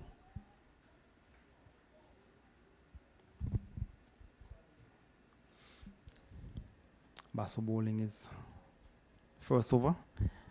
Barnes is on 38 from 28. So just 14 runs away from victory. And Jamaica probably looking to end it in this over. First ball went for 4.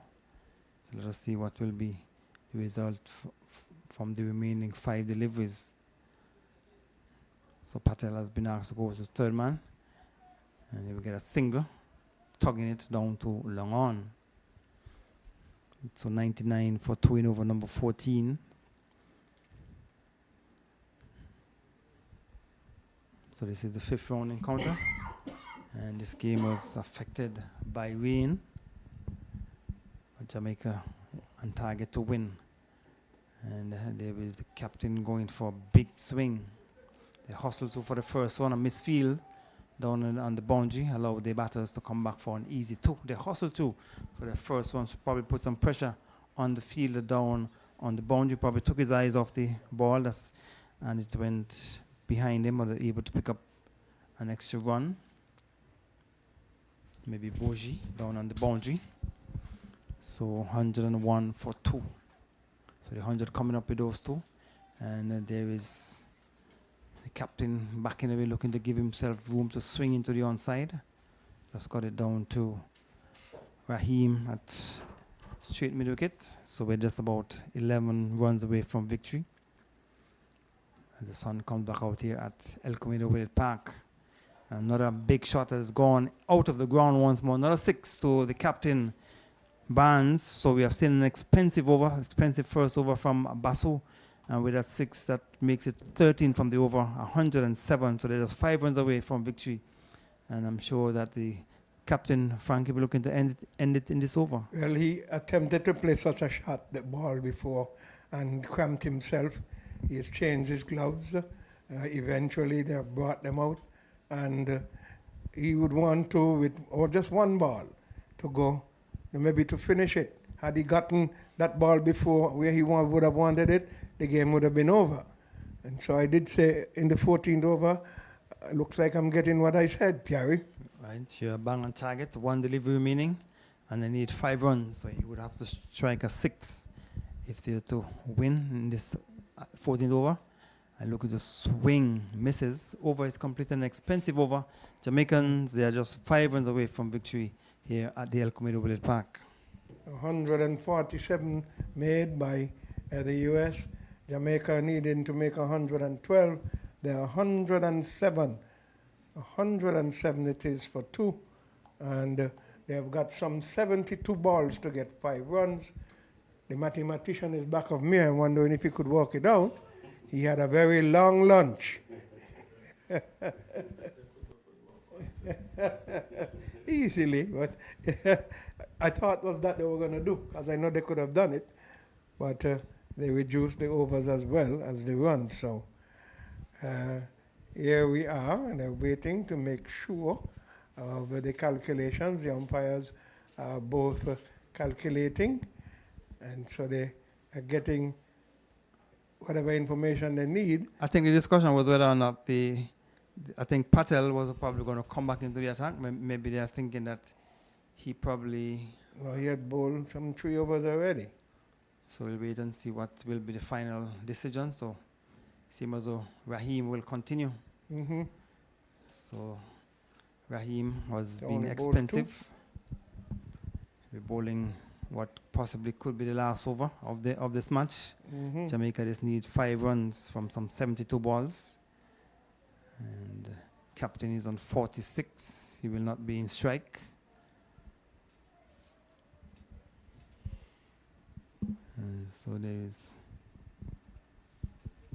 So Raheem will continue. We're going to bowl to Dewa. Dewa is on 6.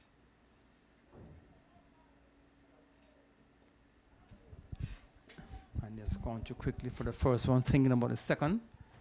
And they will get it as Boje down on the boundary, a bit slow in coming off the fence. 2 more runs to the total, takes it on to 109. And Dewa with those 2 runs, he has gone on to 8.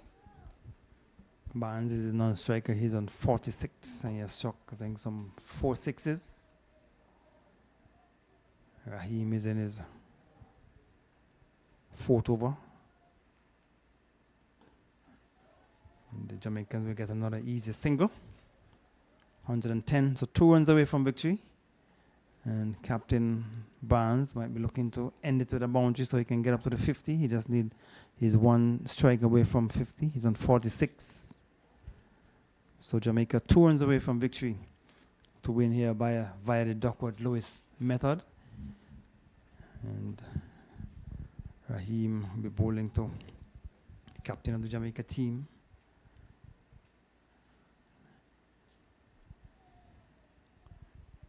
So Jamaica will be getting the second victory, second win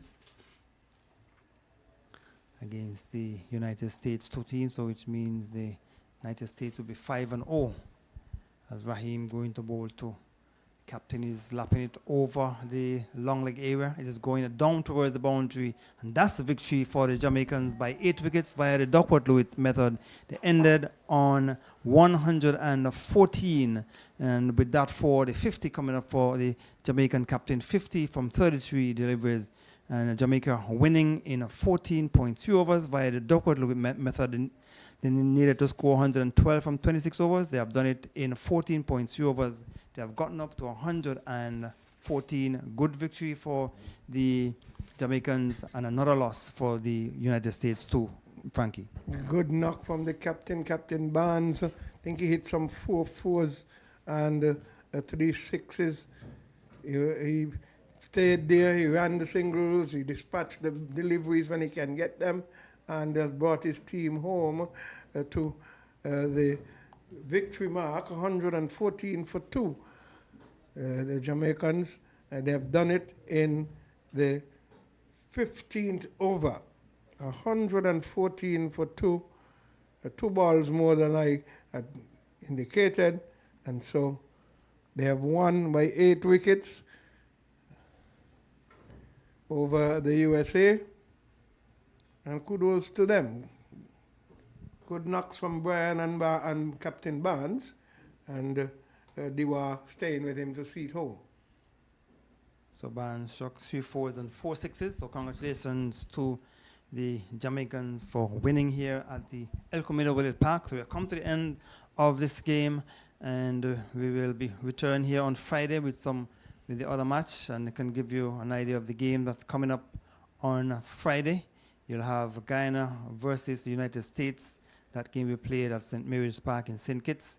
Leewards versus United States 1. That game we played right here at the El Camino Willett Park. Trinidad and Tobago will come up against Jamaica. That game we played at the Connery Sports Club. And in St. Paul's, the Windwards will come up against Barbados. So that's the round of matches in round 6, which will be coming up on Friday. The Jamaicans, they have won here over the United States 2 by some 8 wickets via the Duckworth-Lewis method. Frankie wants to thanks to our producer Huey Sargent and his team, Sterling Marshall, and to you, Frankie Claxton. Thanks for joining us. So that's it from the El Camino Willett Park. We return here Friday morning at 10 a.m. Great job by the groundsman, Gary. We got to big them up.